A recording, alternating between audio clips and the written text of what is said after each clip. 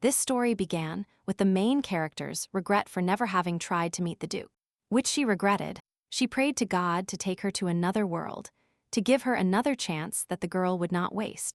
But as soon as the girl heard loud footsteps on the floor, she realized she was very wrong. A man she couldn't imagine, even in her nightmares, was approaching Littera Murto. This incredibly formidable man immediately began his dialogue with the fact that the young lady had better change her mind about marrying him for convenience. And in the heroine's head, the image of an attractive young man immediately disintegrated, since there was no trace of him in front of her.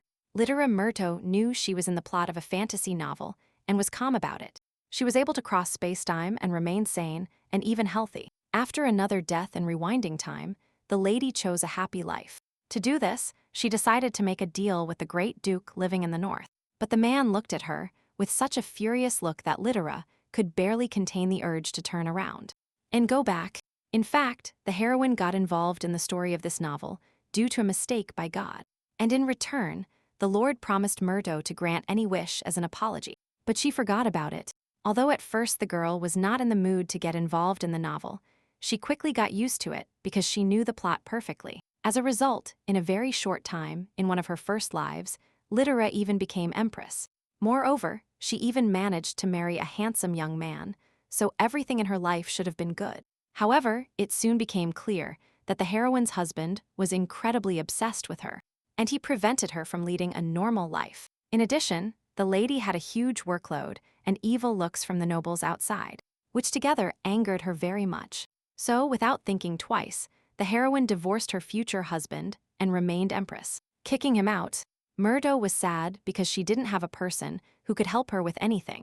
While the empress was sorting out her thoughts, an assistant brought her a letter she didn't want to read. But as soon as the servant said that the sender of the letter was the Grand Duke of Termina, the young lady immediately snatched it away. On every occasion, Littera couldn't help but admire the elegant handwriting of her correspondent. She knew that Ferris was called the Beast Duke and was feared, but to the lady, he was the only one who truly supported her. She obtained the throne without difficulty, partly because the Grand Duke did not claim it, and as a result of the accidentally initiated correspondence, they continued to exchange warm words. Moreover, the topics of correspondence were different every time and very interesting to each other. Murto had many concerns about whether she could be empress, but Ferris always reassured her. Therefore, these kinds of letters with communication became more and more numerous, because the boy and the girl kept writing to each other. And this continued for 5 years, during which Littera tried to invite the Duke to her home, but he always refused. In fact, the Termin family did not get along with the current emperor, which was still evident. However, the current empress was still annoyed that the Duke sent her rejection letters, but she was still very interested to know what her old pen pal looked like. Since this was a fantasy world and Ferris had beautiful handwriting, the girl thought he himself must be handsome. Moreover, for some reason, the young lady thought that a boy should have a kind character and gentle. Sometimes thoughts came to Litter's mind about writing to Termina in order to appear in the southern capital. She even suddenly started writing that if the Duke did not come to her this time, severe punishment would await him. But suddenly, Littera realized that this would not be entirely fair to Ferris. So the Empress crumpled her letter, deciding not to send it under any circumstances, considering it incorrect. Instead, the girl wrote that she would no longer force Termin to come to see her, but hoped that he could still visit her. And the Empress was already ready to show this letter to the man, so, having finished writing it, she carefully put it in an envelope, and then, following her usual and favorite ritual, she put a strong wax seal on the letter in the envelope. Littera understood that as soon as something like an order arose between her and Ferris, all friendship would immediately die. After handing the letter to her assistant to mail it, Murto approached the window and thought about giving up the title of Empress. She was thinking about how much she really wanted to see the Grand Duke when she suddenly heard a noise behind her. Such a noise outside the doors could not have happened under normal circumstances, which made the girl tense. Littera turned around and was frightened to see a male figure in a cloak slowly approaching her. Looking under the hood, the young lady recognized this guy as her ex-husband, who raised a sword over her.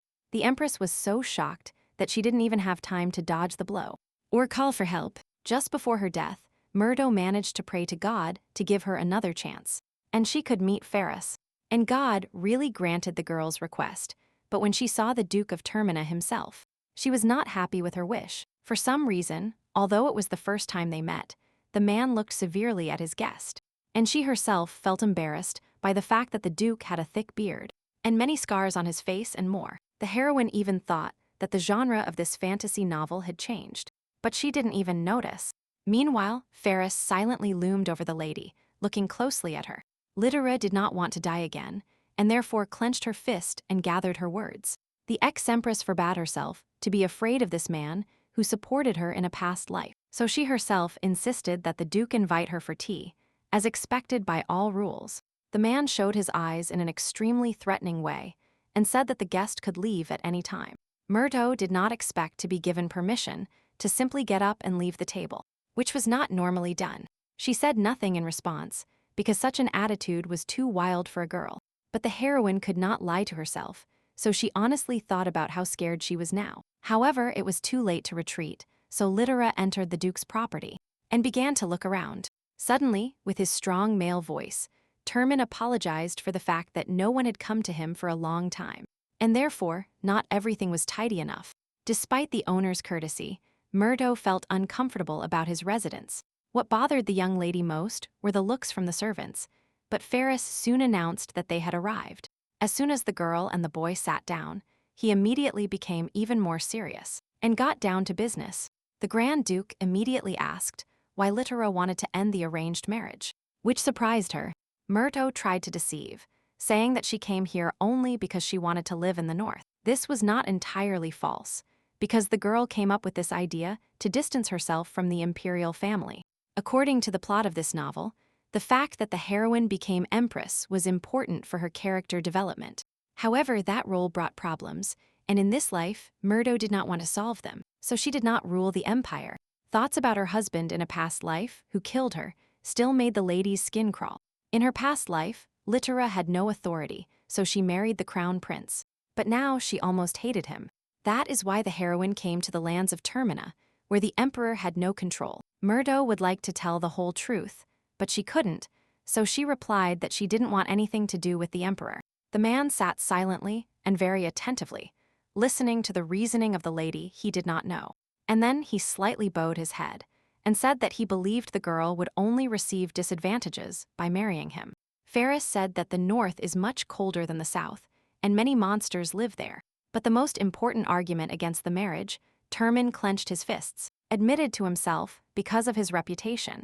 After all the aristocrats called him the beastly Duke of the North, who was a maniac, and was only interested in monsters. Because of all these rumors, the Duke convinced the lady that even their fictitious, paper-only wedding would harm her. Lytera frowned, remembering that Pharaoh had always been this kind of person.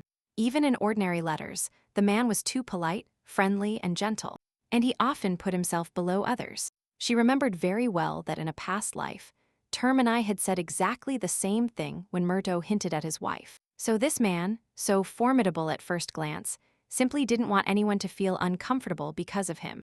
This realization brought a slight, worried smile to the girl's face, because Ferris hadn't changed at all. Although the heroine had now found herself in another life, she was sure that the man sitting in front of her was the same Duke from the previous life. So Termin was a very important friend to the lady, because he was the only one who did not condemn or criticize her in any way. However, he himself stubbornly kept his distance and only continued to send letters to maintain communication. So Lytera now had no reason to back down, and the young lady had full confidence in her wishes. She stated that all the boy's words were not a problem for her, which surprised him quite a bit. The heroine confidently crossed her fingers over her knees and declared that, on the contrary, everything the Duke could offer her was very beneficial to her. Smiling sweetly, Murdo said that she made this proposal, fully aware of all possible consequences. Immediately after these words, the girl asked the Grand Duke to at least try to stop underestimating himself. She explained that she didn't care about a person's status and strength, but the young lady judged by these people's attitude. Lytera saw that the man had doubts and said she was willing to make him a slightly different offer. Without hesitation, the ex-empress invited Ferris to be her friend, which amazed the boy even more. And the lady smiled very happily and said that if they were friends, then there would be no need to worry about inconveniences. Termin didn't know how to respond to such words, because no one had ever said anything like that to him before. Still disbelieving, the Duke asked how a girl could say such things after seeing him. To this, Litera honestly admitted that she was a little scared of the Duke's appearance. But since their marriage will only be on paper, then the face doesn't matter. For the last time, Murdo asked what exactly Termin thought of her proposal, and if he would scare her away. It was clear in the boy's eyes that, although he had calmed down, he still doubted the correctness of such an idea very much. However, he could not turn the lady away at this moment, since the Duke needed to verify something, of which he informed the girl. After these words, Ferris took Litera to his office and showed her a large number of different letters. Termin admitted that he didn't know whether to show them to Murdo, but still decided to look for the answers to his questions. He wondered if the girl knew these letters, and the heroine knew every one of them very well. It's just that in a past life she herself wrote them to the past Grand Duke, but in this reality, nothing of the sort happened. In that life, Ferris constantly received invitations from the imperial family to visit the palace, which he refused, but Termin was unyielding and knew for sure that even if ordered, he would not appear. His assistant politely asked him every time how to answer, and the Duke allowed the old man to decide for himself. The man himself was very exhausted at that time due to the fact that he constantly received these types of invitations. He had no desire to end up in the imperial jungle, where no one helps anyone. Ferris thought a lot about whether there would ever be a person with whom he would feel comfortable, and came to the conclusion that no. Suddenly, something lit up on the Grand Duke's desk, although there should have been nothing inside. Termin was very surprised, but his combat training allowed him to calmly accept such an incomprehensible event. Just in case, he carefully opened the desk drawer and found inside some letters from which the light was coming. And at this moment, Litera was incredibly surprised by the fact that the letters at some point simply appeared by themselves. Ferris himself understood that it was hard to believe such a thing, but insisted that this is exactly how it happened. Murdo assumed that these could be the tricks of God himself, who first mistakenly sent her to this world, and then allowed her to be reborn. Realizing that the lady was not going to do anything bad, Termin apologized for his careless attitude. The girl was a little confused because the boy was too tall, but she accepted his apologies. The man admitted that he did not want to cause any inconvenience to the lady with his questions, but curiosity consumed him. For Termin, it was important to know if Litera, standing in front of him, had ever written these letters. Murdo realized that she would have to explain absolutely everything from the beginning if she wanted to continue staying in the north. So, as incredible as it sounds, the heroine talked about her other life and her return in time. She said she could provide proof of her words, but Ferris replied that he already believed her because of the letters. As soon as he received them, he immediately invited a priest to deal with the fact that he had such a problem. And the man, after examining the letters, said that he felt an incredible divine power emanating from them. The priest suggested that this could all be a test for the great beast from God himself. And since then, Ferris has thought a lot about God, the letters, and the girl who wrote them to him. He was surprised that his correspondent treated him like a friend, and he even remembered the lady's name, which was Litera Murdo. For the wild and silent recluse of the north, this form of communication was the most ideal in the world. The only thing the Termins of this world did not understand was why God decided to show him all these letters. As a result, the man was thinking whether he should try to find this girl himself, or if she wouldn't want to see him. However, each time the Duke was overwhelmed by doubts and responsibility towards the north, because it was necessary to destroy the monsters. Then suddenly, an assistant came and said that the Duke had received a letter from a certain Baroness Murdo. It was the first time in his life that the old man heard such a name, as the girl was unknown to him, and he didn't know what to do with her letter. But Ferris, as soon as he heard the lady's name, immediately, impatiently, snatched the envelope from his assistant's hands. The man didn't understand what was happening, because he was sure that Murto's letters should only start arriving in a year. But what surprised Termina the most was that, instead of greeting him, the lady suddenly wrote to him about an arranged marriage. Now that the young lady was already visiting, the boy admitted that such an offer surprised him even more than the letters from another world. However, Ferris allowed Litera to enter his castle because he believed that, as a person from the future, she should make rational decisions. So, in essence, the Duke trusted an unknown girl with whom he had once corresponded. although not in himself. At first, he even wanted to burn all these letters and forget about everything, but, thinking about such a friend, he realized that he wanted to communicate. Terman thought about it carefully and said that if the lady really regretted nothing, he would accept her proposal. The Duke made this decision also because among all those letters from the lady, her desire to see him was expressed. Then, Littera invited Terman to her home many times, but he refused, and then, in his last letter, he wrote that he still hoped they would meet. In the last letter, Ferris also received an obituary about the death of this girl, which greatly annoyed him. At that very moment, he began to regret never having decided to meet this pen pal. So, now that the lady was alive, the Duke was going to do everything she asked of him. Littera, with a cheerful smile, invited them both to get to know each other better now that they were married. Taking the boy's hand, the heroine asked if she could call him Fur sometimes, and he agreed. Murto explained that there was absolutely no need for formalities between friends, so they made the right decision. Termina even blushed, because for the first time in his life, someone gave him a harmless nickname. Unexpectedly, he said that since the lady was already living her third life, she was older, and the Duke would call her older sister, which irritated the girl. Littera, with noticeable anger, asked Ferris to simply call her by her name. As usual, as a result, the boy and the girl signed a marriage contract absolutely without witnesses, with which both were satisfied. Murdo commented somewhat sentimentally that thanks to the pen, she had now become Termina. Just in case, Ferris asked if the lady needed a ceremony to get married, but she replied no, because their wedding was only like that on paper. Moreover, Littera said that she would apply for a divorce if the Duke suddenly fell in love with someone, but she didn't believe in the possibility of anything like that. In response, the man asked if the lady had a lover in her past life, and she honestly said that after the divorce she had no one. And after these words, Murdo again asked Ferris if he still had someone, since it wouldn't matter to her. The great Duke again did not like these words, as he believed that this was simply impossible for him. Since the young lady still didn't know which of the servants worked in the castle, the Duke called the girl to show her. And almost immediately, Terman found his main assistants not far from his office. They were the butler Yugam and the maid Nyx, who seemed somewhat displeased with their masters. Terman introduced his wife, and the girl tried to return the smile as politely as possible. She remembered seeing these two before, and they looked at her rudely, and even now they were whispering among themselves. So, the butler and the maid stood up together and declared that they were against such a marriage. This protest caused great surprise to both Littera and Ferris, as they did not expect it. Yugam repeated his words, that he was urging the lady to return to the south. The heroine was surprised to see that the servants suddenly tried to take her back to her homeland. Terman immediately asked, in a threatening voice, how Yugam dared to say such a thing in front of his master. Lifting her head, Murdo saw Ferris's face, which was twisted with anger.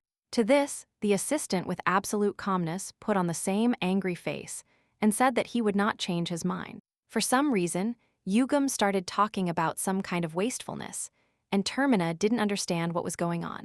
Nyx turned to Litter and asked her to signal if she wanted to run back. But then Ferris, angered, declared that his servants were worried about trifles, and that nothing bad had happened. Even Murto realized that there was a simple misunderstanding between all of them. Yugam and Nyx were surprised to hear the lady call their Duke Fur, and were very surprised. And at that moment, Litter announced that she was the one who proposed marriage to the boy, so she was happy with everything. Terman, although aware of this whole situation, still blushed with embarrassment. The young lady asked why the Duke was embarrassed, and he said he was worried that the servants might misunderstand everything. But Yugumi Nyx were only glad that it was the girl who proposed marriage to the boy. They realized that aristocrats usually avoid the Duke as much as possible, but here the situation is the complete opposite. So, behind their suspicions, the butler and the maid apologized because they had exceeded their authority. That evening, Pharaoh apologized to his wife for causing such a commotion among the servants. The girl said she thought the servants were happy about their Duke's marriage, and he mentally agreed. The boy reminded the lady that she was looking for friendship, not love anyway, and she felt embarrassed. Littera said that anything could happen, but the Duke could not properly accept such words. He abruptly changed the subject and reminded the heroine that she did not tell him why she died. Murto immediately fell silent, because she was not yet ready to talk about something like that. So, the girl clasped her hands and admitted that she was still too cowardly for love at that moment. It's just that in her past life, she loved a lot and was happy. But this very love finally turned into incredible torment and pain for the Empress. However, the girl admitted that she would not like Ferris to never know love. This statement pleasantly surprised Termin, although he still had no intention of harboring hopes. Littera declared that she did not like the fact that everyone around her avoided the beast. The lady, of course, admitted that the Duke's face was scary, but it was not her fault. Anyway, Miss wanted to eliminate the stereotypes about Termina, so she was going to find him a girlfriend. However, Ferris stated with absolute confidence that he would never have a lover. The heroine asked him why he thought so, and the man thought hard, trying to find an answer. As a result, instead of explaining anything, the Duke knelt down and took the lady's hands. Termin sincerely promised that as long as they were united by marriage, he would not betray her. Hearing these words, the heroine remembered the situation when the people of the former emperor, whose place she took in that life, began to ask Farah to take the throne.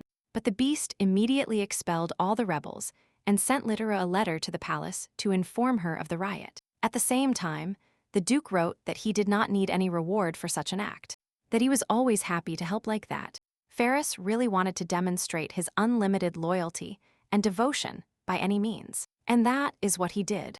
And as then, Termin now showed his good attitude towards the lady, not changing at all in this regard. Littera understood that such trust did not require reward or benefit, only acceptance. Ferris, meanwhile, added that he would not burden the girl with his decisions. In response, the heroine simply hugged the man who so easily gave her everything of himself. The lady realized that this was why she so wanted to meet him, because she felt that the Duke was a good person. The young lady said that even if she can only give the boy friendship now, she will try to repay him. Murdo really wanted Termina to be happy, and not just her, thanks to him. Such words from the girl made the Duke feel a pleasant warmth in his heart, which was a first for him. Therefore, he whispered in a slightly hoarse voice that he was ready to try to achieve happiness together. But there was still one thing that the main character completely lost sight of, and it was in vain. Namely, that she was a southerner, and the northern climate made her feel very cold. The lady looked at Fur, who was sleeping peacefully without a blanket, and was amazed at this. The man gave the girl his bed, because somehow it was warmer, and he slept on the sofa. And he didn't freeze. Littera understood that if she didn't find heating, she would soon move on to her fourth life. Suddenly, the Duke approached the lady and asked if she was cold upon hearing her shiver. Littera admitted that she was still not used to the local climate, so she was cold. The man promised that tomorrow he would turn up the heating, but it was too late because the servants were sleeping. Meanwhile, the only thing Termin could do was cover the lady with his cloak. The young lady thanked the boy for trying to warm her, but she was still cold.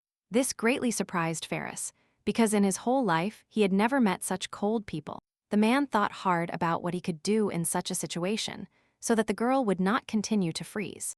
And Littera herself accepted the fact that for now, she would not be able to feel comfortable. However, an idea quickly occurred to Murdo, and she asked the Duke to lend her his warm body. A little later, when the boy and the girl were hugging, they were both shy. But Murdo was now absolutely sure that she would not die of cold and would not move on to the fourth life. Fur asked if the lady felt comfortable, and she joked that only her hands were pressing hard, but that everything was fine. Suddenly, the young lady looked at the beast's body and thought about how huge it was. The man was made up of nothing but swollen muscles, so he looked frankly enormous. Littera finally understood what people feel in the warm and gentle embrace of a bear. Meanwhile, Termin tried his best to lie down so that the girl would be comfortable and warm. Then he noticed that his wife was sleeping deeply and sweetly. Ferris realized that in his entire life, he could never even dream of something like this. After the death of his parents, the boy felt that he would now always be alone. Moreover, his father begged him not to trust anyone because he died at the hands of a close friend. However, remembering Littera's bright and sweet face, the man understood that he wanted to trust her. The girl's smile seemed to say that she would never betray and would always be there. All because this lady believed in him and thus gave him back his life. Suddenly, the boy heard a small but alarming sound coming from Littera, even though she was asleep. Immersed in terrible dreams, the girl whispered that she didn't want something there. Pharaoh leaned closer and listened, realizing that the lady did not want to die. The Duke assumed that Murdo had a terrible dream about her past life, and he felt sad. The lady told him about Avito Ledema, who was the main character of the previous reality. Termin knew that the future had already changed, but he should have been attentive to the present.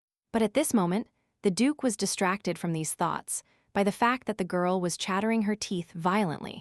He realized that if he did nothing, the lady would accidentally damage her teeth, which was dangerous. Therefore, the beast very carefully placed his finger between the lady's teeth so that they would not clash with each other. At the same time, Ferris prayed that the young lady would at least have a good and peaceful night. This was the most important thing for Termina at that moment, more than anything in this world, and he couldn't think of anything else. The next morning, Littera apologized profusely for the way they spent the night. Ferris tried to convince the lady that something had happened that she could not control.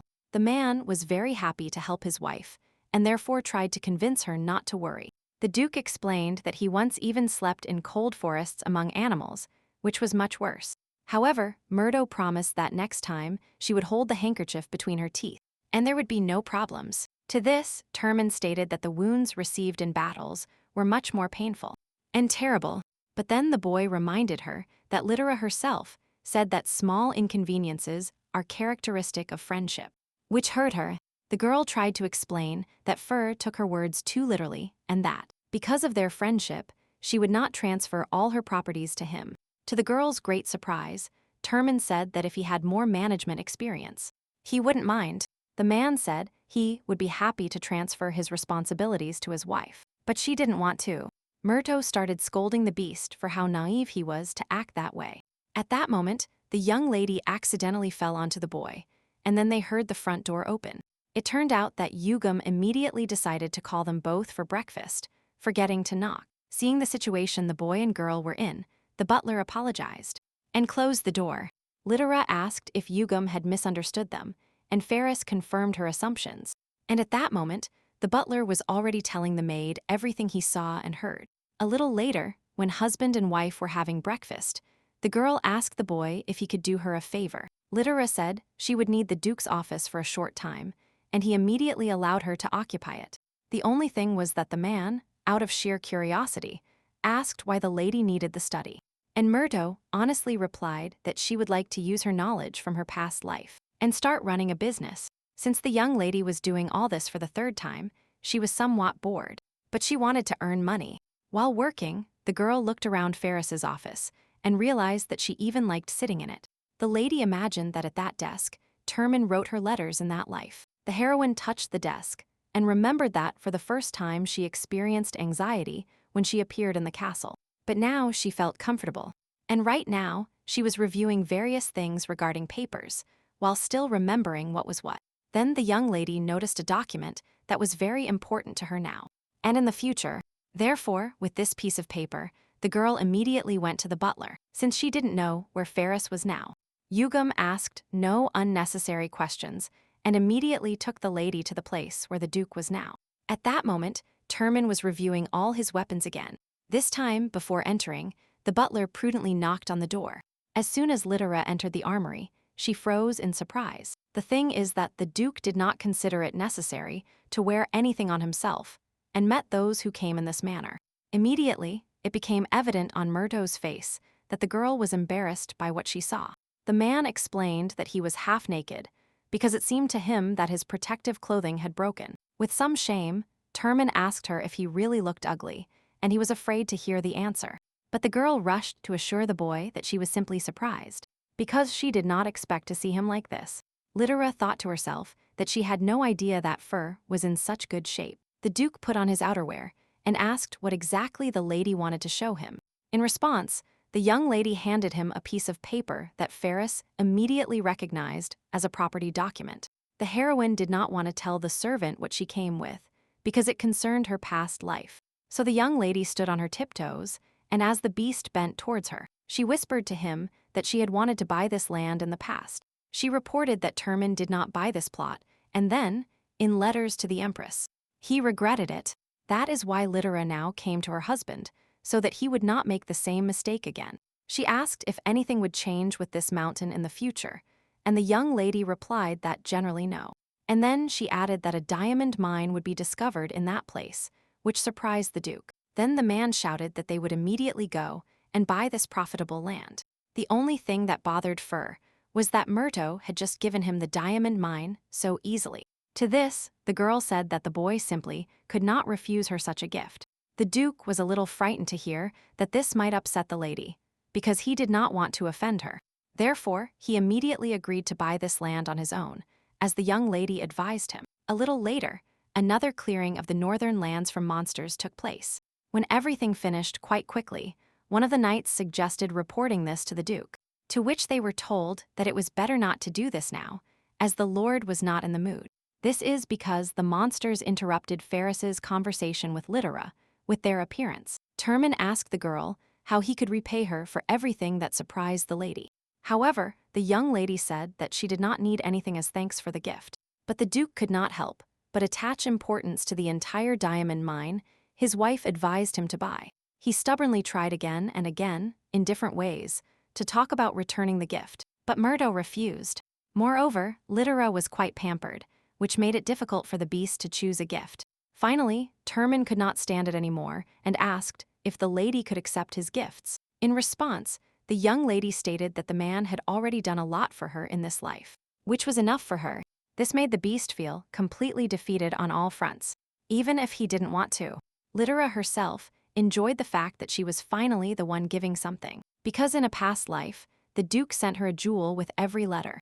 And once, he built a private holiday home for a lady, which greatly angered her. So now that they switch places, Miss has essentially taken revenge. Lytera understood that Fur might be annoyed, but she couldn't ask him for anything, as he had done so much in her past life. Moreover, Myrto was having a lot of fun watching Termina in that state and didn't want to stop. A little later, when the girl had laughed enough, the boy still approached her. The man said that in his whole life, he had never retreated during a fight. The wife listened carefully to her husband because she realized that he was serious. Termin wanted to say something else, but then a knight burst into the room and shouted that they were in trouble. He reported that monsters had suddenly appeared outside, which did not make the Duke happy. And so, after having defeated all the monsters, Ferris did not understand why everything did not go as planned. The boy was trying his best to think about what he could do for the lady. Although Lytera said she just wanted to be close to him, that was not enough for the beast. Therefore, the Duke became increasingly thoughtful, and his mood worsened. The knights realized this, and concluded that the Duke would like to enjoy the life of newlyweds, and not fight. At that moment, Pharaoh got up and said that everyone needed to do one last clearing. And the man himself thought how wonderful it would be if a gift for his wife fell directly from the sky. At that exact moment, the monster attacked Termina, but he managed to dodge it easily. Landing on the ground, the guy looked at the monster that was still alive.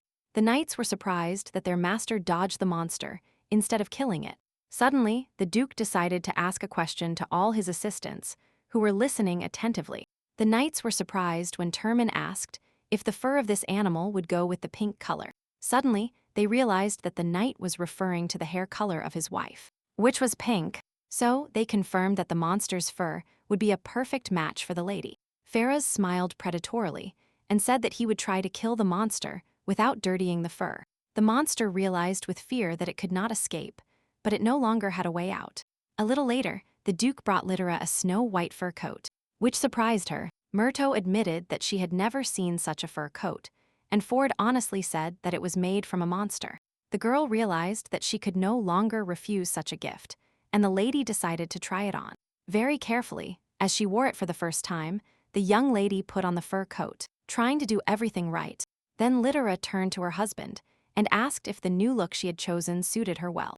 How beautiful the girl looked in a fur coat amazed Termina to the core. He turned away with the intention of killing 100 more animals to get a fur coat. But the heroine stopped him. With great difficulty, the lady explained that one fur coat was more than enough for her, and that she didn't need any more. Looking at the boy's face, Miss discovered that she was even starting to think he was cute.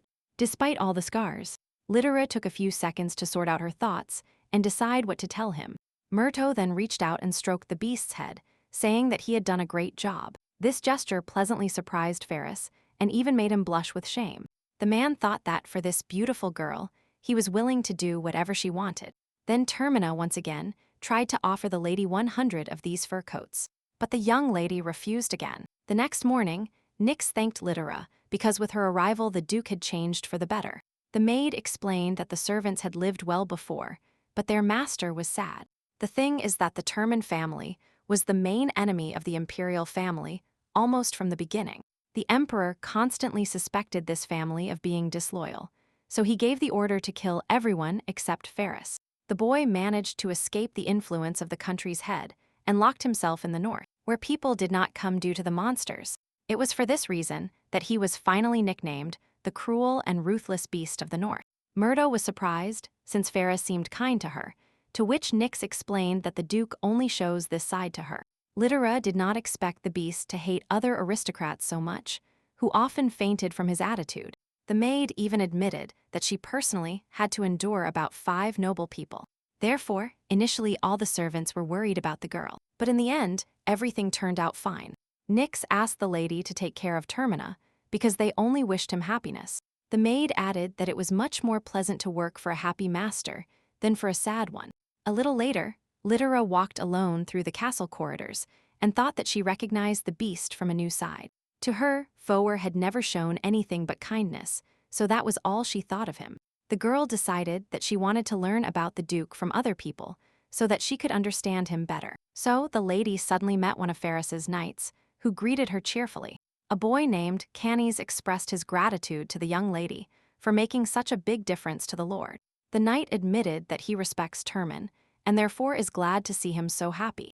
Littera immediately remembered that Nyx had told her exactly the same thing that Canis was saying now. The heroine immediately thought about how lonely the man had been all this time. Now Murdo finally understood why the beast never put his own interests before those of others. So the lady promised to do everything possible to prevent Pharaoh from becoming unhappy. Communicating this way, the knight and the former empress did not notice how the Duke himself approached them.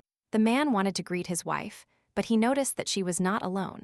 Terman did not hear what the lady was talking about with Canis, but he saw her happy smile. This made Fur think that for some reason it was unpleasant for him to see Miss with another person. So the beast turned around, preparing to leave, but Littera noticed it and quickly caught up with him. Hearing that the young lady wanted to talk to him about something, Ferris paused for a moment, and then almost immediately walked away, because he thought that marrying him would only make things worse for the girl. Murto did not understand at all why the great Duke suddenly ignored her and walked away.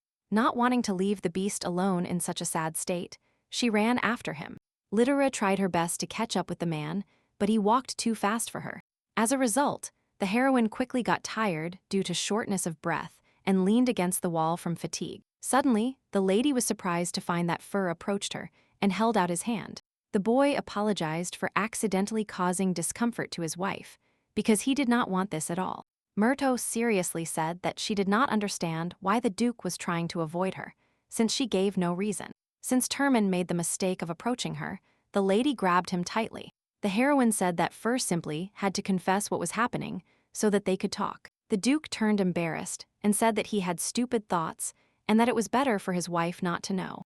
Murto suddenly hit the nail on the head when she said that the beast decided to avoid her, deciding that the lady would be better off married to someone else. Ferris was very surprised by this hit and even decided that Miss could read minds.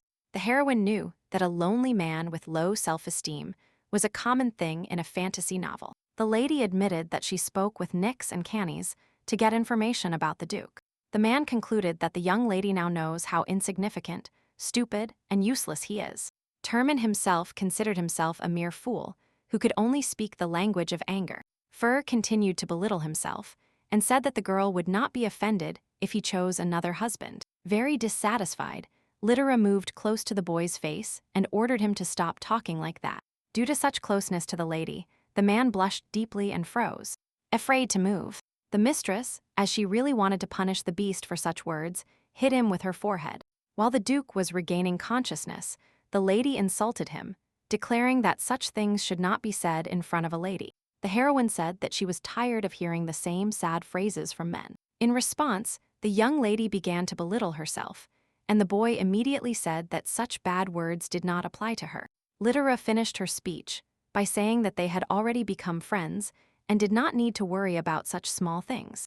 Murdo asked the beast not to be so cruel to himself, because everyone around him loves him.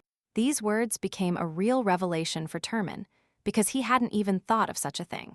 Therefore, when the lady tenderly held out her hand to the man, he accepted it with great joy. At that moment, Ferris felt true happiness and rejoiced in such emotions, even if only for a short time. As befits a husband and wife, the boy and the girl held hands and walked through the castle. The only thing was that the lady was thinking about what she should do after everything that happened to both of them. The girl feared that Termin would now become more and more attached to her.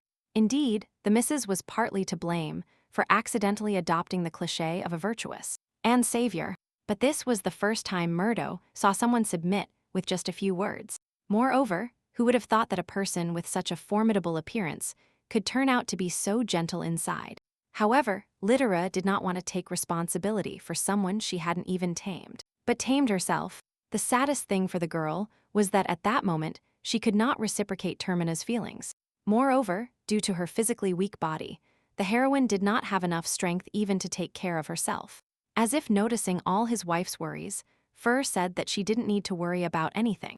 The man asked her to ignore his emotional states if the lady was not very comfortable. Littera was surprised to hear that in the end, the boy did not want to burden her so much. The girl even asked him if he could also read minds, to which Termin said that he simply assumed that he might bother the young lady. As they walked down the street, Ferris said that the lady had already given him too much. So now, the man simply could not afford to demand or expect anything more. Littera asked if the Duke's attitude did not bother him at least a little, since he was receiving nothing. Murdo admitted that although she loves the beast, she is still too immersed in the past, which she considers stupid. For some reason, the girl considered herself a hypocrite for such behavior, but the Duke did not believe it at all. Ferris took his wife's hand and reassuringly told her that her words and actions showed no trace of stupidity. Therefore, Termin asked the former empress not to tire herself with thoughts of worry about such things. But even such warm words did not completely calm the girl, and she was still worried. The heroine approached the boy and sadly told him that for the time being she was only doing what she considered necessary. But then it turned out that the girl's foot got stuck in the snow, and this situation ruined the whole sad moment. No matter how uncomfortable it was for Littera, she had to admit that she could not pull her leg out on her own. As a result, the Duke apologized for violating the lady's personal space and picked her up. Murdo tried to explain to him that she could go further alone, but the boy did not listen to her at all. Ferris explained that there was too much snow today, so he wanted to go inside first. A little later, after taking his wife to her room, Termin immediately lit a fire to warm her up. The man even prepared hot water for the girl's feet, so that she would warm up faster. The lady said that she could take care of this work herself, but the Duke insisted on helping her. Littera realized that it would be easier not to contradict him, although she believed that such excessive care was unnecessary. And at that moment, to do everything more efficiently, Termin even rolled up his sleeves, which embarrassed the young lady. The boy, as if nothing had happened, asked Murdo to relax while he massaged her, and she finally agreed. So, the beast very gently began to rub the girl's legs, trying to make his movements as pleasant as possible. At that moment, Littera's consciousness was completely free, and she analyzed the situation. So, the lady noticed that Ford had a lot of calluses on his hands and asked if he was comfortable. The thing is that the young lady herself did not work much with her hands, so personally, her palms were absolutely soft and clean. Littera said that it was a sin for her to complain with those hands about a hard life. But Termina did not like these words. The Duke said that not all wounds appear externally, so she should be grateful for his efforts. The man even admitted that he has no idea what it feels like to die twice in life. In his opinion, an ordinary person would not be able to withstand such a burden. So the lady behaved incredibly. Gently cleaning his wife's feet, the husband asked her to stop underestimating herself. For the first time, Littera heard a request not to disappoint herself, which she did quite often. As a result, Murdo surprisingly felt much better, so much so that she could even smile. The heroine folded her hands in her lap and admitted that she never thought she would find someone so understanding.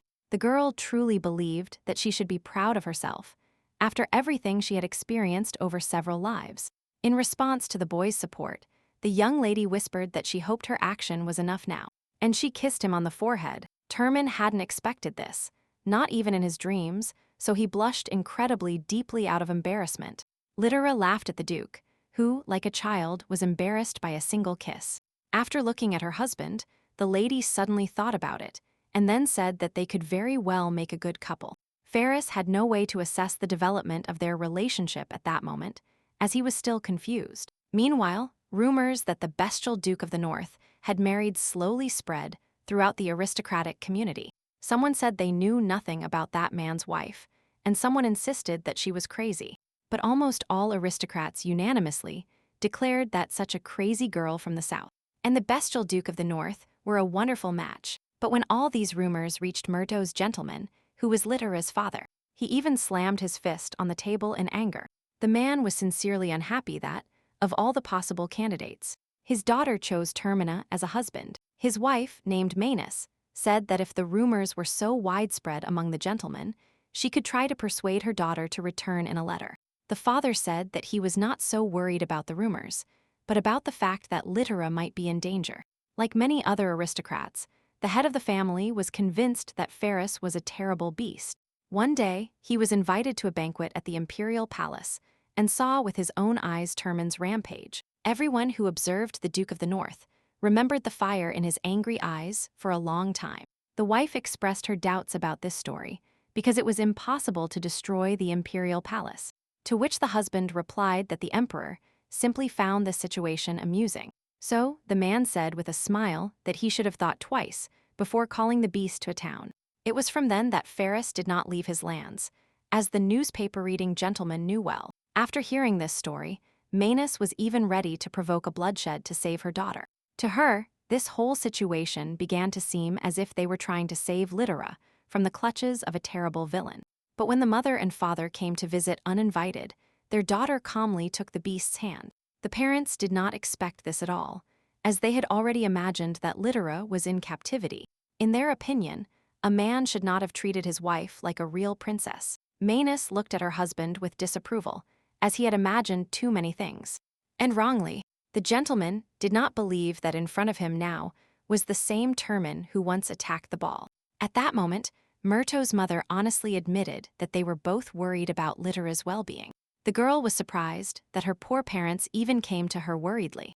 In a past life, the heroine's relationship with her father and mother was much colder, but now she noticed that Murto's family had changed.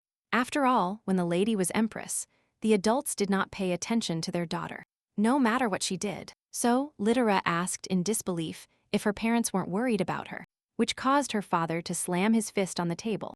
The gentleman reminded the girl that they had taken care of her since her birth, when she was still very ill as a child.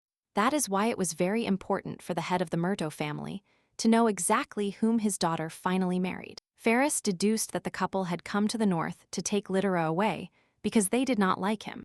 The gentleman knew about the beast's power, so he immediately got scared and said that this was not what he meant at all.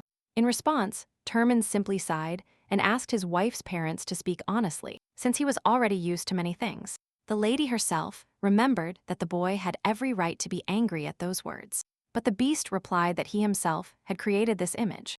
Moreover, the Grand Duke really wanted to please the girl's father so that he could become almost his son. This statement deeply impressed the gentleman, who considered Termin an ordinary wild animal.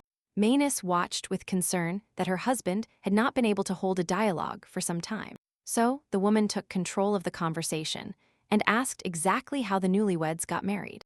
The mother remembered well that Littera never told her anything about her communication with the Duke or their encounters. And in fact, the lady remembered this moment only now, because she did not try to maintain good relations with her parents. The heroine said that they kept in touch in the past, which was true, but Manus did not believe it. Littera continued to make up the story of her encounter with the Duke, but this time, the mother also saw through her daughter. The woman knew very well that the young lady preferred handsome men who grew up in warm conditions. And homely, the former empress asked her mother with horror how she knew about her tastes, since the lady herself did not talk about anything. Ferris, upon hearing this, immediately recalled this characteristic of men, and Littera quickly asked him to forget about it.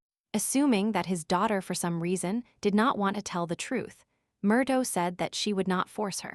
The only thing the woman now reproached the girl for was that she personally did not tell her parents about her marriage. In response to this, Littera could only apologize, since she did not expect to have such a strong relationship with her family. but the mother added that she was also to blame for not showing earlier how important her daughter's happiness was to her. Moreover, Manu was pleased that apparently the lady was very happy in this new family. Litera took her husband's hand for support and confirmed her mother's words. The heroine declared that she felt well only thanks to Ferris, and in reality this was true. The gentleman's wife nodded, as the newlyweds really looked like a happy couple to her. But the gentleman himself would clearly remain stubborn for some time, so the woman asked not to be offended by him. That night, Litera apologized to Termin for the trouble her parents had caused him. Foer admitted that he was not offended at all, and that the only thing that bothered him was the idea of the possible hatred that the lady's father felt towards him. So, the man changed the subject and asked if his wife really got sick often during her childhood. Clenching her fists with emotion, the heroine admitted that now her body is weaker than in past lives, so it is susceptible to diseases. This is because her body suffered a huge burden during the reincarnation, even though everything turned out well. Moreover, due to the new life, almost all the lady's sacred protection and magic were temporarily spent. Thinking about the state of her body and how to maintain it, the young lady didn't even think about her parents. So they came. After hearing this story, the Grand Duke looked at his wife very worriedly, as he was scared, but Litera hurried to assure him that she was completely healthy now, so there was nothing to worry about. Murto added that everything that happened to her is not as scary as it sounds in words, especially because the letters that the boy and the girl wrote to each other in that life supported her greatly. So the wife proudly told her husband that it was he who, in fact, partially helped her overcome everything. Litera even admitted that if it weren't for her fear of falling in love again, she would have offered the man a real marriage with her. These words from the girl, although they promised nothing, really pleased the beast and embarrassed him. Embarrassed along with the boy, the lady said that she would give him a divorce if he wanted, but he immediately said that he would not allow such a thing.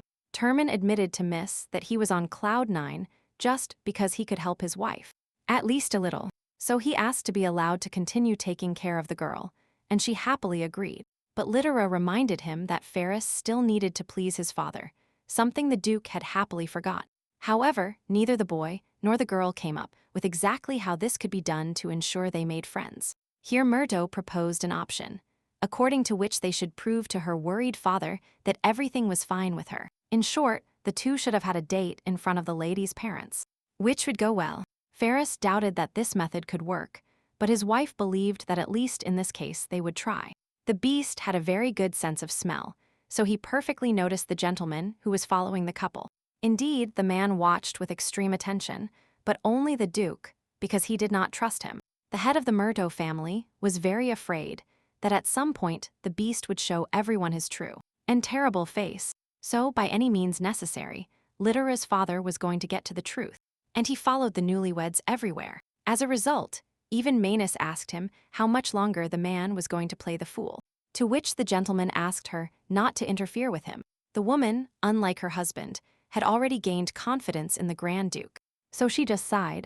Manus remembered that Fur had excellent hunting skills, so her father should have noticed long ago that this was the case. Since her husband would not listen to her, the mother herself went to meet the couple to talk to them. As a result, the Murdo gentleman was left alone with his distrust, which he really did not like.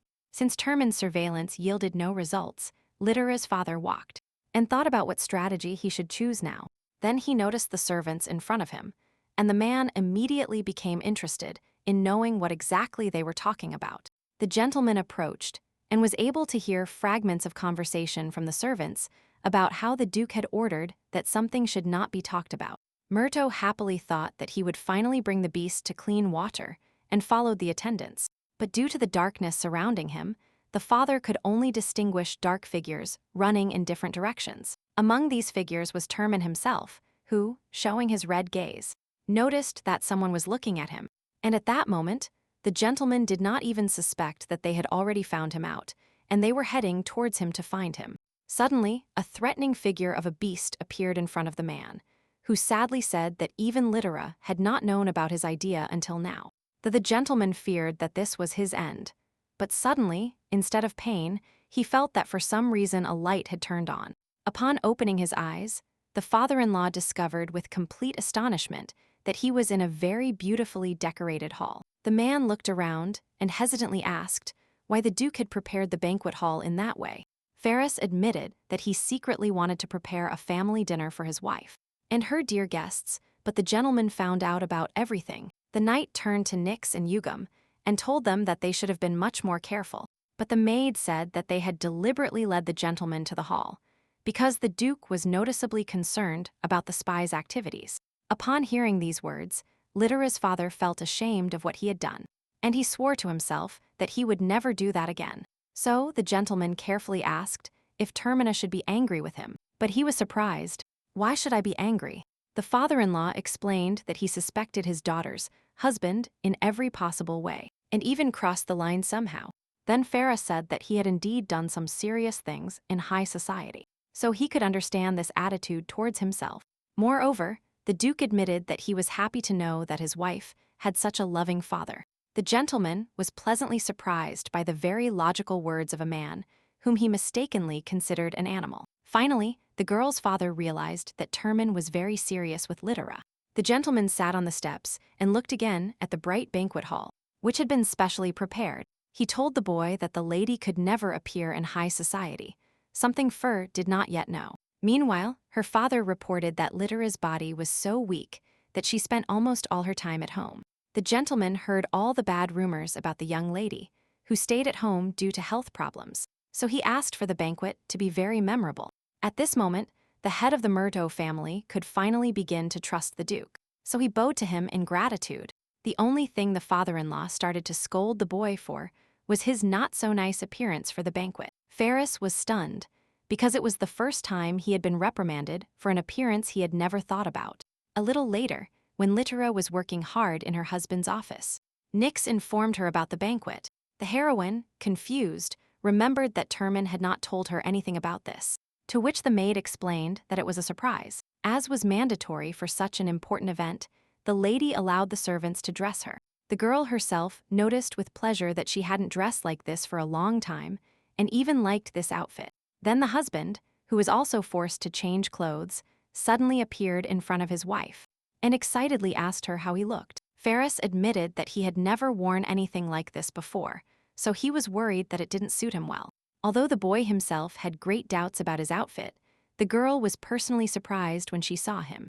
Litera would never have imagined that she could see her husband in such an impressive way.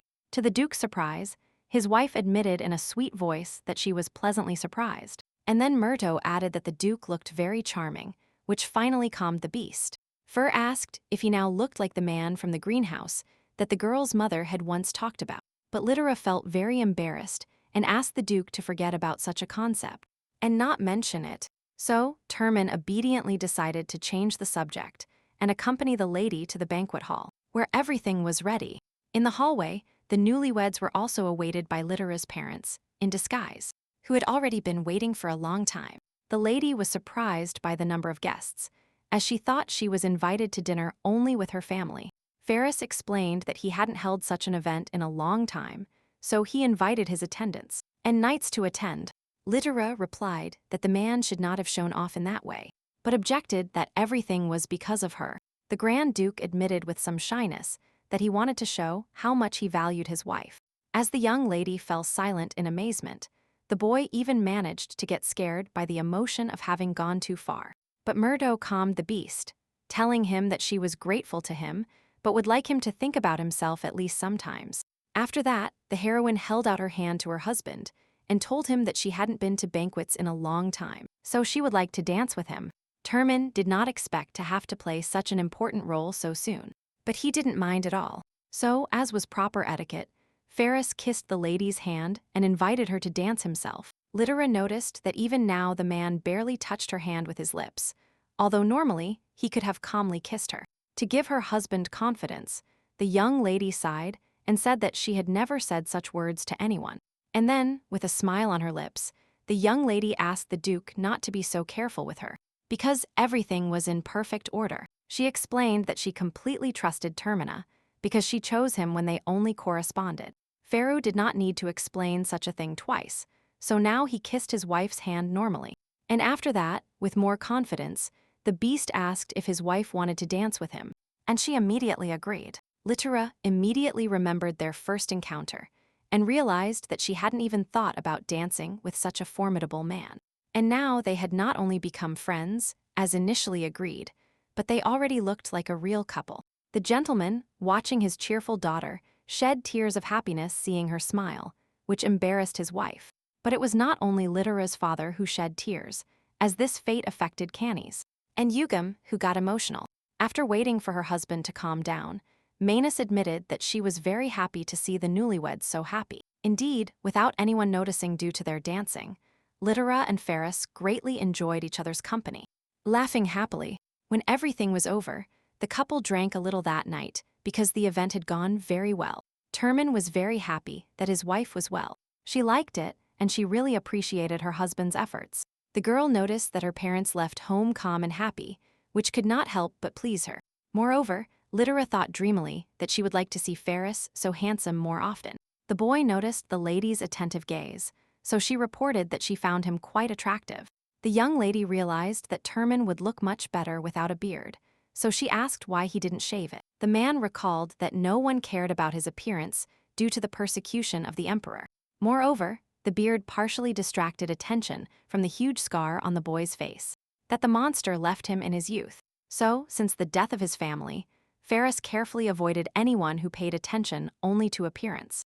And until now, the Duke believed that if everyone called him a monster, why not live up to people's expectations? Litera saw how cruel the expression on the beast's face was and felt a great heaviness and sadness in her. The lady finally realized, too, that she had become one of the expensive things for the unsociable gentlemen of the north. The young lady concluded that she could not dispel all the magic surrounding the beast because they were not in a fairy tale. The only thing Litera could do, and which she did, was to support her husband with her embraces. The girl whispered that she didn't want Terman to continue bearing his heavy burden alone. Ferris was a secondary character in the story, so Murto knew very little about him. But now the young lady understood the boy a little better and touched his chin, asking him to trust her. Murto finally decided for herself that Fur was exactly the man she would like to live with the most.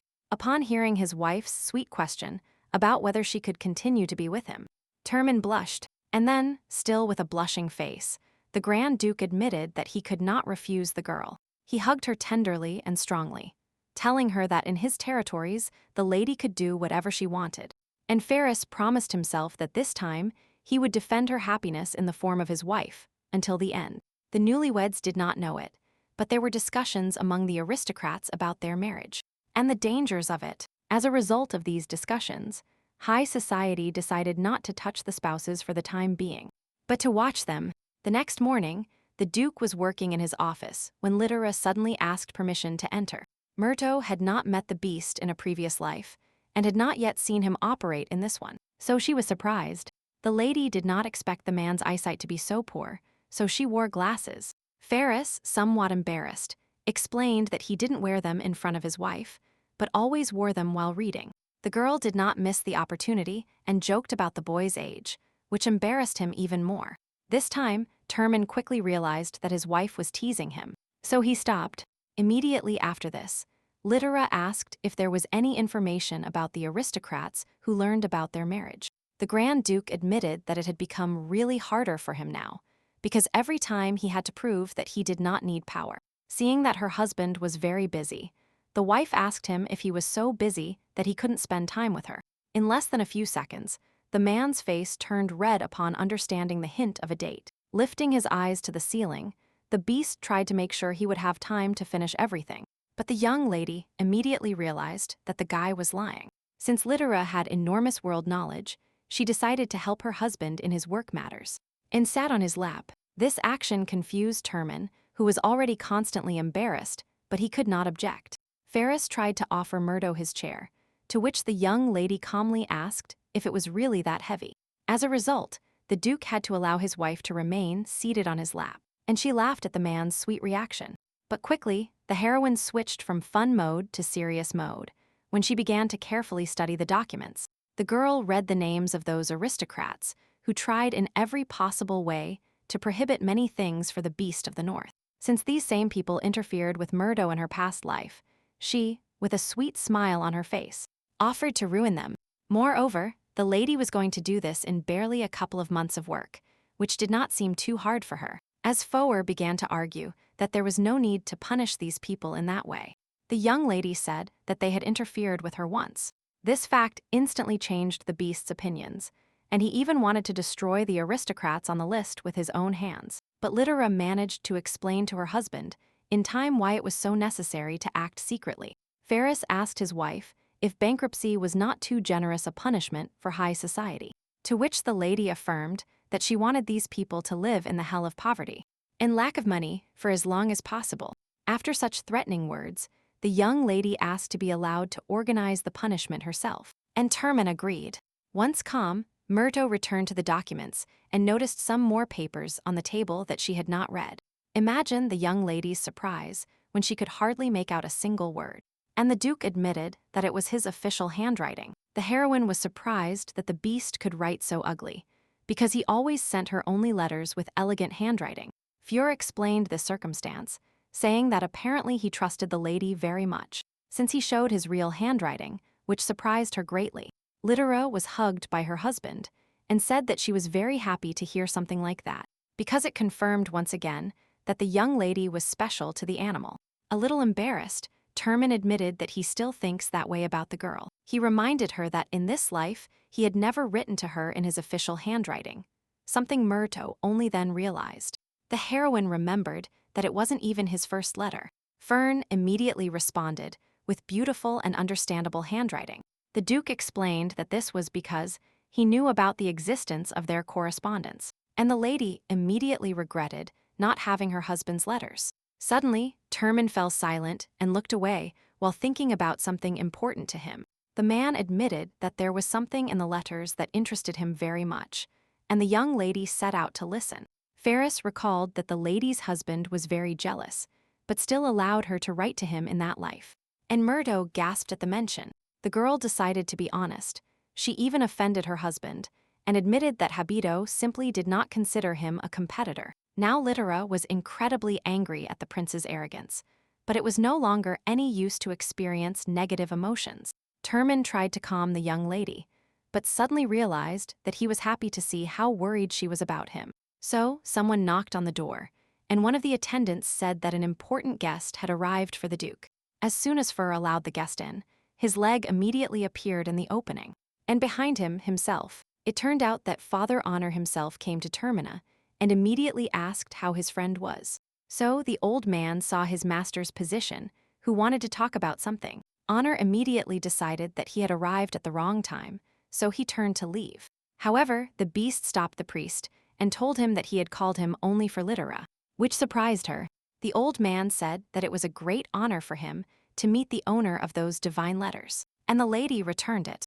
Littera reported that, thanks to Honor's words, she was able to easily marry the Duke. Since Fur called the priest to investigate the heroine's condition, the old man began the case with permission. Honor was able to immediately discover that unusually strong traces of sacred blessing were hidden in the girl. He also noticed that the young lady suffered from many illnesses as a child, and Termin eagerly asked how she was now. The priest replied that the situation for Littera was much better and more stable than before. Moreover, it seemed very important to him that husband and wife be close to each other as often as possible. The priest was a little confused, as it was the first time he had encountered something like this. But he said that the closer the spouses are, the better it will be for the lady. He even suggested that it was near Termin that Murdo's holy blessing was restored the fastest. The heroine deliberately moved closer to her husband and asked if she was close enough. And Honor suddenly noticed that the lady's aura had improved. So the girl remembered that before her death, she had wished to meet the Grand Duke. Littera admitted that she later greatly regretted not meeting Ferris, even though they communicated. The man immediately recalled that the lady had told him something similar, which made him happy to hear then. The priest, although not completely sure, confirmed that this theory was true. He then asked permission to visit the young lady more often to examine her and help her as best he could. Littera realized that if her holy blessing was restored, she could do more than she could do now. So the Duchess allowed it. When Honor left, the couple quickly finished all the day's work, which made them happy. Murdo did not miss the opportunity to praise the Duke for his good skills, and the boy felt a little proud. He was discouraged for a short time when he remembered his classes, which were many times more difficult. The wife hurried to please her husband, telling him that they now had the whole day free. And he could not argue. The Duke thought for a while, and then suggested that they go for a walk together, since they had free time. Litera was interested in a tour of the territory, as she had not yet explored the place where she now lived. However, the Duchess considered it unnecessary for Termin to dress fully prepared for combat, and even take a sword. The man explained that there are times when monsters suddenly attack, and the lady asked him if he needed a weapon. But the beast said that as long as his wife was by his side, he had nothing to worry about. For the first time, Litera saw her husband smile and was very surprised, although she was afraid to say anything so as not to scare him away. Instead, the young lady noticed that it was the first time she had seen a man with such confidence. But he explained that he was simply stating facts. Ferris confidently stated that if the North were ever lost, it would only be after a long battle. So, the Duke began to show his wife the land he had kept safe, and which he now shared with her. The heroine realized that the boy had gone through a lot to achieve such results, which is why his body turned out injured. But it turned out that Myrto was in vain remembering what her husband's body looked like, because she immediately blushed.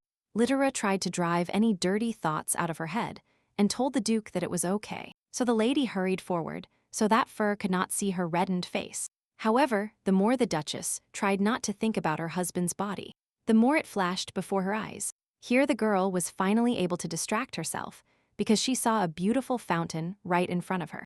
She was surprised that it was not open, but Termin explained that most of the year, the water is too cold for it. Then, the man pointed to a considerable pile of coins at the base of the fountain and admitted that it was installed as a way to generate additional income. The lady commented on this situation by saying that even in the wild north, the entrepreneurial spirit flourishes. Ferris suggested that the girl also try throwing a coin and making a wish, and the young lady agreed. Litera began to pray to the saint, and at the same time looked like a real fairy tale princess. But the lady's prayer was terrible and consisted of wishing that she could die peacefully. In response to this, the Duke decided to make a slightly different wish, because there were no prohibitions against it. So the beast threw a coin and wished that his wife could live a life free of regrets. The boy explained that he agrees that it is important to retire smoothly, but you shouldn't focus on it, otherwise you will forget about life. And for his wife, Termin wanted precisely the opportunity to enjoy all the benefits of her wealth and devotion. Litera realized with surprise that, although she lived longer than Fur, he always managed to calm her down. Therefore, at that moment, the young lady demanded that the beast wish for something for himself, to which he objected that he had already done so. This answer confused the girl even more, as the lady noticed the boy's affection and regretted not being able to reciprocate. And Ferris had no idea what painful thoughts were now swirling in his wife's head. He asked alarmedly if he had done something wrong, but the young lady immediately realized such an assumption. Litera wondered how much better she would feel if she weren't chained by the fear of her past life's habit. However, since she made her promise to Termina, Murdo began to notice that something was changing in her. The girl was afraid to think about this, but it seemed to her that she had even slowly begun to fall in love with her husband. So now the lady ordered her thoughts and decided to at least confess this to the Grand Duke. But then, suddenly, another monster attack began, interrupting the newlyweds' conversation. These same monsters ravaged the whole world, and their bodies contained magic stones that were important to mages. But the worst thing is that these monsters added up to any plot in incredibly huge quantities. Litera didn't know what to do in this situation, so she raised her head and asked the Duke. So, the girl discovered that her husband was very angry because the monsters had interrupted their conversation. However, Murdo directed Termin's attention to herself and instantly became kind and affectionate. The young lady asked where she should go so as not to bother him, and the man thought about it for a long time. This time, flying monsters fell to the ground and caused the most trouble, so Ferris couldn't think of anything better than to protect his wife with his body. Litera agreed that she would be safer next to the beast, but still did not want such protection. However, Termin did not ask his wife about her wishes because he picked her up and ran away with her. The Duchess could barely restrain herself and screamed in fear, although she was not afraid of heights. The lady remembered how she once asked Canis about the Duke's fighting skills. In the night, at that moment, thought about how best he could describe his master's skills. In short, the boy said that there was a good reason to consider Ferris the best swordsman in the empire. And the young lady saw this reason now with her own eyes. The heroine sincerely did not understand how an ordinary person was capable of doing something like this. But Termin, with incredible ease and speed, truly defeated one monster after another, remaining without a scratch. From this, Murdo concluded that she married a truly amazing man. So, the girl noticed that the man held his sword in a strange way. Only now did the young lady realize that even in such a situation, the boy made sure that she would not get covered in blood. Littera began to insist that Fur control the progress of the battle, and not her purity. When a monster appeared behind the man, still easily and naturally, Termin sent the next monster flying at high speed. As a result of the stubborn man's actions, he was covered in blood from head to toe. But his wife was completely clean. Murdo couldn't even imagine that something like this was possible, but in the end, she herself became a witness. Littera threw herself into Ferris's arms, thinking how it was possible that someone didn't like him. The man tried to push his wife away in fear, because he was completely covered in blood. To this, the Duchess said that she was very grateful to her husband, but such a one-sided relationship would not last long. The heroine really needed protection. However, she wanted to face Fur face to face, so she tried to show that she looked good in blood. These words from the Duchess convinced Termin, who admitted his defeat. The lady smiled with satisfaction and said that the boy should have realized much earlier that he could not defeat her. The villagers watched this whole scene from the side and did not know whether it was possible to interrupt the couple or not. That night, lying in bed, Ferris asked the girl for permission to ask her a question. The man recalled that the lady near the fountain seemed to want to tell him something then. Littera sadly thought that she had missed the ideal moment, but she wanted to finish what she had started. And so she kissed her husband on the forehead. Termin blushed, but pretended that he was no longer bothered by such teasing, although the young lady had no intention of joking. Since the man said he wasn't worried at all, the girl even dared to kiss him on the lips with her hand. The Duke could not bear it anymore and jumped up, saying he would sleep elsewhere if his wife kept teasing him. Murdo hugged the boy and admitted that although she could not say some things in words, she had found a way to express feelings through actions. However, the girl had to admit that she was still afraid, because of one kiss she started to tremble. The heroine wanted to cry, because even now Habito's ex-husband prevented her from leading a normal life. However, the lady was not going to give up so easily, and stated that in order to overcome her fear, her husband needed to kiss her first. Such a statement made Ferris, who was unprepared for such a thing, blush from head to toe. However, quickly the man realized that he hadn't heard anything, which frightened him even more. However, Termin tried to pretend he was mistaken, but Littera asked him not to try to escape reality. The girl explained with a sigh that she was sorry, but since she couldn't do it, he would have to do it. Murdo honestly admitted that she would like to be closer to Ferris and affectionately touched his hand. So, smiling sweetly, the Duchess asked the beast to do such a thing for her just once. As a result, the Duke ordered his thoughts and asked the young lady to immediately tell him if she felt uncomfortable. Littera was also somewhat embarrassed because she felt the heartbeat of a man who was too close. The heroine was surprised thinking that, although the boy made her nervous now, she didn't want to stop, but the lady simply could not understand why she was experiencing exactly these feelings and desires now. Of course, everything could be attributed to the lady's nerves, which were already shattered, but she didn't believe so. The only assumption the young lady had was that she was finally feeling the long-awaited emotion. Here, to the girl's great surprise, Termin pulled away, although they hadn't kissed in a long time. Murdo was surprised that it was already over, even though their lips had barely touched. Ferris apologized for this situation and explained that he could not continue for personal reasons. Upon hearing that the Duke's heart was about to jump out of his chest due to embarrassment, Littera was stunned by the surprise. And then the heroine burst into an incredibly sincere and loud laugh, declaring that the terrible beast was such an innocent boy. Termina tried to justify himself by saying that he had killed thousands of monsters, and that this was his first kiss.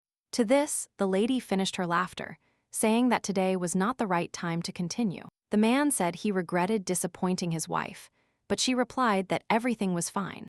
However, the young lady asked if the boy was ready to try something like this again, because practice makes you used to it. Littera admitted that she liked the kiss, even with such a clumsy person, more than she expected. Then, a thought came to Murdo's mind. The young lady asked if it was Ferris who didn't like kissing her. The girl knew that it was difficult for the Duke to refuse her, so she asked him not to do what he didn't like. But the man, blushing, admitted that he also speaks when he doesn't like something. So everything is fine. Ferris finally dared to say that the reason he doesn't refuse his wife's requests is because he wants the same thing himself. But Termin is not used to this kind of thing at all, so he needs time. Do not worry. The man dared and kissed his wife again, then looked her straight in the eye to make sure everything was fine. Out of embarrassment, the beast decided to change the subject and said it was quite late, and that it was time to go to bed. Littera herself was blushing, so she agreed with her husband that, otherwise, they wouldn't be able to sleep. But due to the feelings that arose, both the girl and the boy, in the end, it was extremely difficult to fall asleep. As a result, in the morning Murdo could not sleep properly and felt exhausted. The lady promised herself that today, as compensation for the difficult night, she would not bother Farah for now. So the young lady, out of the corner of her eye, noticed an object on the bed that shouldn't have been there, and was a little surprised. It turned out that the Duke got up much earlier than his wife, and for some reason left her a letter he wrote himself.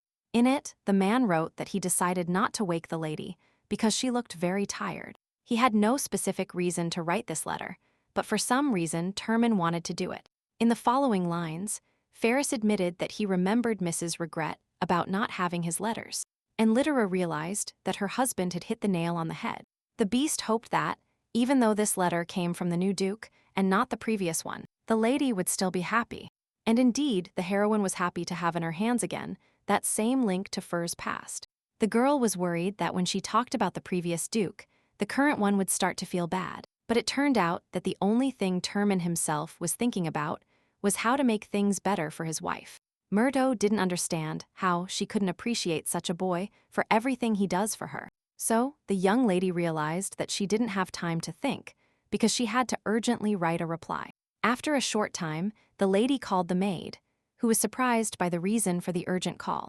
Nix admitted that she would never have thought that she would be forced to carry her wife's letters to her husband when they lived together. Littera promised her assistant a bonus and also asked her to deliver another letter, but not to the Duke. The girl planned to send this message to her intelligent and skillful friend, who was delighted to ruin the aristocrats, as the young lady asked in the letter. But the boy couldn't get used to the fact that Murdo was now the Duchess of Termina, because he wasn't even invited to the wedding. A little later, the heroine remembered again how romantic she considered writing letters. So the lady immersed herself completely in this process, which she madly loved even in that life. She carefully considered every phrase, delicately weaving line by line into a complete story. As it was already quite late, Ferris approached his wife and invited her to go to bed. The lady, as always, asked to be given a little more time, but the man did not want to leave, and looked at her silently. Such an attentive look embarrassed Littera so much that she couldn't bear it, and asked what was wrong. Suddenly, the Duke easily lifted his wife, and then carried her somewhere along with the chair, which the young lady did not expect. After that, not accepting any objections, the man placed a chair directly in front of the bed, and turned off the light. Termin said that he likes to receive letters from the girl, but that for him, her health is much more important. Littera tried to show her charm, and sweetly said that she was very interested in writing all these letters. But this was not the first time Murdo had performed this manipulation, so now the beast took the pen away from her. As a result, Ferris convinced his wife to go to bed, and already in bed, he remembered that an important guest would come to see her tomorrow. The Duke calmly agreed to receive him, and the lady was surprised that he didn't even ask who was coming. The beast said that he doesn't care who comes to visit, because he will be happy to meet any of his wife's friends. And from that same morning, this same friend had already hurried to the Grand Duke's castle with the help of a teleportation stone. The boy immediately jumped onto the girl's neck, hugging her, although he didn't even introduce himself to Termina, whom he saw for the first time. Littera desperately tried to explain that her husband had misunderstood everything, and at the same time, the lady pushed her friend away from her. A guy named Carter Weathers was a clingy guy, especially when it came to hugging. However, despite his youth, he had a good business sense, which made Carter a dominant force in several markets. Miyato had worked with Weathers for a long time, because she knew that he would be very useful to her in the future. So the heroine, even in her childhood, made sure to befriend this extraordinary boy. But Miss still couldn't accept the only drawback of her friend, his tactile behavior. Fur, seeing all this, grabbed Carta by the clothes and threatened him not to bother his wife or fly out into the cold. The girl herself remembered that she was married now and therefore could not afford such close communication with a friend, to which Carta objected that the marriage between the Duchess and the Duke was only a matter of convenience, so it might not mean anything. Terman asked with concern how the stranger knew this, to which Weathers smiled mysteriously. He recalled how, in Murdo's adolescence, the lady asked the boy to build a base for negotiations with the beast. Carta immediately warned that preparing for something like this would take even him at least 5 years. And even then, Weathers wasn't sure that the Duke wouldn't simply refuse to communicate with the lady immediately. Littera was confident that she could still talk to Ferris, although she didn't know how yet. The friend approached the young lady and asked her to come to him in case of failure with the beast, but he did not admit his feelings. And at this moment, Carta was complaining that he didn't believe in his friend's success. But she did great. For Fur himself, the most important thing now was that this guy helped his wife, which means he should be grateful to him. However, for some reason, the Duke couldn't help but feel uncomfortable, although at first glance everything was fine. The man recalled his words to the lady at night, and so he released Weathers, inviting him to visit completely. Terman decided not to think about how much he disliked this person himself, and tried to smile, but such a wild smile made Carta doubt whether he would eventually leave the castle alive. The friend jumped behind his friend and told her that he was very afraid of her husband, and that he needed help. But to this, Littera stated with absolute confidence that Farah should not be afraid at all, because he is cute. Anyway, Miyato invited the boy here not to evaluate her husband, but so that he could help with work matters. Ferris immediately recognized the documents with the evil aristocrats that the girl was handing him at that moment. Littera explained to the Duke that her partner, despite his appearance, was a very skilled person. So, in this situation, the young lady decided to leave all the work to the person who understands it. The heroine admitted that she wanted a happy life with the Duke and didn't want anything to bother her. And these words moved the man. But then, before they had time to say anything more romantic to each other, Map unceremoniously got between the couple. Weathers didn't understand when arranged marriages became so sweet while the husband and the wife were angry because they were interrupted. The friend said, with some sadness, that he had hoped to arrange a marriage with a close friend himself. But since the lady was already married to someone else, Carta offered to be the girl's lover. This thought surprised both Littera and Ferris, as they did not expect this. The Duke remembered that, when he and the lady got married, he promised to protect her by any means. But the man did not want to cage a girl who had already suffered a lot in her past life. But even despite all these thoughts, the beast could not allow Carta to become his wife's lover. Termans realized that he was jealous, which he didn't like, as it partly violated the oath. Meanwhile, Weathers asked the beast if such a beautiful Littera did not deserve something more than life with one man. The words that Murdo could get much more than she currently really struck a chord with Termina.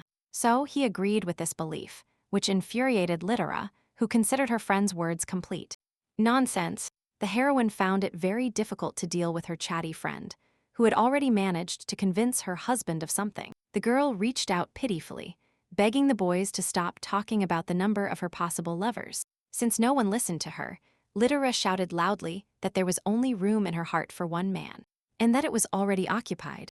But Ferris and Carta said that this place can always be expanded, because one should not settle for little. But Murto had no desire to collect men, as she did not consider this a healthy relationship. A little later, the Duchess managed to put the boys in a good mood and showed them the papers. Carta quickly studied all the necessary documents and even managed to draw a conclusion on how to benefit himself. The heroine was so tired that she even leaned on Fur's shoulder and calmly allowed her friend to act as he wished. Terman carefully covered the lady and invited her to rest, although she said she was completely fine. Weathers, who was an energy vampire, noticed that the lady was getting tired too quickly again. Ferris, who exhausted no less than his wife, tried to blame Carta for everything, but he didn't blame the young lady. So the Duke had no choice but to apologize for his behavior, and the Duchess forgave him. At that moment, Weathers said with a smile that they truly loved each other, since they were enjoying the presence of a guest. Littera froze when she heard that from the outside, it looked like she truly loved the animal. Myrto could barely utter the words that she valued the man just as much as he valued her. Carter noticed that for some reason it was difficult for his friend to call his feelings love, and he asked if there was some kind of problem. At that moment, Ferris couldn't stand it anymore and threateningly declared that he wouldn't allow even his friend's wife to remain in an uncomfortable position. The best the beast can do, if Carter continues to attack, is to push him out the door. Weathers immediately changed the subject conciliatory, although he didn't understand why the Duke was so angry at his usual question. Termina wanted to continue arguing with the boy, but the lady stopped him, telling him there was no need for that. The girl whispered that she felt much better and stroked her husband's hand to calm him down. The heroine then admitted that she wanted to talk to her friend alone, and Termina had to accept it. Ferris made it clear that he didn't want to leave, so the lady sighed deeply when the Duke finally left. Then Littera immediately went on the offensive and demanded that her partner tell her what he was doing. Carta tried to say that he didn't know what his friend was talking about, but Myrto approached and asked him if he wasn't watching her husband. Only after this, the boy sketched an insidious smile and admitted that he couldn't hide anything from the girl. Weathers said that he wanted to find out for himself what kind of terrible person the Beast of the North was. He assured the lady that he was simply fulfilling his duty as her best friend, which the lady really didn't appreciate. Then Carter assured that if the Beast turned out to be a bad person, he would protect himself from him with artifacts. Then, suddenly, his partner approached his friend and told her that he didn't believe she was still afraid of love. He remembered very well how, at the beginning of their cooperation, the lady sadly admitted this fact. Littera honestly replied that she herself did not expect love to still affect her so much. Initially, the lady thought that everything would work out as soon as she was near Termina, but such a deep wound did not disappear in a second. As a result, Myrto was very embarrassed about making her husband wait patiently for her. To this, Carta said that if a friend cannot confess her love, then there is no need to go so far yet, because she can confess her liking. Only now did the young lady realize that she could actually say that she liked Ferris. Littera was surprised that she herself could not find such a simple solution earlier. The girl had to admit that in such matters, Weathers was much smarter than her, and the partner suddenly pressed the young lady to tell Furrer everything that the lady was not yet ready for. And at that moment, the Grand Duke was in a mental hell of his own making. In just a few seconds, the man managed to convince himself that he was simply an incredibly terrible person. Carta, who was pushing his friend directly towards her husband to talk, did not notice the beast's condition at all. And Termin himself, upon learning that the lady wanted to tell him something, for some reason decided that it was about divorce. As a result, Littera could not immediately admit her feelings and invited the man for a walk with her. She had to do this too, because Fur himself had thought too much and now needed to calm down. Myrto realized how difficult it was for her to confess in general, and Termin worriedly thought about what the young lady wanted to say. He could only hope that the girl wouldn't ask for a breakup, so the boy lightly touched her hand. Then he said he wasn't good at many things, which surprised Littera as she thought she would have to speak first. Ferris knelt in front of his wife and said he was ready to accept any decision his wife expressed now. Littera even decided that the Duke himself decided to confess to her while talking about how he would endure all difficulties if the lady were happy. The only thing the man asked for now was a place next to Myrto, even if only as her lover. The heroine was extremely surprised that their sweet conversation took this direction, because she expected a different ending. The young lady knew that the man would feel insecure until she confessed to him, so the lady said she liked her husband. Littera added that Termin should not worry about her choice and feelings, because everything will be fine. Ferris didn't expect at all that his wife would tell him something similar to what he had wanted to hear for so long. But above all, the beast feared that after such a confession, the girl would get sick due to fear and stress. However, Littera laughed and said she was completely fine and didn't need to worry about her. The heroine admitted that the map helped her understand exactly what she felt for her husband. At that very moment, the boy appeared next to the couple, assuring that he could also be useful in love adventures. But Weathers asked Litter to tell him that he also liked her, but the girl didn't want to lie. With a sigh, Littera reminded her friend of the past, when she herself invited him to communicate, and even invited him now to make a deal. Even then, Myrto guaranteed the boy that she would really like to work with him, and she turned out to be right. Carter admitted that it was precisely because of her confidence that he started to like Miss even then. Even when the lady was confined due to illness, she really wanted to know everything possible about the outside world. So, Weathers became interested in knowing what would happen to his girlfriend, and she got married. And Carter himself was sincerely glad to see Lytera's very happy smile that he had never seen before. The couple approached and asked the young lady if the same love that was unsuccessful before still scares her. Lytera took her husband's hand and told him that she was still afraid, but she knew she could overcome it. For some reason, the young lady was confident that as long as Ferris was with her, she could cope with almost all difficulties. Carter smiled in response and said that now he was calm and therefore could return to his home in the West. Before leaving, the boy kissed a lock of his friend's hair and suggested that if she got bored, she should still choose him. Lytera was happy to know that such an impulsive friend still sincerely wished for her happiness. But Carter wouldn't be himself if he hadn't finally shouted that he was still ready to be a lover. When Weather left, Ferris commented that he was a very unusual person, with which the lady agreed. Terman also assumed that if the partner had been a bad friend, the lady wouldn't have told him about her injury. To this, Murdo replied that in the past, she only shared this information in general terms with the map. She said, without naming names, that she once gave away her heart and was cruelly deceived and betrayed. So now, even living a new life, Lytera was still afraid to love someone again. It was for this reason that Weathers constantly tried to cling to the lady, so that she would at least get used to this kind of love. Ferris admitted that he has a similar fear to his wife, because his father once had a close friend. And one day, this friend brutally killed Calliope's Terman and his wife, leaving for some reason only Farah alive. Just before dying, the father begged his son not to trust anyone else in this life because of this situation. Lytera apologized for not being able to change this, but the Duke was not offended by her. Terman reassured his wife, telling her that not even the previous one would have reproached her for anything similar in his letters. Murdo asked with concern, how exactly does the beast cope with his current fear? To which Ferris replied that he still hadn't coped, only that his desire not to regret anything at some point overcame his fear. That's why the man took the lady's hand when she offered it to him with a smile, offering to be together. At that moment, the Duke gently hugged the Duchess and whispered that he liked her very much too. The man whispered that he would like to overcome his fear and spend his whole life with his wife. Because he loves her, Lytera confirmed that she would like exactly the same, but she is not ready for something like this yet. A little later, Murto received a letter from Carta, who said that all his plans for revenge against the aristocrats had been put into action. Weathers also told the lady the rumor that monsters had suddenly appeared not only in the north, but also somewhere in the south. Lytera and Ferris, only after reading this letter, almost immediately decided to go on a trip and find out what was going on.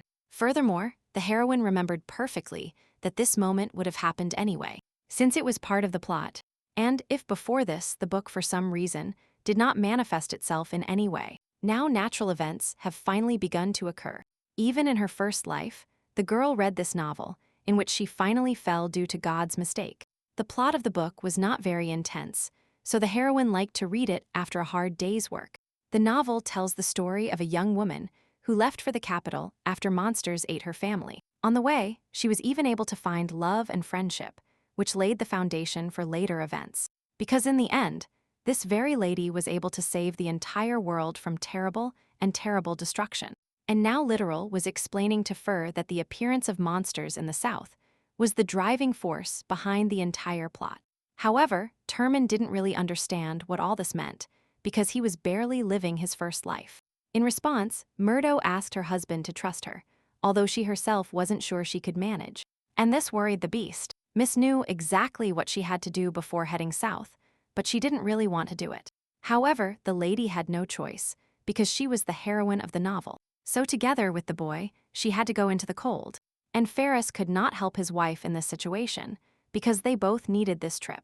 And the reason for this excursion was that Litter needed to find a flower that possessed sacred power somewhere in the mountains.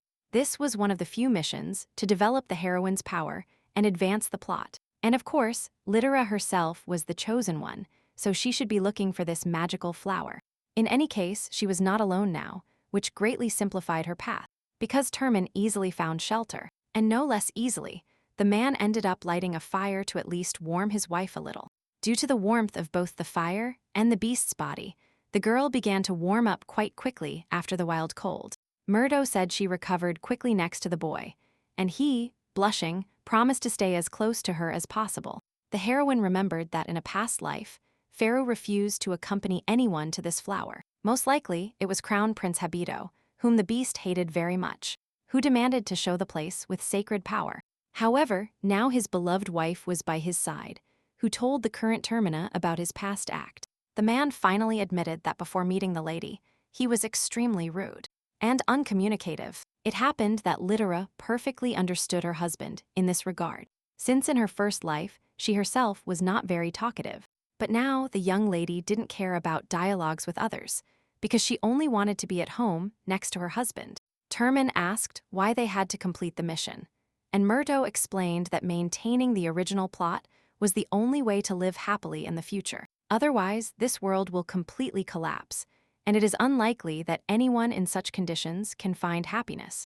The heroine firmly decided for herself that she would like to maintain peace with Ferris, and not to fear for her future. So now the young lady had no choice but to complete all the missions, which is what she said. Termin admitted that he would like to live happily with his wife, so he is willing to try. He learned from letters that in his past life, he was driven only by an incredible sense of duty. But now the face of the smiling Duchess shone before the Duke, and therefore, the motivation was different. The man admitted that he really wanted to live happily together, and decided to kiss the girl. At the same time, the boy still couldn't help but feel huge embarrassment, so he blushed a lot. Litera whispered satisfiedly that kissing was becoming more and more common for them. To calm the romantic atmosphere, the lady specifically asked if the man was practicing, but Pharaoh's had absolutely no one to practice kissing with, so he supposed the young lady was teasing him once again.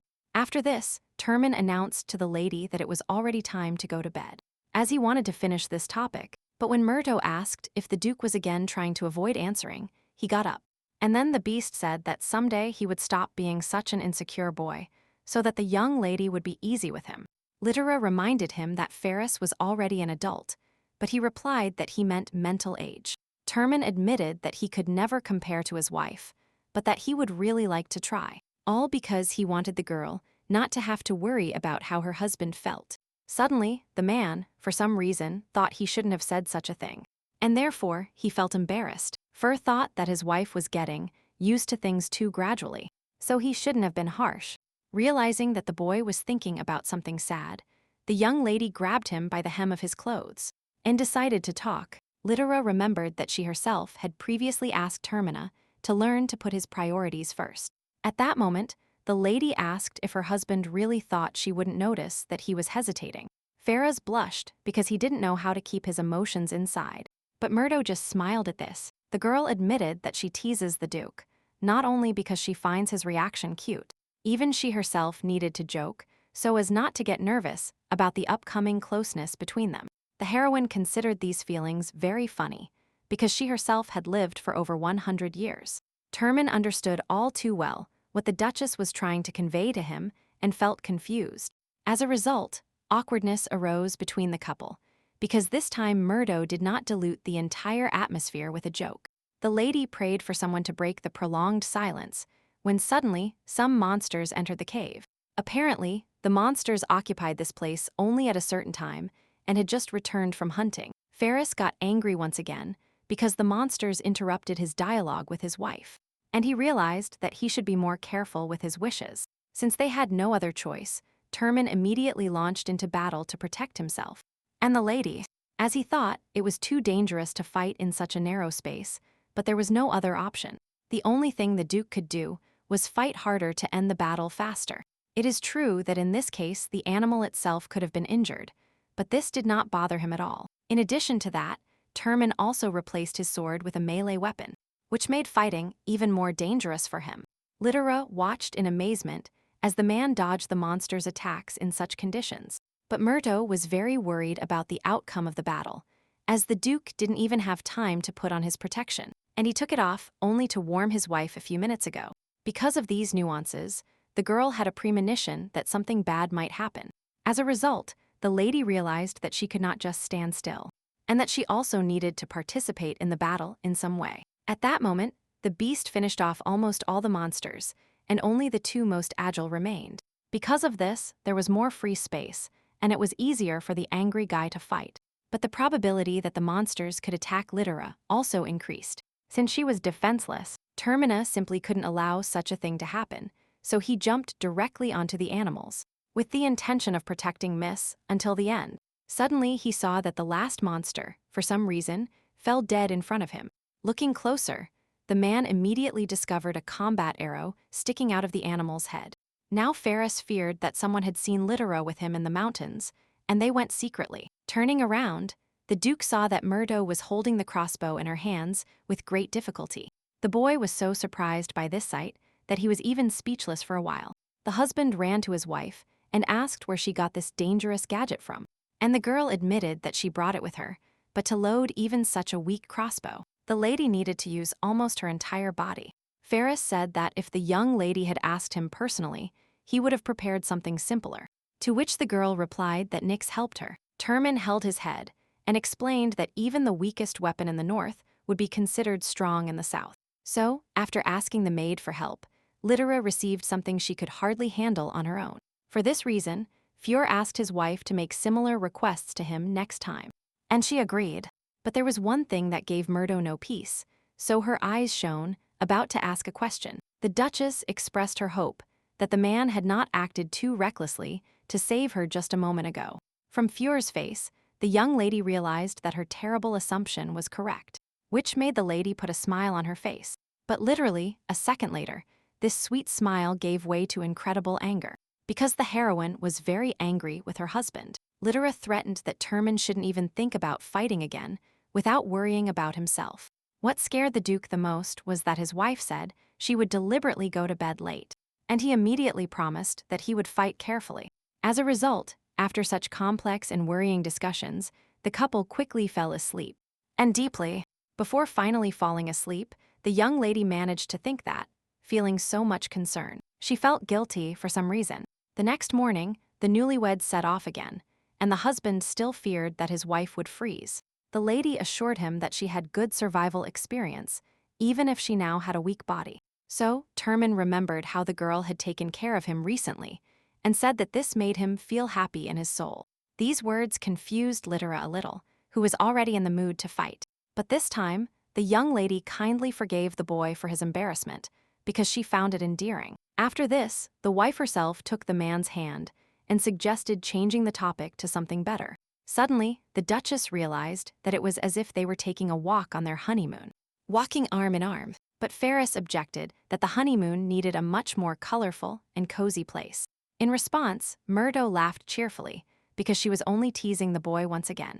The girl said she knew many beautiful places in this world, and that a little later they would be able to go there. But as soon as Littera started saying that everything would be fine for them, the lady herself fell silent. She had a suspicion that after these words, something not very good was about to happen. And indeed, at that exact moment, a monster of incredible size appeared in front of the girl and the boy. But the girl held the man back, because she noticed exactly what they needed in the head of that monster.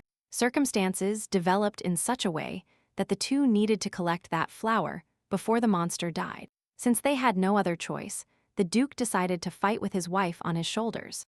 Littera warned that the monster would recover quite quickly, as long as the flower wasn't ripped off. Murdo was worried that even together it would be very difficult for them to defeat such a giant. This is because the monster's life depended directly on the flower on its head, and it wouldn't give it up so easily. However, the beast had no intention of simply giving up and going back, so he rushed to fight. To the lady's surprise, the man skillfully jumped over all the monster's attacks and landed back on the ground. The girl assumed that the monster sensed her presence, so it would attack more often. Termin realized that if he were alone now, the monster wouldn't even notice him in this case. Only then did the Duke realize that even in the animal's blind spot, they would not go unnoticed. So the beast finally went on the offensive and cut off the monster's leg with powerful blows.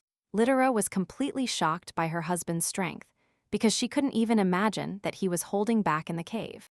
Murto admitted that in a past life, she fought a giant one-on-one, and could only win because she had learned all its attacks. Such preparation seemed to the man a much more surprising merit than his skills. But the couple couldn't be distracted by dialogue, because the monster's cut-off hand had almost grown back.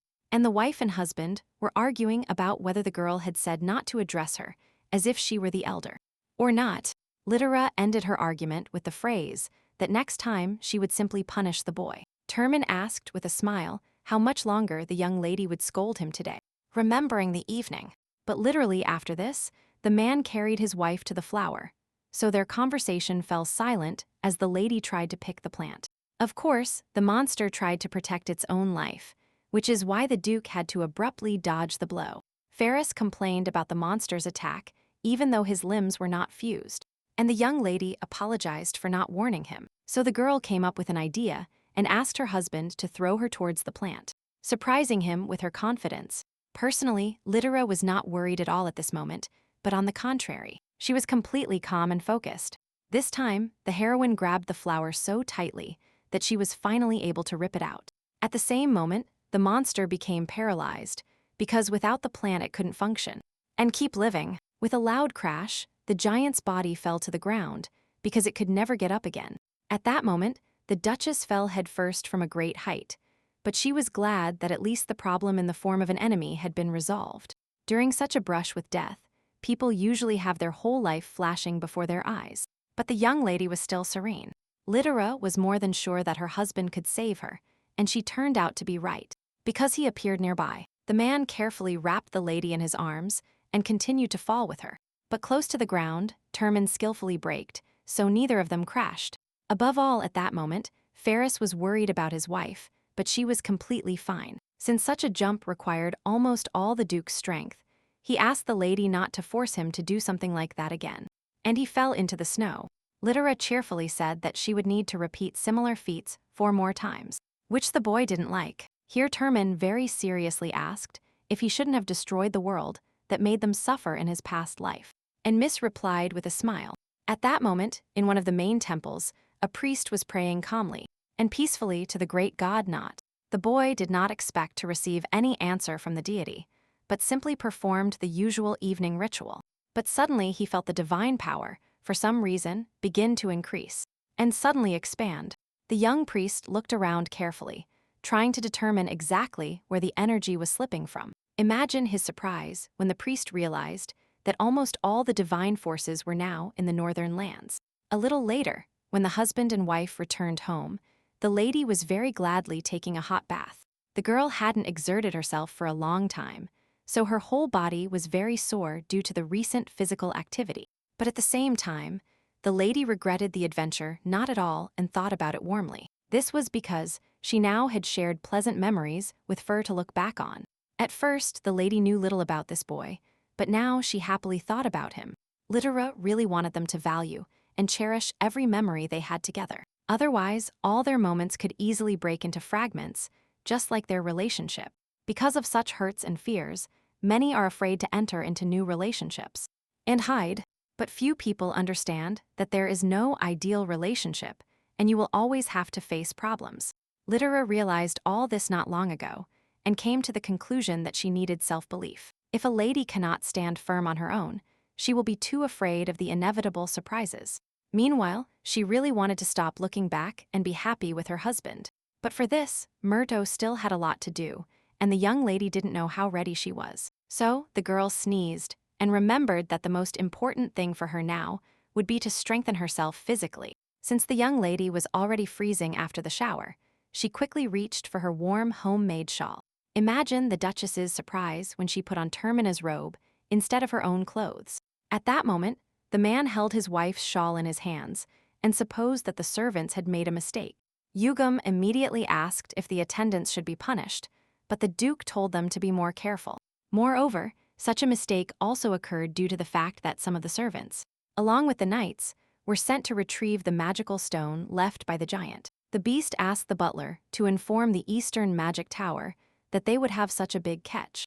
Yugam asked if there would be more errands for him, and Pharaoh wondered what he could possibly ask him to do. So, the man turned his back to the butler and asked if by chance he had any more wounds. The old man didn't understand why his master suddenly started worrying about something like that for the first time in his life. and Termin shyly admitted that Littera didn't like him getting hurt. Yugam didn't expect his master to have softened so much that he was now afraid his wife would worry. The butler said he wouldn't brag about his wife if he had one, which confused Ferret. Then the attendant explained that he was just joking and couldn't say whether the lord had wounds due to vision problems. At that moment, Littera just entered the room, and the old man suggested that the knight ask her for help. Myrto immediately jumped towards her husband scared, because she didn't remember him being injured anywhere. And the butler immediately ran away as fast as possible, so as not to receive it for nothing in the end. As a result, Termina had to admit that he received a small injury, which he is ashamed of now. The girl said that she didn't want to scold him at all for this. She just felt sad seeing the injuries. The fact that his beloved wife felt sad because of him affected Ferris more than anything else. The Duke sadly promised that he would definitely become stronger and that nothing like this would happen again. Murdo touched the man's back and told him she regretted that he had experienced so much pain in his life. For the first time, someone so sincerely pitied Fur, so he was very happy. The husband gently touched his wife's face and told her that it was okay, so she wouldn't have to worry. Ferris then added that now that he has such a caring person, he is stronger, and it doesn't really hurt. Now Littera listened with pleasure to such pleasant words and rejoiced in the Duke's arms. Termin remembered that he was forced to drop his beloved wife from a great height, and that's why he feels much more pain now. Littera assured him that she knew Fur would have time to save her, but the guy still stated that he would never do this again. Myrto said with a smile that now she began to trust and rely on her husband much more. The young lady hoped to soon confess her love to the Duke, and not just her sympathy. To this, the man said that the girl didn't need to rush, because he was already happy with everything. However, Littera objected that she personally felt uncomfortable in such an incomprehensible relationship. Myrto explained that their communication no longer resembled simple friendship, but they still couldn't call themselves lovers. To reassure the young lady, Ferris kissed her on the forehead and reminded her that they were already married, which hasn't changed, and the heroine partially agreed that their marriage very well recorded the stage of their relationship. Littera realized that her husband wasn't going anywhere. It was she who personally began to feel impatient, having lived longer than her first life. So, the lady allowed the Duke to kiss her, and thought that she needed to become even stronger. Suddenly, husband and wife remembered that they were still dressed in each other's clothes, which made them both feel ashamed. The young lady wanted to return Termina's robe, but the Duke said the lady looked good in it. However, this fabric was too big for the small and thin Littera, so Ferris decided to tie it. For a moment, the boy and girl froze in a pose that any servant would have considered too revealing. When the newlyweds realized this, they both felt much more embarrassed than before, even though no one saw them. A little later, since Miyato's fever wasn't going down, Termin called Honor and announced that the lady had caught a cold. This wasn't the first time the girl had been sick, and she was ready to calmly endure the cold. But Fur was going to destroy all the bacteria at once. The thing is, for a long time, Termin didn't experience the feeling of having a loved one. And now, next to Littera, it was as if he didn't care at all, and the whole world became brighter. This is why even such a slight illness of the girl, which should have disappeared in a week, greatly affected the Duke. The man seriously felt as if his heart was being torn apart. Angrily, he asked the priest when exactly his wife would get better, which scared him a lot. And no matter how much the lady tried to convince Farah that she had a common cold, he still couldn't calm down. Termin stated that the Duchess's body was too weak, so it was better for them to prepare for almost anything. When Honor prescribed Miss the usual treatment, Ferris asked if they could help his wife with their powers, but the old man explained that it was contraindicated. At that moment, the priest's assistant turned to the sick woman and noticed that her husband valued her highly. In this guy, the heroine immediately recognized the divine high priest, named Astrum. The boy was incredibly surprised that this young lady immediately understood who he was, because they didn't know each other. Now Astrum was finally convinced that the girl was the same person whom the god Note himself had chosen. Littera herself didn't particularly like the fact that the priest next to her called her the deity's chosen one. She remembered very well that she was very tired in her previous life, but sleep was enough for her every time. Then, that same god Note made a mistake and accidentally pulled the lady's soul out of her body. And now, Myrto lay in the bed of the novel world, and she was surprised that for some reason, Istrum had found her. It seemed to her that the divine counselor had no reason to visit the north. So the lady asked the boy about it, and he replied that he felt divine power here. The boy also added that he disguised himself as an assistant so that the aristocrats would not recognize him, which the young lady considered reasonable. And indeed, God's messenger himself could have had serious political problems coming to the north. This is because, in the northern territories, only Termin's castle could be visited. But if the emperor suddenly found out about this, it would be bad not only for Ferris, but also for the counselor himself. So Littera asked why her husband intended to meet a Strum, to which he replied that he simply didn't pay attention to him, because his wife's health was more important to him. The girl apologized to the counselor for her unsociable man's behavior, and Estrum laughed in response. The boy explained that he was only a representative of the deity, and that God's chosen one was much more important. Hearing these words, Littera remembered that in her previous life the counselor had exactly the same character. Upon learning that Murdo was the chosen one, Estrum became almost completely obsessed with her and her life, and they parted at some point because the priest almost forbade the lady to communicate with Ferris. However, this time Murdo hoped that the boy wouldn't mind, because she had already created a marriage. Estrum suddenly admitted that he was even planning to ask the Duke for help, not knowing where the divine power came from. But he was glad to find the lady and her divine trace so quickly, which surprised the girl. And she asked if Honor had told the boy about her. The priests explained that there was a restriction regarding keeping secrets between them, so he understood everything himself. From this, the young lady concluded that Estrum knew nothing about her letters and her third life. Given the counselor's personality, the lady feared that he would once again try to put her on a pedestal, so she didn't want to tell him everything. Unexpectedly, Termina approached the counselor and asked him to keep it a secret that Note had chosen his wife. Furthermore, the man demanded that he deny it if anyone found out about this. Ferris was not going to watch other people hurt his wife. Estrum was not afraid at all of the beast's menacing look and calmly agreed with his words. Seeing that the counselor was completely on his side, the man even risked asking him for another favor. He warned that he was willing to pay any price if the priest could really help him. Littera heard that her husband was trying to beg him to treat her, and angry. She asked him to calm down. In response, Ferris admitted that it was the first time he felt such strong concern for someone close to him. So, the Duke asked the girl to accept his experiences and not scold him too much for them. Seeing her husband's very sweet face, the lady couldn't resist and turned her anger into mercy, comfortingly stroking his head. Then, Littera asked the man to spend time with her instead of harassing someone. When the priests left the Duchess's chambers, Honor asked Estrum if the couple really got along. The old counselor even admitted that he considers the love between a boy and a girl a blessing. Estrum did not express his opinion in any way. He just smiled in response to the old man's thoughts. Honor suspected that something was wrong and asked the counselor what he himself thought of the Termina family. The senior cleric said that this couple would inevitably become a source of heaps of gossip.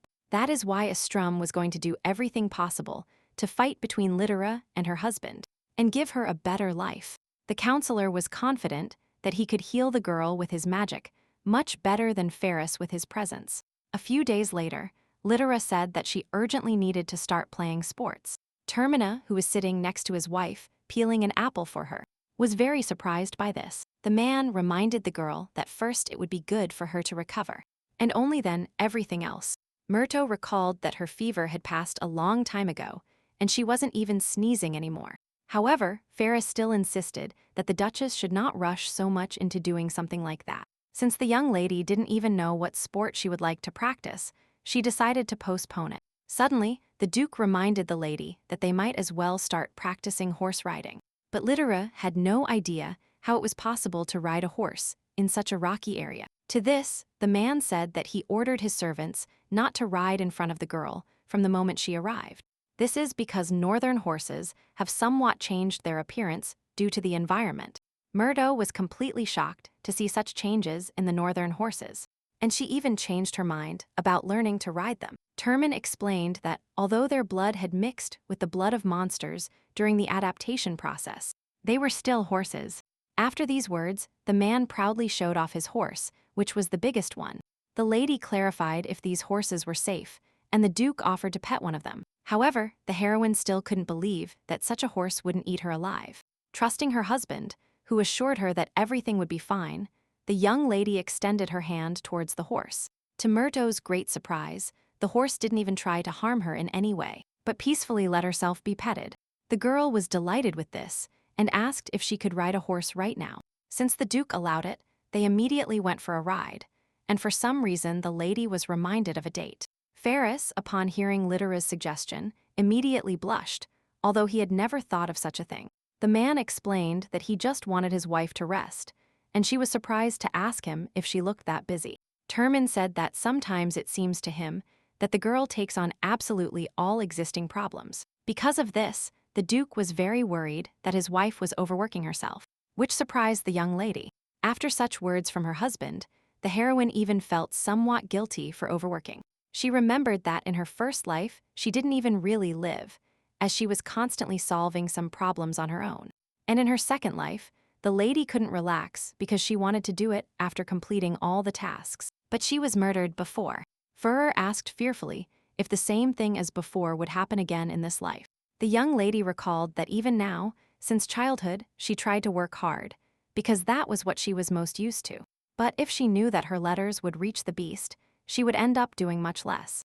And the Duke simply asked if it was time for the young lady to relax. But Litera couldn't afford it, because she knew the future and tried to change it for the better. Murto admitted that, although she understands that many events will not happen soon, she cannot calm down. So Miss has learned very well how troublesome it is to know too much. The man thought for a moment about how he could help his wife, and then an idea occurred to him. He asked the lady for permission to ride behind her, and the girl didn't mind, although she was surprised. So Faraz skillfully jumped onto the frightening-looking horse and took the reins to lead it. Before the Duchess had time to say a word, Termin ordered the horse to gallop at full speed. The man was in such a hurry, because he wanted to show the lady the landscape at that particular moment. Ferris stated that although not everything looks like the South, the North also has very beautiful views. Litera was deeply impressed by the beauty of the snow-white mountains and the pleasant silence surrounding her. At that moment, the husband said that he really had less experience than his wife, and that he didn't know what would happen in the future. But the Duke still wanted to rush with the lady when she was in a hurry somewhere, and stop in such beautiful moments together. Therefore, the beast asked the girl with absolute seriousness, during any of her experiences, to try to remember that he is always there. Litera realized that the man's words meant that he loved her very much and, gratefully, covered his hand with hers. Murto had no idea how much she wanted to hear those words, so the young lady smiled happily and asked her husband not to regret it later. In response, Termin said that he would face all problems with his wife and then kissed her to prove it. The newlyweds did not yet know that at that moment, their main enemy was sitting and calmly drinking tea. The boy told the girl that recently a high counselor approached him and asked him to save the Duchess from the clutches of a northern beast. Habito said that he shared the priest's feelings, but he did not want to get involved in any way with the Termin family. But the crown prince did not want to get involved in this matter, not even out of fear, but because he had blood ties with Fur, and this complicated the matter. The girl to whom the boy was telling all this at first listened to him silently and calmly, and then reminded him of Litera Murto's name. The lady suggested that she could meet the Duchess and try to wheedle some words out of her about her failed marriage. And then, Abito would only need to ask his father, who was the emperor, for permission to dissolve the Termina marriage. The prince smiled in a good mood and said that he would be grateful if the young lady did this. He knew very well that no one could handle this task better than his own wife, named Manal Teka. The next morning, while Ferris was training all his knights, he learned that he had received a letter from the Marquis of Tek. Termin was terribly sad, because the maid did not immediately break this letter, because the beast hated this family. To this, Nyx replied that the envelope was for Litera, and Fur immediately praised the attendant for not breaking it. Murdo was surprised to receive a letter, because she actually hadn't communicated with anyone. As soon as the lady unpacked the envelope, she immediately recognized that it was not so much a letter as an invitation. The Duchess's happiness was not a chapel, because it turned out that Manila herself, or Moni, had invited them. The husband asked surprised what his wife's joy meant, and she immediately remembered that in this life she and Tekka didn't know each other. Since the story was long, the girl invited her husband to go to her room, which they did. Miss remembered that in the original plot of the novel, Manal Tekka is the main villain. This girl even attempted the heroine's life several times, as she indirectly threatened her position in society. But in the end, according to the plot, it is the main character who wins and even manages to save the world. And the villainess herself, as a result of such a collision, lost everything and her fate was very sad. But since Litera didn't like this outcome, when she got into the novel, she rewrote it. As soon as Murto ascended the throne, she immediately granted Manila the title and the desired power. As a result, the girls became incredibly close in that life and experienced many things together. So the young lady was happy to receive a letter from Monia. Remembering the past, the Duchess was forced to reveal one more fact while pharaohs listened to her. The girl admitted that it was her friend Tekka who provoked Habito's inappropriate behavior. Manila was a prominent representative of high society and often organized parties, even for the Empress. As head of state, Litera visited almost all of them, so she managed to establish many useful connections. But as a result, her ex-husband began to interfere in all of his wife's affairs, stating that she should only look at him. Moreover, quite quickly, the boy reached the point where he became jealous of Murdo, even of his own friend. After hearing this story, Turman couldn't immediately believe how crazy the prince was. The heroine supported her husband and shouted that she was stupid and blind for not divorcing Abito Ledum for a long time. The girl complained that because of the prince's abusive behavior, she at some point even began to consider herself abnormal, all because the man completely transferred all his responsibilities to his wife and did nothing. Ferris leaned towards the lady and offered to deal with Ledum immediately, but the young lady refused. The Duchess explained that not everything is done here and now, and smiled very mysteriously. Termina's first reaction was great surprise, and then he realized what the girl meant. Smiling terribly, Fur said that his wife was right and that it wasn't time for Habito's revenge yet. After this dialogue, the young lady still remembered the invitation and wondered what she should do with it. Litera remembered that her husband had a bad relationship with the Tech family, which she confirmed again. This is because Ferris is related to the king, and therefore blocks the Marquis's access to power with his very existence. But it wasn't profitable for them to fight officially, since a large amount of magical stones were supplied from the north. After listening to her husband's story, Murdo thought that maybe she should refuse this invitation. The Duke reminded the Duchess that she would like to be friends with Manila in this life. The girl agreed with this, and then asked if Fjord could be without her for a few days. Turman didn't think about the distance between the lands at all, and therefore, he was paralyzed in shock. The man tried to lie by saying that he would manage, but his wife quickly realized. The beast began to assure that he was fine and that he didn't want to be like Habito, and the girl welcomed such zeal with approval. Unexpectedly for Turman, Litera invited him to take this trip with her. Ferris immediately smiled, because now he didn't care at all who she was with and what kind of relationship he had. The main thing was that he wasn't separated from his wife. The heroine took advantage of this trip as an opportunity to consolidate her marriage even abroad. So a few days later, the Marquis of Tekka and his daughter were awaiting the arrival of the newlyweds from the north. Manila was really sure that Litera would refuse her invitation, but everything turned out differently. So Tek's original plan to take advantage of the refusals to meet and thus destroy Turman's marriage failed, all because Murdo suddenly responded to the girl's invitation, which means she wasn't locked up. Moni was somewhat tense because she had no information about Ferris's wife. But then the girl was distracted from her thoughts by a servant who announced the arrival of a carriage from the north. Seeing the carriage, the Marquis said that, just in case, to have good manners, in case it wasn't Litera who had arrived. But then the lady pointed to the terrible horse pulling the cart, and the Tekka family had no doubts. At that exact moment, the Duke of Turman himself stepped out of the carriage, dissipating the terrible aura surrounding him. And behind him, clearly smiling mockingly, came his wife and apologized for their delay.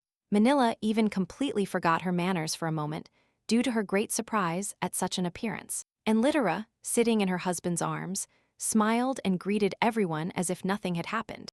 A little later, when the ladies retired, Murto took off her jewelry, saying that it weighed too much. Moreover, besides Manila, there was no one in the room at this time, and there was no one to look at them. At that moment, the Marquis took over the dialogue with Fur, although the beast would most likely take over, and drag the old man wherever he wanted. Tek's daughter faced a test in the form of an intelligent heroine, who deliberately surprised as much as she could. Litera leaned back on the sofa, not caring at all about etiquette and manners, hoping to piss off her former friend. Although the Marquis's daughter found Murdo strange, she still did not forget the rules of conduct, and therefore thanked her for her visit. The Duchess did not pace back and forth, and immediately asked why Tekka had suddenly invited her. Litera knew perfectly well that she came from a poor family and was also married to Termin, so there should be no reason to invite her. The Marquise was surprised by the frankness with which her interlocutor conducted the conversation, and said that she had simply heard that someone had married an animal. To this, Murdo stated that such vague answers would not suit her at all in this situation. The heroine feared that due to her rebirth, all connections would disappear, and the Tech family might try to use her. Moreover, the girl knew that she would definitely fail if she behaved like an aristocrat, so she immediately forgot about manners. Litera decided to bet that she could confuse Lady Tekka with her strange actions, and she pushed her teacup. Moni even managed to notice her confused reflection in the spilled teacup. And Murdo, at that moment, with a smile, asked the lady to simply tell her frankly what she wanted. The Marquis's daughter sadly thought that, due to the strong effect of the Duchess's actions, she was beginning to succumb to her. But this could not be allowed to continue, because then the Marquise would follow the example of her guest. So Moni abruptly snapped her fan shut. And then, smiling sweetly, Manila suggested that Litera must be tired from the journey. Tekka said that she would like to have tea in a more relaxed atmosphere, so she gave the lady time to rest. Murdo sighed with a smile, because she recognized in the behavior of the current Moni her old and close friend from that life. The heroine understood that it would not be easy for her to annoy the Marquise, but she decided to try. And she started calling her husband cute. Litera accidentally chose the right direction for the conversation, because such a statement surprised Moni. She never thought of anyone, except the bestial Duke, as a good person. Manila even asked if Murdo really had another husband, to which the lady replied no. At that moment, the Marquis was suffering greatly from the male part of the Termin family, begging the beast to stop. The thing is, the man decided to train his skills, but quickly killed all the knights. Ferris irritably noted that he hadn't killed anyone, but was only warming up. So everything was fine. Moreover, Termin didn't dare to call those who were defeated by the branch knights. The Marquis was surprised that even his strongest warriors fell so easily in battle with a single beast. And the Duke was noticeably bored, as he had no one left to fight and didn't know what to do with himself. Tekka could only pray that Ferris wouldn't come up with another destructive activity. At that moment, a red-haired boy timidly peeked out from behind a tree. And Shyness, the masked boy, asked the Duke if it wouldn't be too difficult for him to at least learn to fight a little. While Ferris wondered in surprise what the boy meant, the Marquis had already managed to curse Topaz. Upon hearing the boy's name, Termin thought about it, as he had recently heard it in other circumstances. Before coming to visit, Litera asked her husband to be as polite as possible with the boy named Topaz. The girl understood that the Duke would have to behave like a beast, but only with this boy did she ask him to make an exception. Furrer asked no unnecessary questions, just asked her to describe Topaz's appearance. Murto, by folding her fingers, said that the boy will be red-haired. He always wears a mask on his face and is several years away from majority. Regretfully, the young lady said that she could not say anything more, so that her husband would not overthink all this. As a result, just as his wife predicted, Fur met the boy and called him. Termins approached the masked boy and asked why he wanted to learn the art of the sword. Topaz mumbled something about wanting to protect someone, but couldn't be more specific. He only added that this person was important to him and imagined Manila Tech in his head. Clenching his fingers with excitement, Topaz said that he considered Termin very strong. That's why he asked to be taught.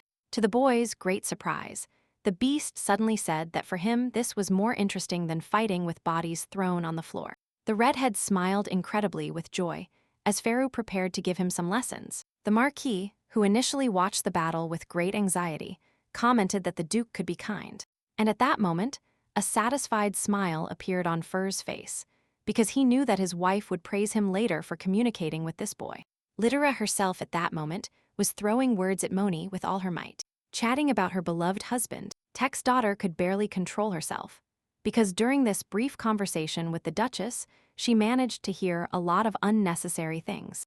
But even seeing Litera's cheerful appearance, the young lady still couldn't believe that the lady and the beast were doing so well. Suddenly, Manila decided that now was the best time to attack, so she asked if the Duke had really never disappointed his wife. To Tech's great surprise, Murdo suddenly changed her face and said that they had finally gotten down to business. Litera immediately understood that the Marquis's daughter wanted to hear complaints about Termina's marriage, and then destroy it. The lady sat down next to the confused girl and asked if it was Advisor Astrum who had asked her about this, in which she turned out to be right. The former empress revealed Moni's plan so easily because she remembered that Tech only talks about what interests her when she touches her face. Knowing this, Murdo planned to guess her interlocutor's intentions by what she wanted to say. Moreover, no one other than the highest advisor would dare to ask Vito for help. Moni immediately tried to pretend that the Duchess was mistaken, and the girl said that she would not argue if Tekka decided to remain silent. However, Litera warned Manira that she was giving her the opportunity to speak openly for the first time, and last time if she didn't take advantage of it. Murda once again recalled her unceremonious behavior from before and said that she didn't care about aristocrats, that she just wanted to talk honestly. Moreover, the young lady was absolutely sure that she could live peacefully with her husband, without even leaving the north. Litera concluded all her words with the logical conclusion that appearance is not important to her or her husband. Moni analyzed the situation and realized that the lady was telling the truth and should not be communicated with in the same way as with aristocrats. So Tekka completely removed the fan that covered her emotions and said that she was ready for a sincere dialogue. Manila honestly admitted that she personally had no interest in Murdo and her life, so she agreed to help the advisor, provided that her fiancé owed her later. But everything turned out to be more complicated than the young lady thought. Laughing sincerely, Litera suddenly said that she knew how many different people there were in the world. The girl placed her hand over Manya's eyes and told her that she should try to put aside the beliefs that clouded her eyes. Murto was sure that it would be then that Tekka would be able to understand and see much more than now. The lady even dared to say that such a method would undoubtedly be a good weapon for the Marquis's daughter. Clenching her fists in her lap out of uncertainty, Moni asked why her guest was so kind to her. Litera said that she acted very relaxed because she was sure that it would be very difficult for Tekka to have such an enemy. Murto recalled that in this case, her husband would not stand idly by, which scared Manila. To calm the clearly frightened girl, the Duchess took her hand and gently stroked it. She said that Tekka was unlikely to have revealed herself to her now if she had planned to deceive her. And this surprised the Marquis's daughter because it was true. The heroine recalled that in the story, Manila only became a villain because she desperately tried to survive. But if you are friends with this girl and not enemies, then she can become a great person. And Litera really wanted to establish a good relationship with Moni, so she thanked her for her frankness. All this time, Tech's daughter tried to analyze the Duke's wife's actions, but she realized that this was almost impossible. So, the girl announced that she would tell her fiancé, Habito, everything as it really was. Manila was going to say that Litera was as weird as the beast. That's why they were happily married. Moni then admitted that if they started fighting, it would be extremely exhausting. So she doesn't want that. When the dialogue between them ended and the ladies reached an agreement, Litera asked to see her husband quickly. At this point, Ferris was in full swing teaching Topaz how to use a sword, often correcting the boy. The man said that the redhead's skills would not help in a real fight in any way, to which the Marquis tried to object. With a sigh, Terman realized that it was useless for Tech's head to prove anything, so he remained silent. The fact is that the Tekka family takes orphans from homes and then trains them, and among these children Topaz was the most talented. However, the Duke remembered the field of knights he defeated, who were trained using the same method. Moreover, Ferris believed that for aristocrats sword training was just a formality, even though he himself was part of the nobility. The Marquis reminded the Duke that he was also an aristocrat, to which the man replied that he was more accustomed to being a beast. Upon learning that someone still considered him part of high society, Terman loomed over Tech's father. Ferris really didn't want to threaten anyone, but the emotions on his face betrayed his mood. Since the boy did not want to be part of the nobility, leaving only the Marquis, Terman asked if Topaz wanted to continue learning from someone like him. The boy nervously gripped the sword in his hands and remained silent, so the Duke allowed him to complete his studies if he wished. But the masked guy suddenly said firmly that he really needed at least basic defense skills. The only thing is that Topaz doubted the accuracy of his motives and even considered them almost greed. But Terman personally saw nothing wrong with the boy's desire to save the people close to him. Since Ferris had to leave soon, he advised the boy to look for another good teacher. At that very moment, Littera came out and called her husband because she wanted to see him. Terman himself missed his wife incredibly, even though they were separated for a short time. So his face immediately changed. The girl ran to her husband and immediately jumped into his arms and asked him how long he had been waiting. Even before leaving, Fur refused to behave like a wild animal with his wife, something the lady had to accept. So right now, even a stranger could call the newlyweds a cute couple. Littera whispered that the Duke had done a good job, but in response, he minimized his merits. And then, the man very cunningly changed the subject and tenderly kissed his beloved wife. Tech's family reacted differently to such a scene, but certainly no one expected it. Upon saying goodbye, Manila promised not to bother the spouses in the near future, to which Murdo advised the lady not to think about the future. Moreover, Littera asked Tech for permission to call her Moni, which the girl thought about even after her husband and his wife left. As a result, Manila concluded that she would like to avoid seeing this strange family for as long as possible. But then Topaz called the lady and asked if her jewelry was on the table near the flowers. Turning around, the Marquis's daughter was extremely surprised, for she remembered how Murdo had left them. And Littera herself was traveling with her husband in a carriage and laughing satisfied, knowing that Manya's head was spinning. As a result, literally a few minutes after the Termnes family left, Moni brought the jewelry to her father. The girl said that they needed to change and think more carefully about their plans, and the Marquis immediately guessed what his daughter was doing. The Tech family had been preparing something for many years, and now Manila was thinking about inviting Littera to this project.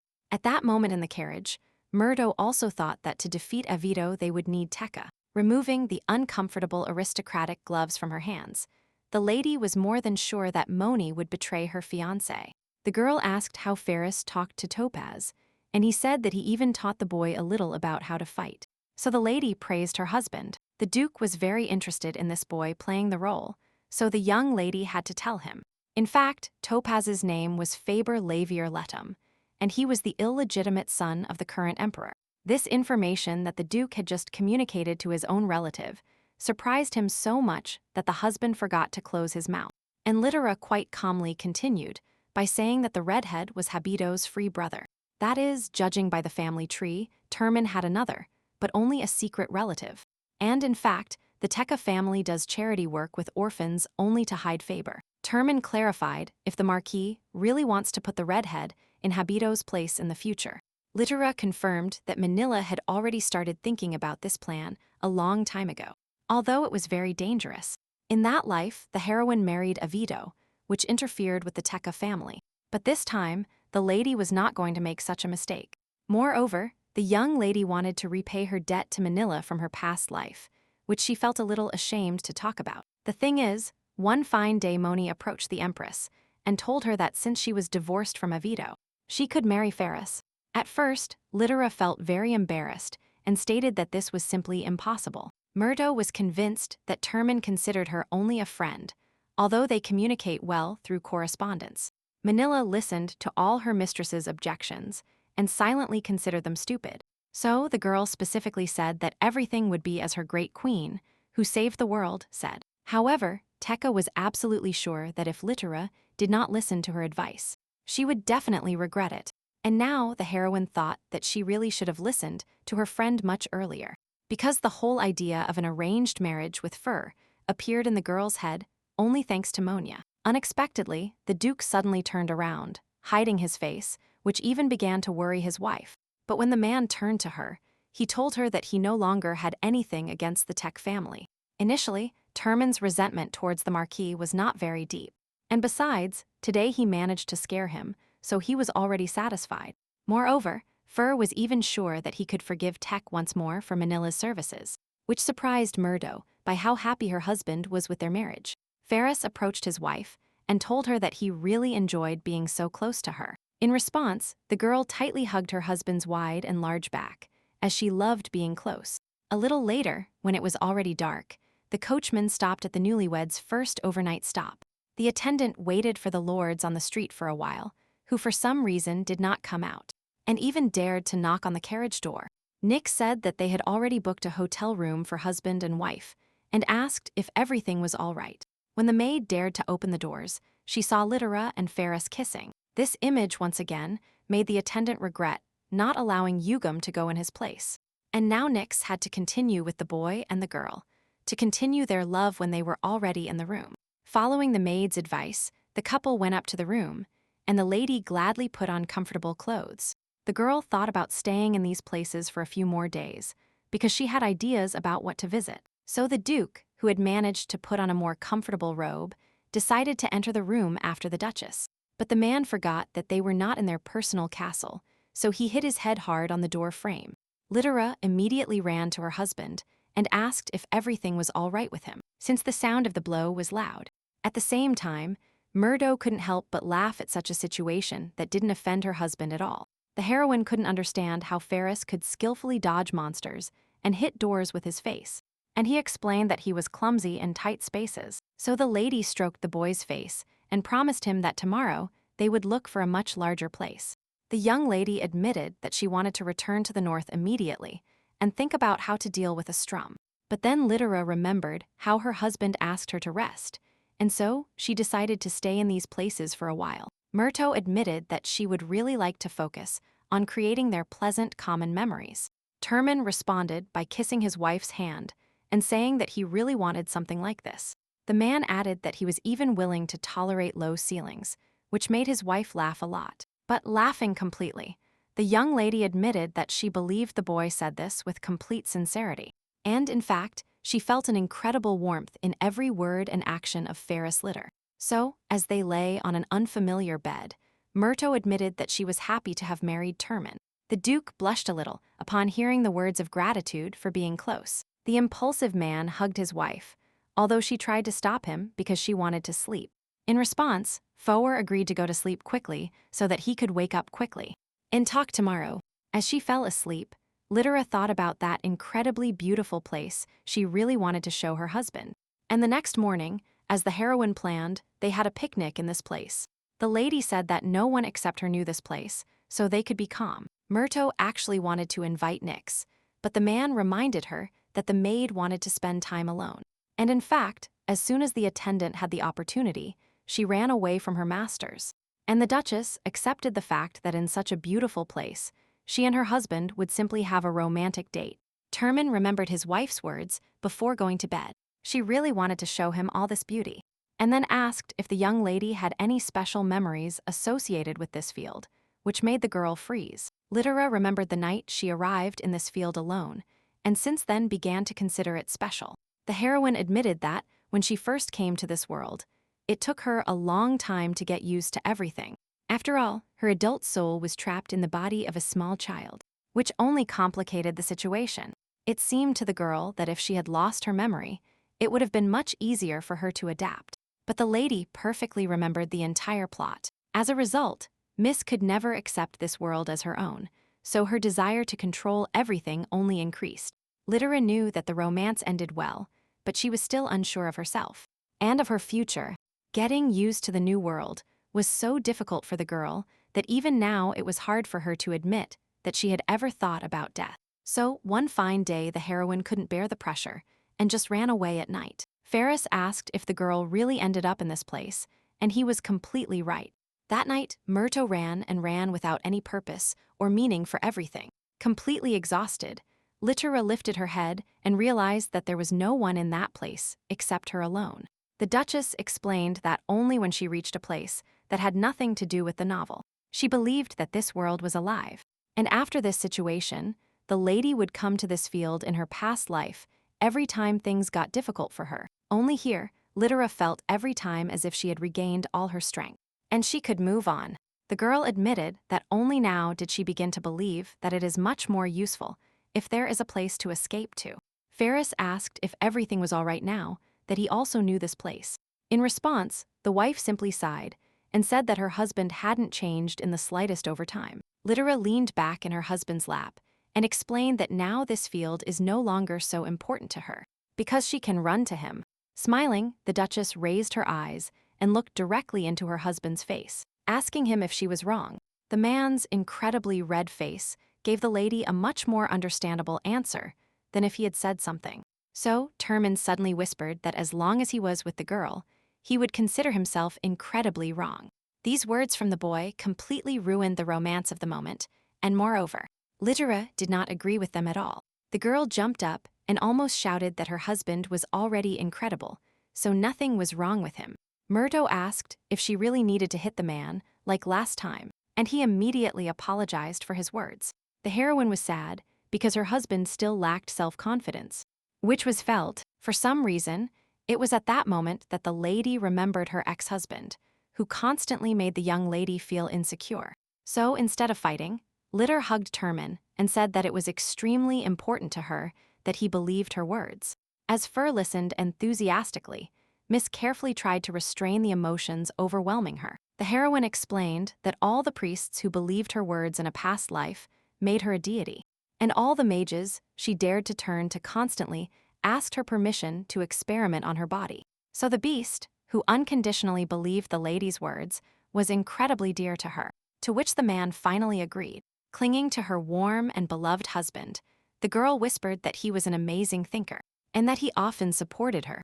Littera even admitted that she didn't feel very good about her husband's unlimited faith, and he didn't understand why. So Murdo asked if the Duke would be offended if she said he was a minor character, but Termin objected that he had been in the girl's past life, and even the fact that they were supposedly on an adventure didn't bother Fur at all, because he felt alive. But the Duchess was surprised by the boy's composure. Then she asked what Ferris thought when the lady talked about things he even knew, and the man thought before answering. And then the beast admitted that he was worried that his wife would feel lonely in those moments. The boy took a lock of Mrs. Hare and said he had no idea what it was like to have to rebuild an entire relationship. Since Termin lived a completely different life from his wife's, he couldn't completely understand her.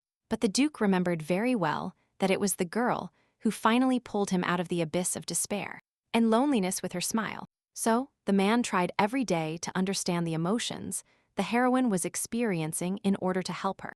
Littera, hearing such sincere and kind words from her husband, was moved almost to tears. The girl didn't understand how Fur could tell her such important things so simply. Since all the beautiful words had already been said, Littera simply approached Termina and kissed him herself. Finally, Murdo felt that she could share what she had accumulated inside her all this time. So now the heroine kissed her husband, who was by her side very passionately, and supported her. Lying like this in her man's arms, Littera finally and irrevocably decided that she could no longer run away. And at that moment, somewhere in the middle of the forest, an incomprehensible glowing circle with a pattern inside appeared. Nyx, walking, quickly encountered this luminous object and was extremely surprised. And the circle itself, floating in the air, could barely be said to have something to tell Litter. But up to this moment, the loving boy and girl knew nothing about what had happened, and they continued to lie next to each other. Murdo whispered that she really wanted to continue focusing only on Termina, so without any obstacles. Of course, Ferris was very happy to hear this, because he completely shared the lady's thoughts. But the Duke also remembered that at those moments, they were constantly interrupted, so he looked around the field. Suddenly, as the beast expected, the same incomprehensible object appeared in front of the newlyweds and called the heroine. Nyx also came running along with the circle in the air, carefully watching to make sure everything was fine with the knights. The maid admitted that she did everything possible to get rid of the circle, but in the end, it didn't work. Krug arrogantly stated that no mere mortal could get rid of him, and then remembered that he didn't have much time. So, this object offered to talk to Littera alone and took her with him, enveloping her in a magical tornado. Before entering another dimension for a while, the lady recognized the voice of that very god note. Here, to Mrs. Great surprise, she was embraced by Ferris, who somehow also ended up here with her. Termin quickly realized that Murdo and that circle knew each other, and for some reason decided that they were enemies. Littera had to tell her husband that the god of her world pretended to be this object. In fact, literally out of nowhere, Naut himself appeared in front of the spouses, objecting that he was not an enemy at all. The deity, without even trying to smile sadly, nevertheless stated that he was very annoyed by such words. To this, the young lady said that she would then call Naut a deity without a drop of conscience, which God didn't like. Ferris, although he did not interfere in the dialogue during this whole time, carefully studied God. The man considered it a great honor to be able to see the god Nout with his own eyes. But the Duke was embarrassed by the fact that this very creature had once made Littera suffer. So the beast loudly said that he would find out how to destroy the deity in front of them.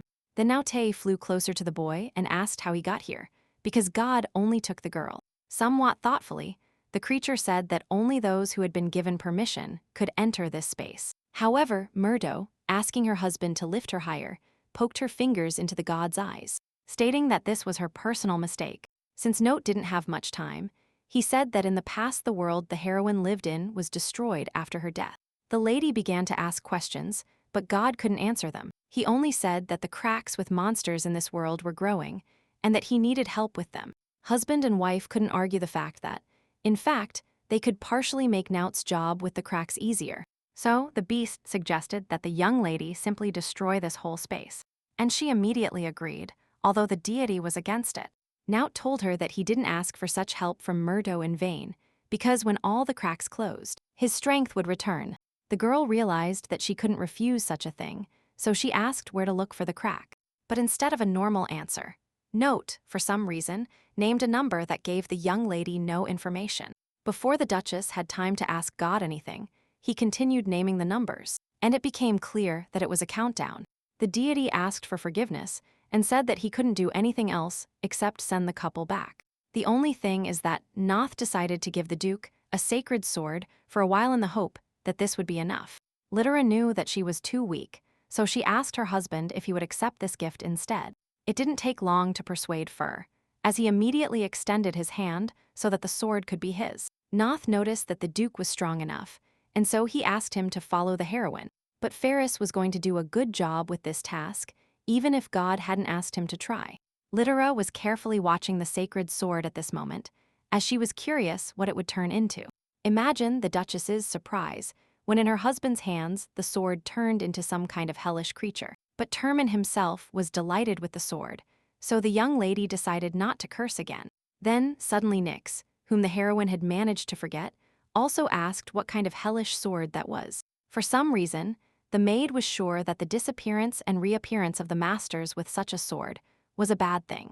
But she didn't have time to explain anything to Litter's attendant, because she heard a crack in the sky, characteristic of crack formation, and almost immediately, all sorts of different monsters, of which there were a large number, came out of this very crack. Initially, Nyx asked to resign, but when Fjord announced a reward for every monster, she immediately became eager to fight. Since the attendant was very well trained, Termin calmly let her deal with the monsters below. And the man himself, along with his wife in his arms, began to fight the flying monsters. Murdo was worried that they hadn't left weapons for Nyx, but she had everything under complete control. Ferris tried to find an excuse why he didn't take the sword, but the lady comforted him. However, the Duke cannot calm down until the end, because he admitted that he always wants to look good in front of the lady. In response, Littera smiled cheerfully and said that she already considered the man very cool. Murto drew the boy's attention to the fact that even during the battle, they could continue the dialogue, which spoke of his skill, so the heroine was overwhelmed by a burning desire to look calm in her husband's eyes. Even in this form, Littera used her magic, which Note returned to her in that life, and closed the crack in the sky. As a result, Nyx also had to be told that the lady was chosen by a deity, although everything was also kept secret. Suddenly, Pharaoh realized that the place his wife loved so much was covered in monster blood. Termina feared that the lady would worry a lot about this, and then she heard her crying angrily. It's just that the young lady was not worried about her place, but because she didn't ask Note to deal with the man who was trying to destroy her marriage. The Duke was very surprised by the fact that Littera was worried about their relationship, and not her favorite field. So, the man simply apologized for not reminding her himself, but the lady did not hold a grudge against him. Murto recalled that she had been swallowed by the crack, and now needed a few days of rest to recover. So, Littera invited her husband to rest well in the most luxurious hotel, so that rumors would spread about them. And it happened that, literally, the next day, newspapers published information that the girl was the beast's ideal wife. High Advisor Estrum was not at all happy with this turn, but for now, there was nothing he could do. This newspaper information quickly spread among the aristocrats, and they began to discuss it with pleasure. One of the girls even, trembling all over, admitted that she saw with her own eyes all the horror of this couple. The Turman family arrived at this rich restaurant, completely covered in blood, and asked for seating. The aristocrats were surprised that the spouses smelled of blood, but they were more interested in what Littera looked like. However, the girl couldn't accurately describe the appearance of the beast's wife, since she was too covered in blood. The lady had the impression that it was not a living person who was visiting the hotel at that moment, but a real ghost. Therefore, everyone who saw the Turman family at that moment recommended other hotels to stay in while Manila was reading this very newspaper. The girl wasn't going to think anything bad, when suddenly her fiancé asked her what it was like when she wasn't the center of attention. Vito remembered with a smile that she was Tech's daughter, who tried to be at the forefront of any scene, to which the lady replied that it all depended on what kind of scene it was. Manila put down the newspaper and said that she definitely never wanted to have so much interest in herself. The girl was sure that Littera deliberately provoked these rumors so that everyone would see her not as a victim, but as a madwoman. For this reason, the lady now felt very sorry for Murdo, because she would no longer be able to marry after the divorce due to her reputation. Therefore, the young lady told the crown prince that she could not fulfill Counselor Estrum's request, which surprised the boy. To this, Moni stated that in this situation, she saw no point in separating the spouses, and Abito agreed with her. However, Tech's daughter considered it necessary to admit that she would have to meet with Littera again, since she left the decorations at her house. The prince advised the fiancé to simply entrust this to the servants, but Manila objected that she had to be impeccable in everything. Moreover, if the lady entrusts such a task to the servants, she will definitely never see Murdo again, which did not suit her. At that moment, Carta was visiting Turman and reading this very newspaper with laughter. But the heroine did not believe that Weathers had come from the West just to share his emotions. The friend tried to imply that he was very happy to see the lady, but she simply asked him how things were going with his plan. Carta pointed to the necessary news with his finger. After reading them, the young lady realized with joy that her plan had already begun. Weathers happily noted that many aristocrats began to lose their income, and thanks to Murdo's behavior in hotels, few people would read about it. The business partner admitted that he had already completely planned all his actions, and that he was going to make investments a trend. But unlike all other aristocrats, the boy will do it secretly, so it will be impossible to track him down. But the map itself will perfectly follow all his actions, and even those of others. Weathers eagerly awaited the moment when all the trader's finances would pass into his hands, and Littera supported her friend. Here the boy had a very serious question, and so he asked if the beast was not offended by the fact that another boy was promising so well with his wife. But the whole time, while Carta was negotiating business with Murdo, the Duke was reading the newspaper in complete tranquility. When Weathers asked him a question, Ferris tilted his head slightly to the side and smiled slightly in response. This answer greatly scared his friend, but Turman explained that he saw no reason to be nervous. The man explained that if he never betrays his wife, she will remain with him forever. So the Duke kissed the girl's hand and clarified if his reasoning was correct. Littera was delighted, as for a long time she had tried to explain to her husband that he needed to have more confidence. As a result, Fert had to admit that, in fact, he was so embarrassed that he was even about to faint. To this, Murdo stated that her husband just needed to try, because it was easier than fighting monsters. Carta, who was watching the boy and the girl, thought with a smile about the impact their relationship would have on other aristocrats. The boy realized that even if he told someone about this, no one would believe him anyway. So, Weathers remembered something and asked Littera if it was okay for her parents to see the same news. It turned out that the young lady hadn't thought about something like that at all, so she felt a burning shame.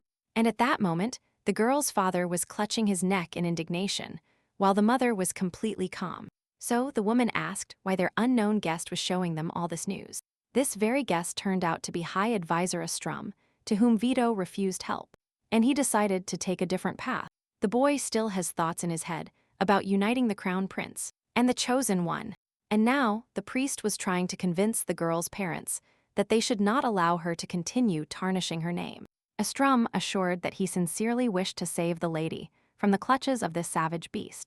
And from the north, But in response to all the advisor's words, Manus suddenly said sharply that he was greatly exaggerating his opinion. The woman stated that her daughter personally chose her husband, and that they would approve of her choice until the end.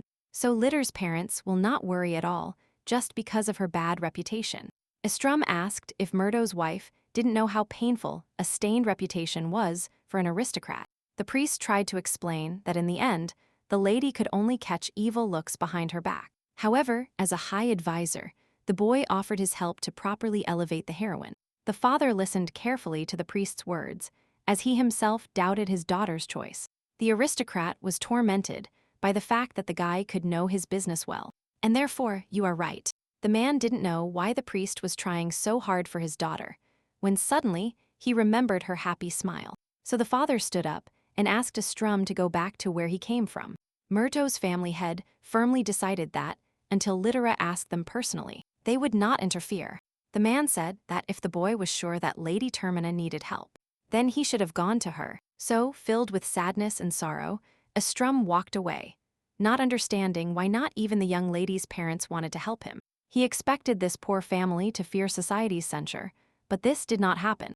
The advisor couldn't understand if he had really gone wrong somewhere in thinking about the chosen one. The boy couldn't believe that Littera, despite all the rumors, would be happy with Ferris. According to the priest, the person chosen by God could not be blamed by others, so the lady had to be urgently rescued. Wanting to speak with Lady Myrtle someday, the god's attendant returned to his home temple, and then the girl received him with words about whether he was ashamed to be the homewrecker of her family. Estrum did not expect this at all, and asked why Littera called him a homewrecker. To this, the girl stated that she knew the priest visited her parents' house to persuade them to destroy her marriage. The advisor was surprised that the lady found out about this, and Murto explained that she immediately realized from the boy's face that everything was not going according to his plan. Estrum quickly realized that, as the chosen one, the Duchess almost immediately saw all his plans. In this case, he had no choice but to tell the lady about the harm she would receive near the beast. It was a very cruel conversation, so Estrum wanted to avoid it if possible, but there was no other option. Somewhat hesitantly, the priest asked if the lady would listen to what he had to say. Since the young lady agreed, the boy said that she would definitely regret it if she didn't change anything in her life, and that he wouldn't want that for her. From his very birth, Estrum was associated with God, and therefore honored any divine manifestation. Of course, even as a high advisor, the guy still couldn't hear what Nout was saying, but he still appreciated it.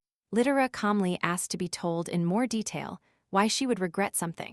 Estrum explained that the lady, thanks to her strength, could rule people, to which the girl clearly yawned with disinterest. Then, while the advisor continued talking about how the young lady could achieve many things, the wife began to handle household matters with her husband.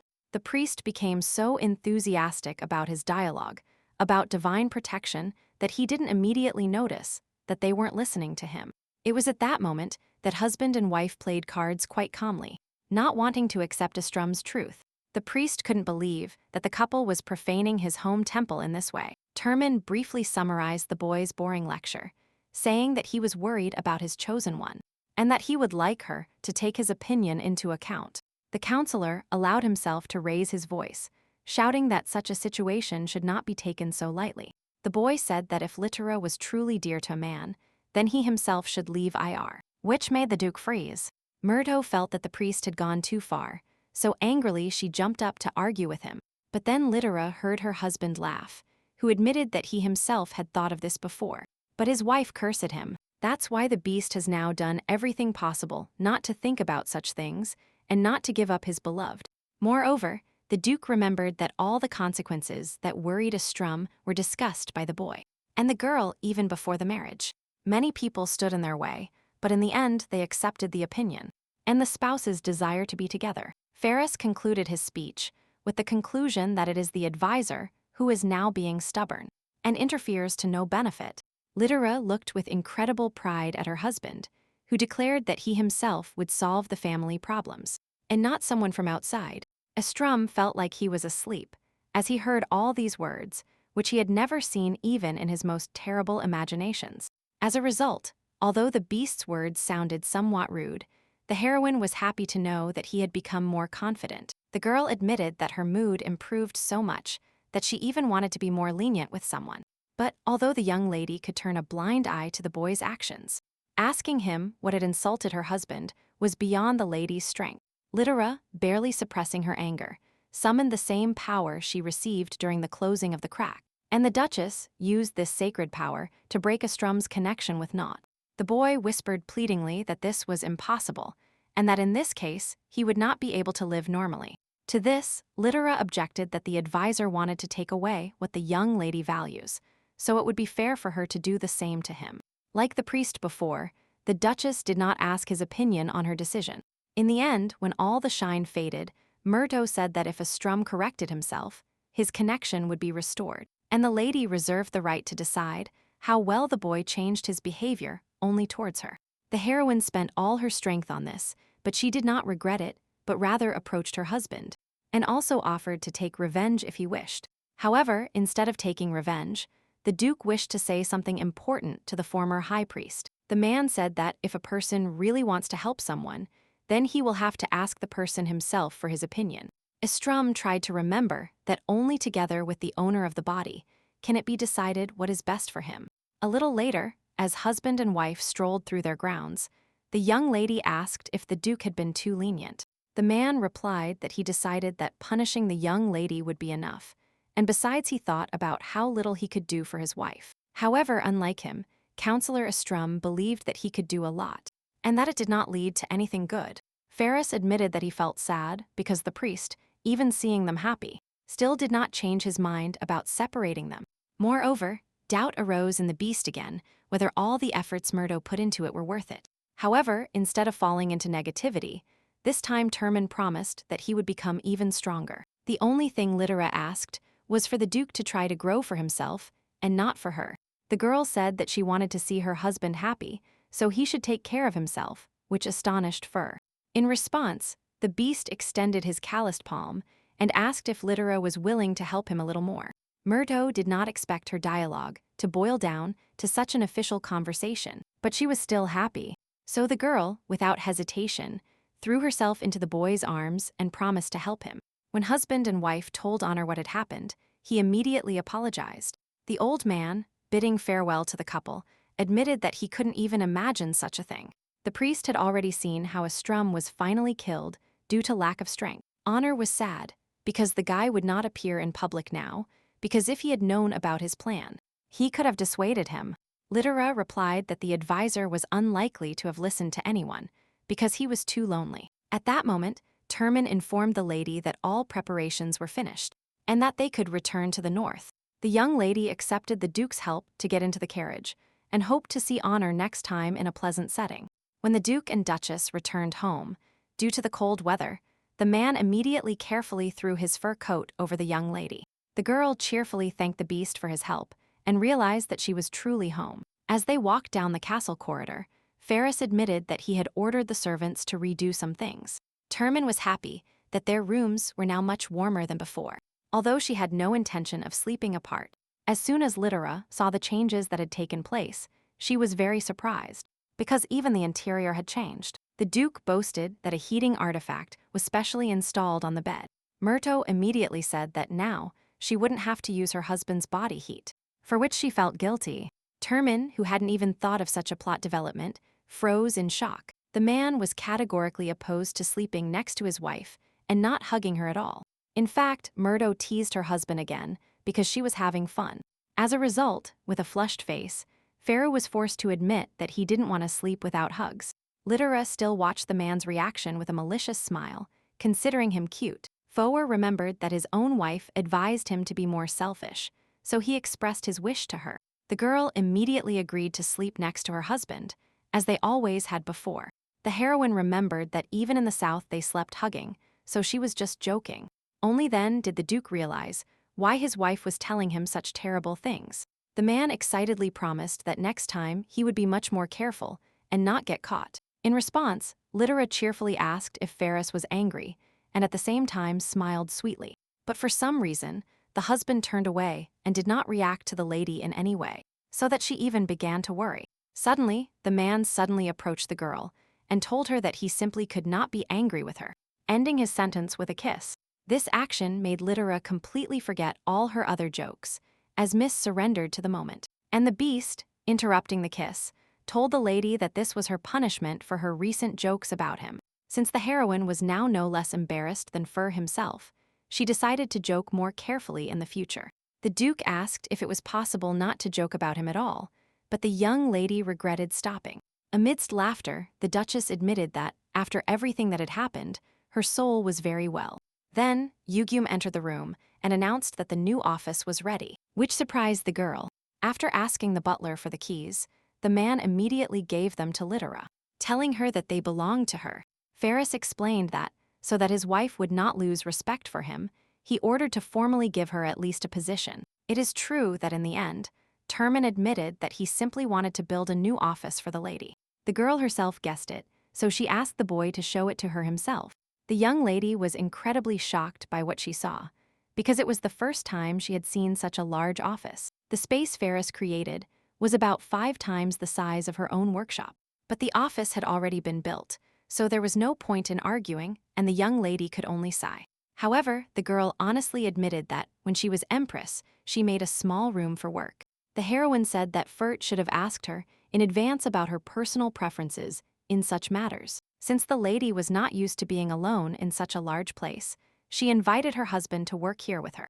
Moreover, out of shame, the young lady disguised her proposal in a riddle. But the Duke immediately recognized the allusion to himself. The man delicately coughed to attract attention, and then said that the person the girl needed was standing right in front of her. After looking around the office he had prepared for his wife, the beast concluded that they definitely needed a larger chair. Lyra also reminded him of the man's writing utensils and glasses, which should have been brought here. Taking the heroine's hand, the Duke said that he would also transfer his past letters to her. While preparing the office, the husband remembered that a regular meeting of feudal lords was to take place this week. Lyra was surprised to hear that the Duke was inviting her to such an event with him. Since the north was a dangerous place, Termin's followers divided it into equal regions for the convenience of governance. And so that there would be no problems when protecting the lands, the men met every few months to discuss the matters. Murto had heard in a past life that this meeting was held in a friendly atmosphere, and relationships were strengthened. Termin didn't remember telling his wife this before, although the lady believed they had talked. However, Ferris knew very well that he didn't have such conversations with the emperors, and didn't even provide reports, from which the man concluded that he made an effort to maintain communication with the young lady before surprising her. Only now did the heroine realize that Termina's past letters were indeed extremely detailed. But Murdo herself attributed all this to the Duke's meticulous nature. But he knew that wasn't the point. Considering that Ferris loved her in the past, Lyra was increasingly able to explain part of his behavior to herself, realizing that his wife knew a lot about his life, even without his stories. The beast immediately got to the point and said that she didn't have to go to the meeting. The young lady asked if her husband would like to go there with her, and Foer honestly admitted that, in any case, he would like to show her off. However, the man immediately said that he did not want to be a burden to the girl, so he would do whatever she decided. Lyra thought for a moment, and then said that it would be great to pick up Manila's jewelry in about 2 weeks. The husband asked if the lady could handle it, if her schedule included both a meeting and a meeting with a friend. The heroine reasoned that she could not be the Duke's wife and not show up at the meeting, so she would go. To be prepared for anything, the young lady asked Termin to personally tell her everything he could. Fjord inwardly admitted that he also wanted to talk to the lady in person, so he was very happy. When the time for the meeting came, the men began to gather earlier than planned. Each of them wanted to see, with their own eyes, the very wife of their leader and warrior beast. The Duke's attendants even took the liberty of saying that it was wrong for their master not to invite anyone to the wedding. Soon Yugam entered the room and asked all arriving guests for the necessary silence. Immediately after this, the couple appeared in public and Ferris officially introduced Lyra to everyone. The heroine courteously greeted all the feudal lords because she wanted to make a good impression on them. The men imagined this lady completely differently, so at first they didn't even find the words. The Duke, completely unaware of the mood of the people, invited everyone to sit down and start the meeting. Lyra was surprised that at some point during the discussion, her husband asked for her opinion. However, Murdo's extensive life experience allowed her to analyze the financial situation and even draw up statistics. Ferris asked if anything was expected in the north in the near future, and Miss replied that only an occasional crack might appear. Then, one of the feudal lords, noticing that the gentleman was speaking quietly with his wife, asked if they were boasting too much about their marriage. To this, Fur calmly said that the man could stand up and leave if something didn't suit him. Murto concluded that the meeting really was like a meeting of old friends discussing current information. The lady recalled how the nobles treated her when she was empress and regretted that such meetings did not exist. Then, the heroine remembered that Fur still suffered from loneliness. Apparently, it was difficult for him to communicate even with the feudal lords. A little later, Turman confirmed his wife's thoughts, saying that he still felt insecure among these attendants. The young man was under great pressure from the fact that he now had to be responsible for the lives of others. The Duke admitted that he could not afford to treat living people simply as his father's inheritance. But even though the man guarded himself from his followers, they remained loyal to him. So he finally opened up. Recalling this story, Littera came to the conclusion that this is exactly why the beast desperately needed a companion. The young lady looked at her husband and realized that even now Ferris was trying to take care of everything. But the lady had no intention of leaving Turman alone, so she took his hand. Fur asked if his wife wanted to say something, but the lady explained that she just wanted to hold his hand. The Duke admitted that he also wanted this, and at that moment, all the feudal lords around them didn't understand what they had forgotten here. One of the men remembered that he once advised Termina to get married, and that everything turned out well. The beast was embarrassed and asked not to talk about something like that in front of his beloved wife. The feudal lords agreed that it was great that the spouses managed to meet each other. Then the men asked, when they heard about children, what was it that scared the husband and the woman. It so happened that neither Littera nor Ferris even thought about something like that, since there was already enough to do. Murdo even thought to herself if she was really a fool for not being prepared for such a question. The lady knew that if they remained silent, it would seem strange, because it was important for Termina to continue the family line. But looking at her husband, the girl realized that he was about to lose consciousness. And in fact, it never occurred to the Duke that one day he might have heirs. Then Littera took everything into her hands and said that this topic was still in the discussion stage. The lady added that it was too early to think about this due to the unstable situation in the world, and that the husband thanked his wife for her support. The feudal lords immediately agreed with the Duchess's wise words, since they themselves believed that they could wait a while with children. Murto said that she herself would not want her husband's line to be interrupted, so he would do everything possible. Turman listened carefully to his wife's words and thanked her very much for her statements. That same afternoon, the attendants had already gathered and saddled their horses to return home. The heroine asked if the meeting would not take place for several days, to which one of the men explained that no one wanted to bother the newlyweds. As a result, although Littera maintained her aristocratic composure until the end, as soon as the men left, she exhaled. Ferris asked with concern if his wife was well, to which she replied that she was glad to have bought time. That same evening, the young lady asked her husband what was the best way to deal with an heir.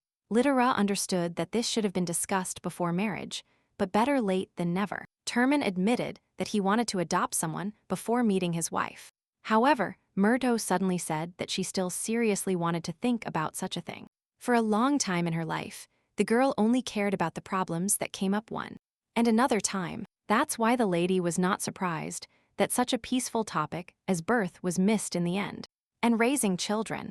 Ferris asked what the Duchess would like to do, but so far she had no answer to this question. The heroine admitted that she never had children in her first or second life, so all this is new to her. Turman was surprised when he heard that his wife wouldn't mind getting pregnant with him in this life. The man, hesitantly, asked if the lady was sure, because he couldn't even dream of such a thing. The girl calmly said that, since they were spouses, sooner or later something like this would happen. Of course, husband and wife still had a lot to think about now, but at least now they had a closer relationship. Thus, little by little, Littera and Ferris were supposed to keep getting closer, which would lead to their greatest emancipation. It is true that it was still somewhat difficult for the heroine's mind to imagine such an image. The man noticed that the young lady was thinking about something and even turned around. So he asked what happened. Termins wondered if his wife wasn't feeling well again and didn't know whether to call the priests. Litera turned for a moment and met her husband's gaze, and because of this, she blushed even more. The girl admitted that she had thought of something, but there was no point in the Duke worrying about such things. Suddenly, the beast realized what had so confused his wife. And he blushed too. The boy and the girl, although married, shyly backed away from each other, like small children. The Duke tried to explain to her that he was so scared only because he hadn't thought of such a thing, and that it was not the lady's fault. The Duchess replied by stating that she was older than her husband and should have taken into account the subtleties of his character. After many useless apologies, Litera concluded that it was too early to think about an heir. And Ferris, who was as red as his beloved, immediately agreed with this statement. It was strange for the heroine to realize that she was no longer old enough to be shy. But she was still worried. The man did not expect to hear a confession from his wife that she thought about him more than he expected. However, such words were extremely pleasant for the beast, who had never dreamed of anything like this before. To continue preserving the romance of the moment, the husband approached his wife and told her that he was also scared. However, now the beast finally began to experience happiness instead of despair, for which he thanked the lady. Litera realized that she felt the same emotions herself, so she lovingly rested her head. Both still had a lot to go through, as the novel's plot offered various trials. But the spouses were prepared. However, the heroine was going at her own pace and would write her own beautiful story. For some reason, the lady was sure that every new page she turned with her husband would be wonderful. The only thing is that, after such a frank dialogue, it was somewhat difficult for the boy and the girl to sleep that night. The next morning, Litera received a letter from the Tech family, so she was incredibly happy. Murto told her husband that Manila would come today, so they needed to prepare for guests. Ferris said that he had given all the necessary orders for the preparations, so everything should be fine.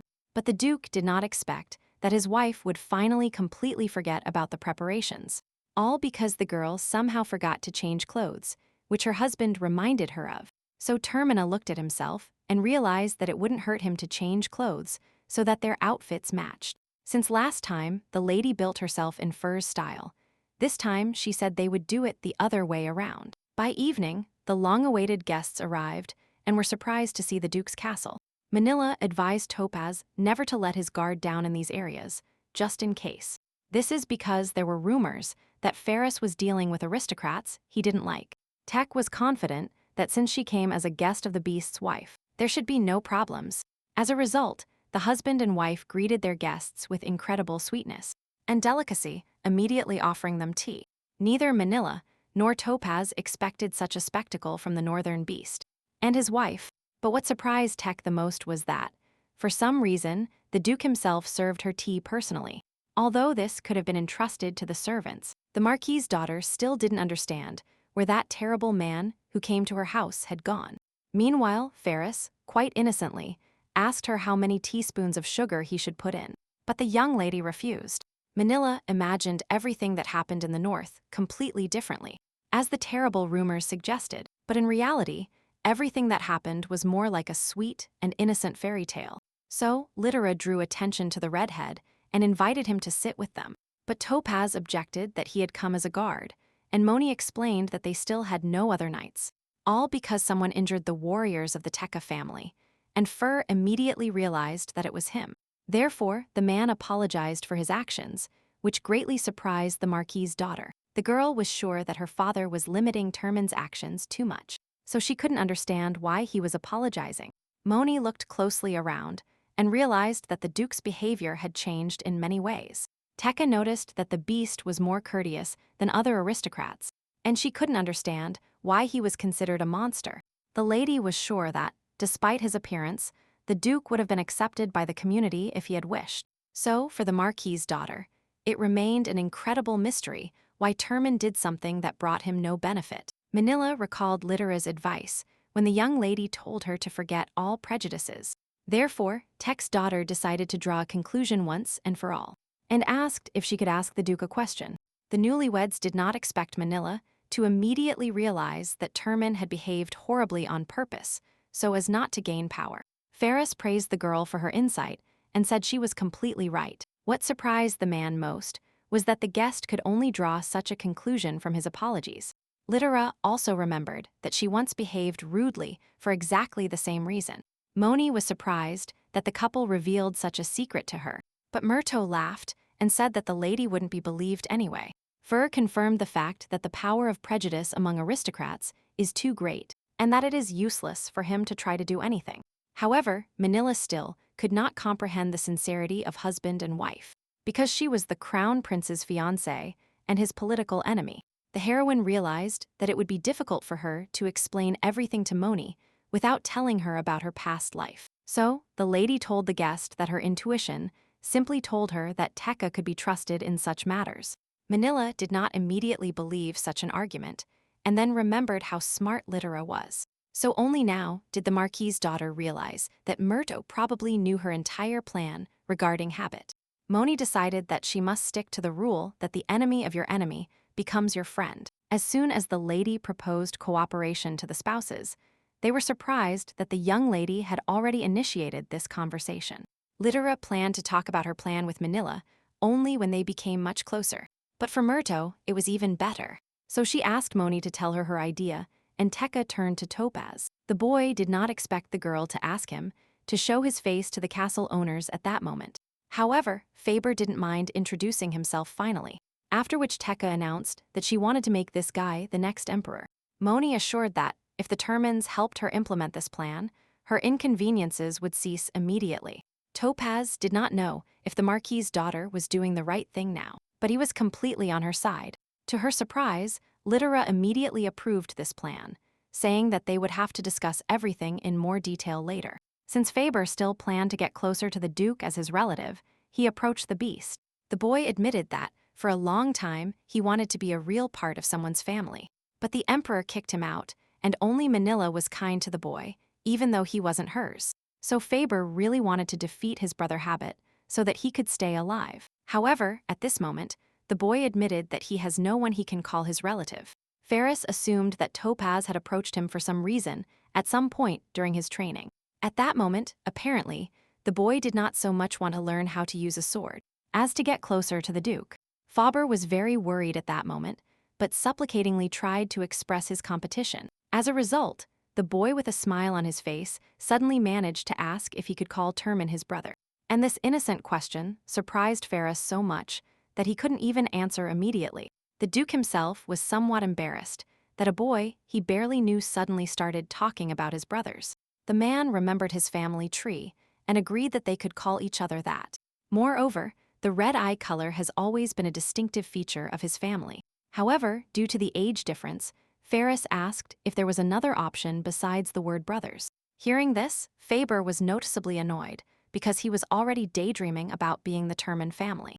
Looking at the boy, the Duke concluded that their characters were remarkably similar. Even Litera and Manila noticed that the two were equally embarrassed and annoyed. Foer had to explain that he had never had brothers and didn't know how to behave in that role.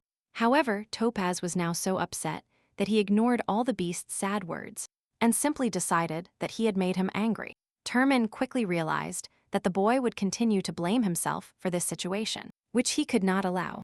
So, sighing, the man allowed his relative to do as he saw fit, which made him very happy. Murdo joked to her husband in a whisper, asking how he felt now, to which the Duke replied that this was just a new experience for him. Manila kept watching the couple closely, although divorce from the Termin family was no longer part of her plans. The girl was somewhat worried that the beast would not like the appearance of a new relative, but she realized that it was in vain. The lady decided that the men needed to talk in private, and therefore asked Litera to show her the castle. Murto immediately guessed that Moni would like to be alone with her, and did not object. Seeing that his wife was going for a walk, Ferris wanted to accompany her as usual, but the heroine immediately told her husband that she needed to talk to Manila about her childhood moments, and the lady advised the Duke to at least communicate a little with his newly acquired relative. In such a clever and skillful way, the girls left the boys alone and realized too late. As soon as the lady left, an awkward silence fell between Faber and Ferris, as there was no topic for dialogue. In the end, the beast couldn't stand it and offered the boy a cup of tea, since all the ingredients for the tea party were still available. At that moment, Litera was walking on the street with Manila and thanked the girl for the idea of leaving the men together. Murdo was very aware of her husband's communication problems, so she did everything possible to help him. Even though the Duke lived among people who treated him well, this did not solve his problem, because they could not be called friends. So it turned out that the only person Ferris could talk to was his wife. Littera confessed to Moni that she was very worried about this, because at any moment, something could go wrong. So, when Faber asked to be Termina's friend, the lady was very grateful to the boy for this. From all the Duchess's words, the Marquis's daughter concluded that she greatly valued her savage husband. In the world of aristocrats, arranged marriages made it very difficult to find someone you truly love. Tekka admitted that she asked questions about Littera and was sure that they had not met Termin before marriage. However, looking at the spouses, Manila felt that they had known each other for at least 5 years. This sentence from her friend excited the heroine, because in fact, she had known the beast for that long. Considering their correspondence in that life, the girl was surprised by Monia's incredible insight, who didn't even know all the information. Murdo tried in this life to tell the lady about her rebirth, in case she believed it, but Manila asked not to lie if there is no way to tell the truth, so the Duchess remained silent with a smile. Instead, the young lady admitted that she would like to be friends with Manya, and Tekka clarified if it was to expand her circle. Littera replied that according to her intuition, they could become friends, and Manila remained silent because she felt the same way. Although it was difficult for the Marquis's daughter to understand the Duchess's wife, she still agreed to cooperate with her, because they were in the same boat. In response, the heroine smiled sincerely and happily at the girl, and told her that she would wait for her in the future. At that moment, the two red-eyed men didn't know what the brothers were talking about. When Littera arrived in their room and saw that the relatives were silent, she felt dissatisfied. The girl took out bottles of wine, hoping to free everyone around her. And not accepting anyone's objections, the heroine already began to serve everyone a glass of this drink. But Murdo forgot to calculate how much she brought and drank, and also served others. Moreover, Manila never drank wine, so she calmly accepted everything she was served. And the worst thing was that Termin trusted his wife, and therefore did not stop anyone. As a result, Littera got so drunk that she couldn't even speak normally, so the Duke had to carry the lady in his arms to the bedroom. Moreover, Manila drank no less than Murdo herself, so she also could barely move. The two men were left alone with the drunken women and didn't really understand what they should do now. That night, when Moni came to her senses, she felt unbearable shame for everything she had done. It would be much better for the girl now if she forgot everything, but this did not happen. So, the Marquis's daughter realized that the nightgown the servants had put on her was too small. The young lady supposed that only the Duchess herself wore aristocratic clothes in the castle. Manila still didn't fully understand what Littera wanted from her, but she was sure that she couldn't hide her emotions behind a fan in front of the lady. However, for some reason, Tekka discovered with a smile that it is no longer so difficult for her to deal with these people. But the young lady was definitely not going to get drunk again, because there was nothing good about it. Since the girl couldn't sleep anymore, she decided to go out into the corridor and saw Topaz sitting on the floor. Manila asked in surprise if the boy hadn't been given a separate room, and he replied that the Duke had given everything away and even explained where to go. But the boy admitted that he wanted to protect Tech, so he sat next to her rooms. The lady couldn't understand why Faber was so polite to her, despite all his behavior. But the redhead didn't give any specific answers, but asked for permission to go for a walk, and the young lady gave it to him. Coincidentally, Moni asked if Topaz liked this place, and when he answered in the affirmative, she invited the boy to stay here. Faber immediately asked fearfully if he had done something wrong, and the lady decided to let him go. To this, Moni already explained that she was worried about the pressure she and her father were putting on the boy. Topaz realized that the Marquis's daughter was simply experiencing remorse, and absolutely in vain. So the boy took off his mask and reminded her that he himself had promised to dedicate his entire life to Lady Tekka. The heir of the Ledham family explained that for him, these desires would not change at all. Only after hearing these words could Manila calm down a little and exhale with relief. To calm the atmosphere, the young lady jokingly pulled the boy's cheek and told him he wouldn't have a second chance. The girl admitted that she was very selfish, and therefore, she would not miss a diamond falling into her hands. And Topaz was only happy to hear these words, because he still wanted to be close to the lady. At that moment, both husband and wife were awake, as the girl categorically did not want to go to bed. The man has already promised himself that next time he will dissuade the lady from drinking alcohol. Because Nyx helped him a lot now, Ferris insisted that Littera at least stay there with her eyes closed, even if she didn't want to sleep. However, Myrto annoyingly stated that she wouldn't be able to see the Duke's face if she fell asleep. Such a sweet expression on the wife's face, and her kind words pierced the beast to the heart. Termins realized that this was a very dangerous situation now, because his heart almost stopped. Meanwhile, the girl begged her husband to tell her that he was cute, although the boy didn't think so. Then, suddenly, Ferris told the lady that he knew she was already sober, so he still suggested going to bed. Littera was surprised that the man somehow understood this, to which he replied that he wasn't that stupid. Termin admitted that his wife looked so sweet and cheerful that he couldn't stop her before. The Duke also added that he really likes the girl's current surprise. To this, Murdo said that someday she would still make Farah say he was cute. When the couple finally went to bed, the young lady asked the beast to tell her something until she fell asleep. No topic came to the man's mind immediately, and the lady suggested that he could talk about his brother. Termin immediately remembered that in his childhood, he very often asked his parents for a brother or a sister, but he didn't know that his dream would come true in this way. That's why Littera asked if the beast was happy. Ferris thought for a while and realized that he still really liked being a brother, although it was a bit strange. The Duke admitted that since meeting his wife, wonderful things have happened to him, to which the Duchess agreed. The girl placed her hand on her husband's face and assured him that all these facts happened to him because he was a wonderful person. At that moment, Ferris looked at the Duchess's radiant face and fell in love with her even more. So, when the heroine finished telling him words of encouragement, the boy hugged the lady tenderly, and at the same time strongly. The next morning, Topaz and Manila were already returning, and they were asked to pretend that their families did not get along. Littera suggested that it would be necessary to find a reason for Tekka and Termin to meet without suspicion. So, Ferris remembered that Faber was interested in learning how to use weapons, and asked him if he had found a teacher. Since the boy replied no, Fur advised him to contact Manus Murdo, who was surprised by this. Shortly after returning home, Manila wrote a letter to Littera telling her the latest news. The lady recounted that the father almost sat worried while waiting for his daughter to return. Likewise, other aristocrats showed concern for the Marquis's daughter, who considered the northern lands a terrible place. What surprised Manila the most was that even the crown prince wrote her a letter of support. Reading her friend's message, Murdo was very happy that the girl still felt wonderful. Ferris said that he personally received a letter from Faber, with whom he spoke with interest. The boy said that he greatly enjoyed the lessons with Madame Manus, who had a lot of experience.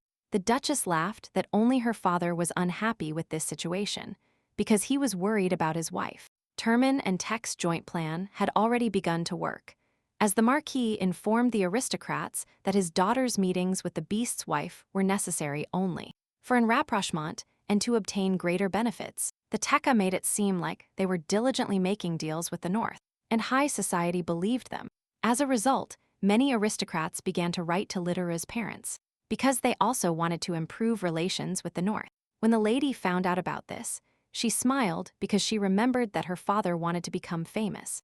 Although not like that, but the man wrote a letter to Faru, almost threatening not to stain his daughter with blood anymore.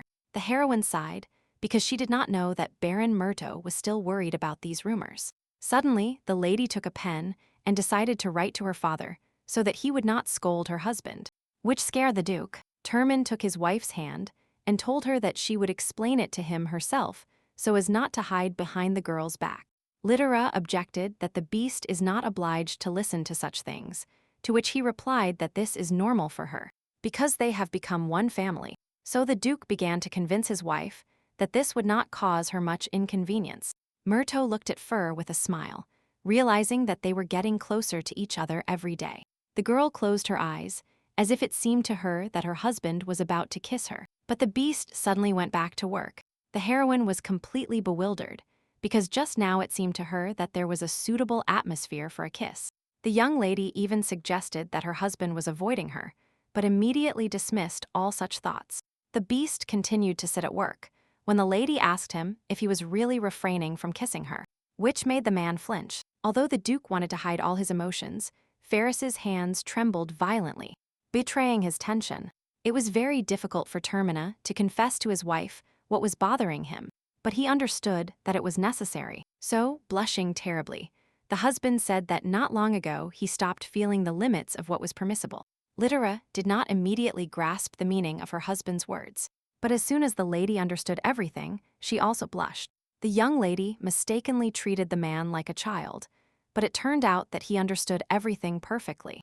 Realizing the meaning of Termin's words, the heroine realized that it was time to mentally prepare for their rapprochement. Moreover, the newlyweds had already discussed the topic of children, so there should be no large-scale problems regarding this. So, to the boy's surprise, the lady took his face and told him that he could reduce his limits. Littera, very embarrassed, told her husband that he didn't need to restrain himself at all. In response, Ferris suddenly and restlessly declared that his upbringing did not allow him to do this. Such words angered the heroine, who had already managed to prepare for any outcome. In an angry voice, the Duchess demanded an explanation, which further frightened the boy. So he had to admit that, in addition to the impulses the beast feels, he also understands that he is not yet mentally ready. So Termin asked his wife for a little more time, so that he could finally get used to her. The girl agreed that the man gave her a good enough reason, so she was not offended. The young lady explained that she just needed to clarify the situation, and that she was not in a hurry. Littera was afraid that the man would not want to be close to her, and that was the only reason she was worried. Now the young lady had to decide how to help Ferris get used to her. To the man's great surprise, the lady suddenly suggested that they wash together that night. Ferris was not yet ready even for this, and his brain painted terrible images of them bathing together. But it turned out that not everything was as scary as Termina thought, because they came to bathe in bathrobes. Foer didn't quite understand where his wife got the robes that didn't become transparent when wet. But he was happy. Littera called her husband to bathe as quickly as she wanted to show off her new bubble bath. The girl admitted that since they were bathing together, she would like to capture this moment. And for that she prepared. The Duke was very pleased to know that his wife took this moment so seriously. The beast decided that he could use some courage, so he approached the lady and asked if he could try something. The heroine allowed it, but worriedly thought about what her husband was going to do with such a heroic expression on his face. It turned out that the Duke just wanted to wash his wife's hair himself. Fur admitted that he always wanted to try this when touching a lady's hair. The man even asked for permission to personally choose the girl's hair oil, although he didn't understand it. At that moment, Termin was afraid of what would happen if he ended up ruining everything instead of helping. Litter noted her husband's state and decided to calm him by telling him that nothing bad would happen. It took the beast several minutes to finally calm down and believe in his strength. And Murdo said that many people cannot do everything perfectly the first time, but they should not give up because of it. The lady said that what her husband might consider a failure, for her, on the contrary, can turn into the desired result. Termin, blushing, said that it seemed to him that the young lady was not talking about washing her hair at all. Seeing Littera's embarrassed reaction, the Duke realized that he had guessed correctly, and he became even more embarrassed. To avoid blushing further, Ferris got down to business and opened the oil, which he liked for the smell. He said that he would at least try this time, and began to wash his wife's hair himself. Looking at the lady, the man remembered that he was once afraid to even touch her, but now they are very close. Moreover, the beast did not think he would hear the words that he did not have to worry about limits, which still made him blush. However, even with this approval, Fur was not ready for the next stage of the relationship, but he wanted to take small steps towards Littera, so he asked if he could kiss the young lady. Murdo, as always, said that her husband doesn't need to ask her permission to kiss. But this time, Termin had not planned a very common place, and therefore needed permission. Looking at the boy, the heroine didn't understand how he could ask for permission for such simple things with such a serious look. And just in case, Murdo said that under no circumstances, Fur needs to ask for permission. To this, the beast said that he liked to ask her, because this way he could understand how important she was to the lady. After which, the man added that he would be very happy if the Duchess understood, and accepted his wish. As soon as he said all these words, the Duke finally made a decision, and kissed the lady on the neck. Littera completely leaned back, allowing the boy to continue to act as he wished, and she thought that she had guessed that she could not refuse him. However, a little later, the young lady was annoyed that everything ended with a single kiss on the neck. It was the first time the heroine had met a person who kept his promises so much. And it was unusual, and Terman himself at that moment was extremely satisfied with what he was able to experience, and he didn't feel like having more yet. Since the man really enjoyed this pastime, he suggested that next time they wash together. Myrto nodded, and she herself thought that she could calmly wait a little longer. The next morning, there was another training for the Northern Knights, who fought more often than everyone else. The military often approached the commander-in-chief Justin and asked what smell was in the training ground. Suddenly, Ferris appeared behind the men and threateningly declared that this smell came from him. Terman explained that he recently bathed with his wife, and that's why he now smells like a feminine scent. In response, Justin could not contradict his master, so he simply wished him happiness. Having finished the dialogue with the commander-in-chief, the Duke turned to the knights and asked if maybe they also didn't like something, but no one dared to admit it. As a result, Ferris stated that if the soldiers could not concentrate because of the scent, he would increase their training time. While some of the knights became hysterical at such a promise, Canis approached the beast and told him that he and his team had finished cleaning up. The boy asked when they would come from the magic tower to pick up the huge crystal left by the giant. Terman remembered that he had sent an alert and was therefore surprised that they had not yet come for the stone.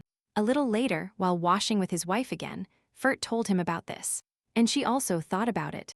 According to the original plot, the most powerful mages in this world were in charge of everything in the magic tower. Littera knew that the head of his community would never ignore the news of such a large crystal. The only thing the lady could think of that could prevent the tower from responding was a crack in space. The girl remembered that the crack releases monsters until the heroine closes this crack. However, now the lady laughed at her own thoughts because there were no prerequisites for such a thing. However, the lady's guesses were correct, as the mages really did everything they could to defend their tower from the attack. When husband and wife finally came to help, they saw that the mages could manage quite well without them. At that moment, the head of the tower was cursing that not even all his forces could block the passage of the monsters. Then, an assistant ran up to him and told him that a beast from the north had come to visit. But the chief mage had no time to communicate, realizing that the mage was simply brushing aside his words. The running guy insisted that the head still come outside. He explained that it was no longer necessary to protect the mages, as the arriving guests were doing an excellent job on their own. As soon as he arrived, the Duke took his wife and began to fight the monsters, while the lady tried to close the cracks. This time there were several failures, so the newlyweds had to work hard.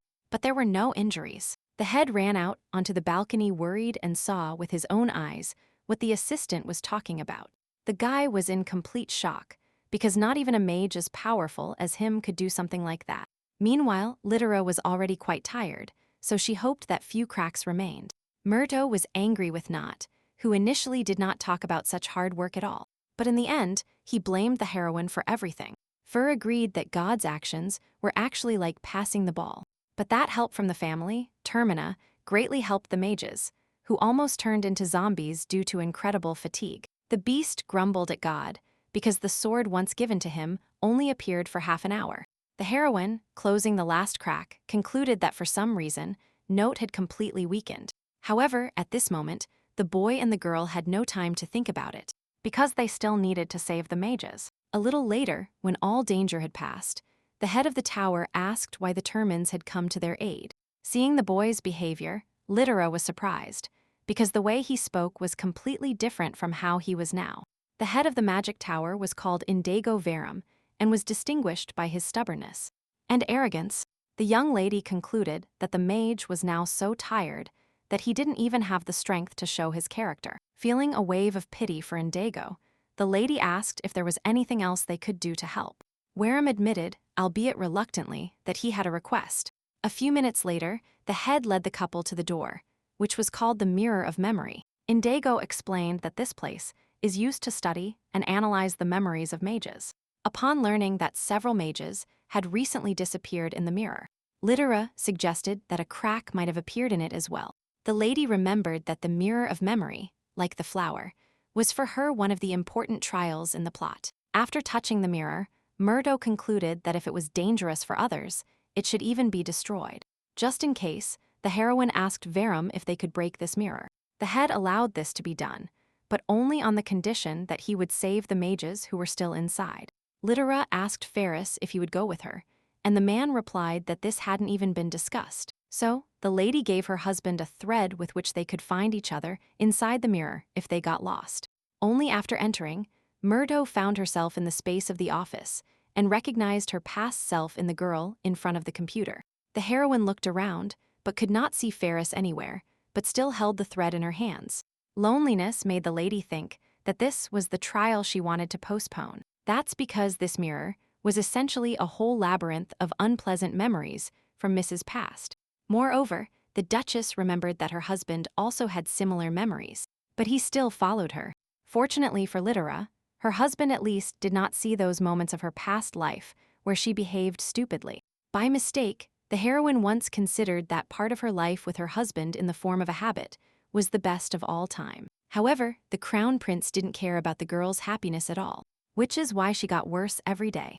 Murdo would never have thought that such a marriage could result in her death. Here the lady stopped her line of thought, upon realizing that she could no longer immerse herself in such things. The girl looked at her hands, found a thread in them, and remembered that she needed to find her husband. So, Lyra tried to focus on the fact that Ferris would be waiting for her at the end of the string.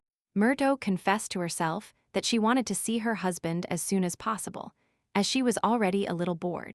At that moment, Termins himself found himself in a place where there was complete emptiness around him, which surprised him. The man wondered why there was darkness around him and where his beloved wife Lyra was. But then he noticed a huge crack somewhere high on the ceiling and concluded that the emptiness around was due to it. Suddenly, someone began to emerge from the crack, but for some reason only one human leg appeared. And in general, this time the monster had very familiar features, which made it possible to perceive it as a person. To Ferris's great surprise, the card Weathers himself appeared from the hole. But he looked a little different. The guy himself was clearly no less surprised than Termina, because he asked what the man had forgotten here. Up to this point, the beast had not yet begun to attack, as he was trying to accept the fact that the monster had the appearance of a friend. The card at that moment was saying something about whether this crack was really a portal to the past. When the Duke began to move, but this Weathers had incredible speed skills, so he easily dodged him. Ferris muttered dissatisfiedly that he didn't expect any monster to be so fast. Meanwhile, the guy began to shout that he couldn't get into such a fight for no reason. In response, the man stated that the map was only his memory, which was distorted by the mirror. And he attacked him again. Termin was sure that the longer the battle lasted, the more human form this card would take, so he wasn't going to delay. But Weathers dodged him again, and at the same time asked Foer not to classify him as a stupid monster. The boy explained that he was now an entity that emerged after the destruction of the world, and became a new race. At that moment, Lyra stood in front of a certain obstacle that she didn't know how to overcome. The fact is that in front of the lady was dark matter, from which she felt danger. But since the thread extended from there, the young lady still had no other choice. So, although her divine power begged her not to enter, the heroine could not obey. The girl was ashamed of being afraid, because she knew that Termin would not be afraid. Realizing that Ferris would not have the slightest doubt, the heroine confidently stepped forward. Meanwhile, Card with monster wings fought the Duke, assuring him that he didn't want to fight at all. But Ferris was not entirely ready for a constructive dialogue with such a likeness of his friend. So he didn't listen. Termin explained this by saying that his main rule was not to listen to monsters at all. Carter couldn't stand the fact that, for some reason, the beast didn't perceive him as real, and he said that the Duke would stay alone if he didn't change. In response, Fuhr chuckled and said that the real Weathers would never have said that. Ferris believed that he had the most beautiful wife in the world, and that his business partner would not wish them any harm. This news surprised the boy with wings so much that he even forgot that he had to fight. Carter struggled to process the information that the Northern Duke was no longer alone. But the beast didn't give the monster time to think, because he attacked again hoping to win. Weathers, once again, shouted that he was not a monster at all, but part of a new race. At that moment, panicking, the guy, unfortunately, called the man's wife a strange eccentric. Ferris couldn't stand this any more and threateningly asked how any monster dared to insult Lyra. This news further surprised Weathers, who had never suspected such a marriage. The girl's business partner shouted at Fur pleadingly to stop and talk to him. But it was useless. all because the beast became completely angry and even shouted at him that he was not a monster, but cute because his wife said it every day. Imagine the surprise of Termina hearing Murto's sigh of joy, who managed to arrive just in time. The beast did not notice his wife, who had literally just approached, but he managed to hear everything perfectly. Completely forgetting about the battle with the supposed monster, the man jumped towards the girl and asked if she was hurt. Littera also began to ask with concern about her husband's well-being, because anything could happen. So, the Duke pointed his finger at the map and said that he had offended him by calling him a terrible monster. This angered the Duchess, and she immediately began to resort to her charms to defeat the monster that had taken the form of her friend. Weathers, who was instantly entangled in holy magic, again tried to stop the fight. But he failed, and at that moment, Littera, with an equally angry face, shouted that her husband was the sweetest in the world.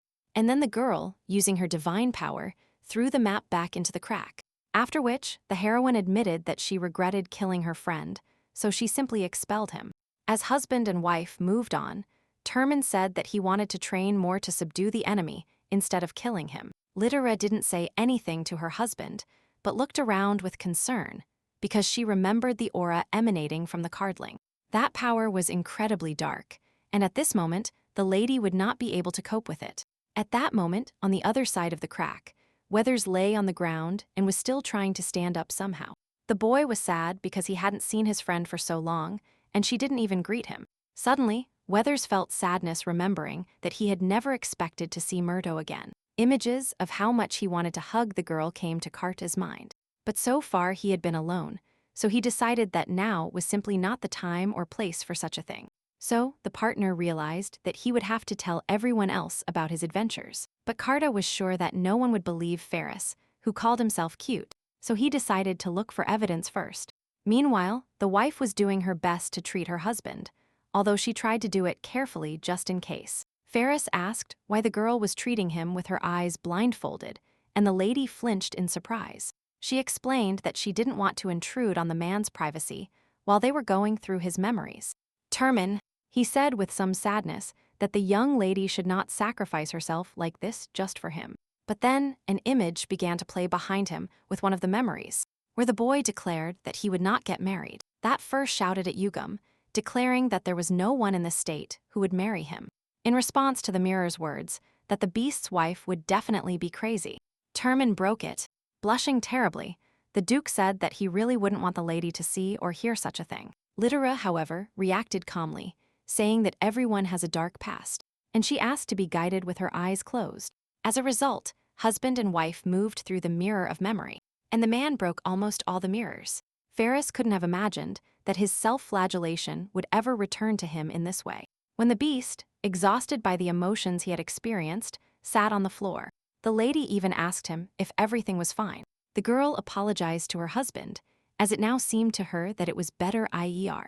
Alone, thanks to his wife's concern, Termin recovered and almost completely regained his senses. Moreover, the Duke couldn't help but feel satisfied with the fact that they had almost reached something nice. So the beast opened his wife's eyes to show her the memories of their time together. They began with the man trying in a very impressive and threatening manner to go out to meet his future wife. And at that moment, the appearance of Littera's husband provoked a loud laugh, and uncontrollable, and Termin himself forgot that here too, he managed to say nonsense, which he was now ashamed of.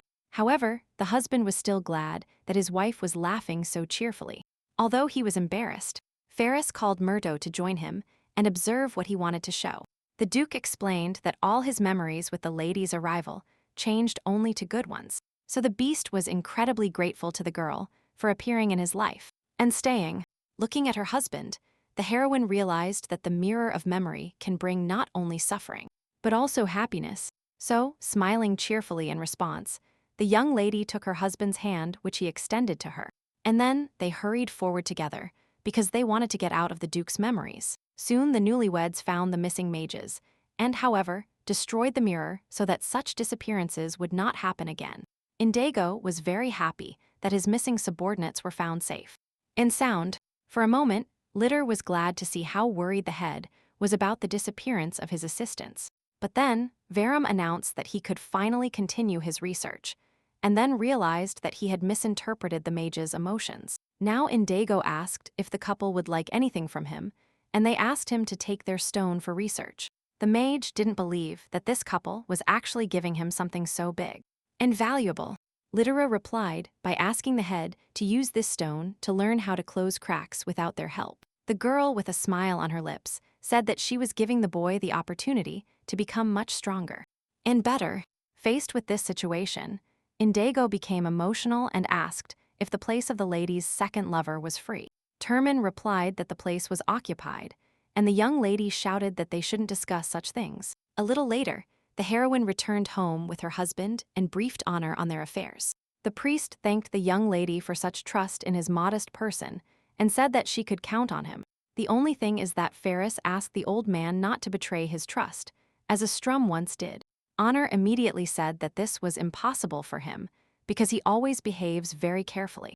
After discussing all the everyday topics, Termin sat down next to Littera and asked her how they would spend Note's vacation this year. It was an annual event, much like a festival celebrating the god of this world.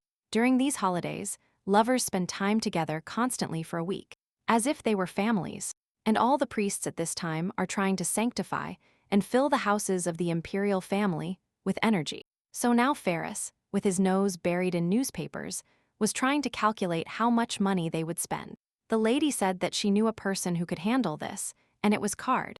Weathers said that he would only charge half the price for his services for work on such special occasions. After passing the report to Murdo, the business partner asked the young lady for permission to speak privately with her husband. Foer did not share his wife's concerns about this, and also wanted to know what the dialogue would be about. Only after leaving the corridor, Carter asked if the Duke knew that the third day of Note's celebration was also Littera's birthday. Weather turned, and with sweetly shining eyes, asked what her husband had prepared for the girl. The boy explained that it was important for him to know this, because he was afraid of buying identical gifts. But Termin had never celebrated a birthday in his life after the death of his parents, so he didn't even think about buying anything. This approach greatly surprised Weathers, who expected to get an answer to his question. And as a result, Carter realized that he had stumbled upon a huge catastrophe that needed to be resolved.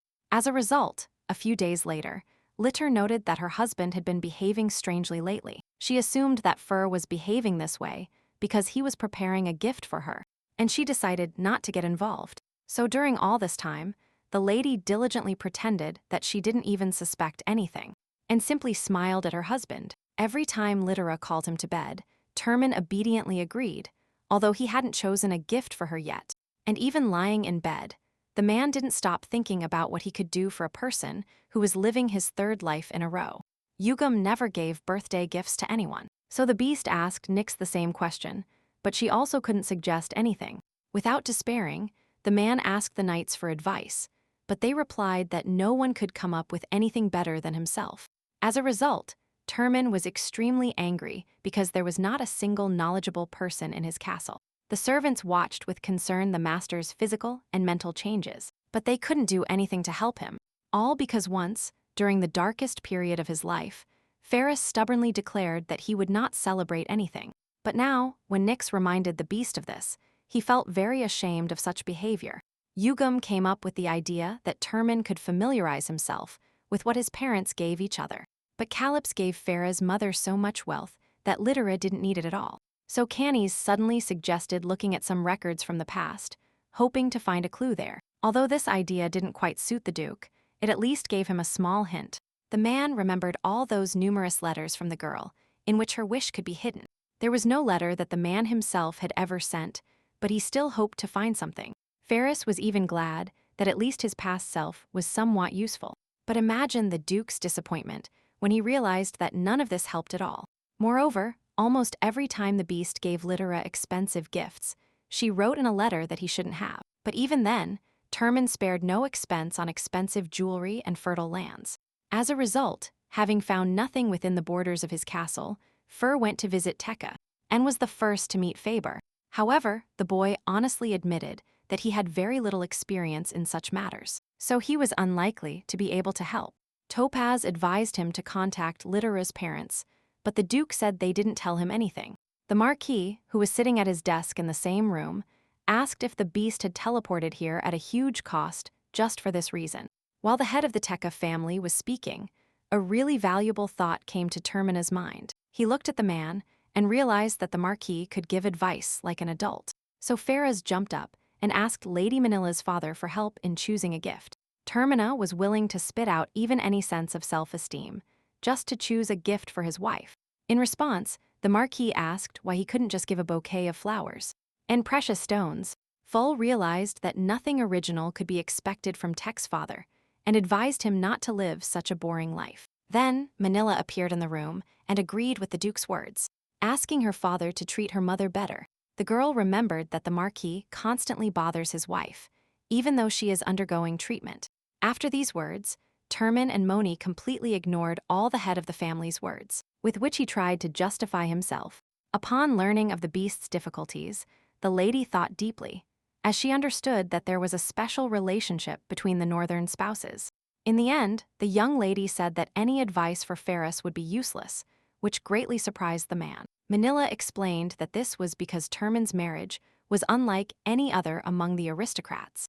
The girl was sure that no one could understand this couple better than they themselves. The Duke was already depressed by the lady's words, realizing that he would still have to think for himself. But then, Monia advised the beast to look for an example gift in the memories they shared with his wife. The image of Litera, with whom they had already come a long way during all this time, immediately appeared in Termin's head. Monia was sure that Myrto needed a gift that others would find insignificant. Lady Daitka sincerely believed that if the gift suits both spouses, then it doesn't matter what it is. And only after these words from the girl, Ferris could think of something worthwhile, and for which he thanked her. Moni replied that it was an honor for her to somehow help the Duke of the North in his search. Finally, to create the illusion of a bad relationship, Termin demolished part of the windowsill. When the man returned to the castle, Litera watched him with great interest. To her surprise, the young woman realized that the number of her husband's assistants had significantly increased. Murdo couldn't wait to know what her husband would cook, but it was still too early.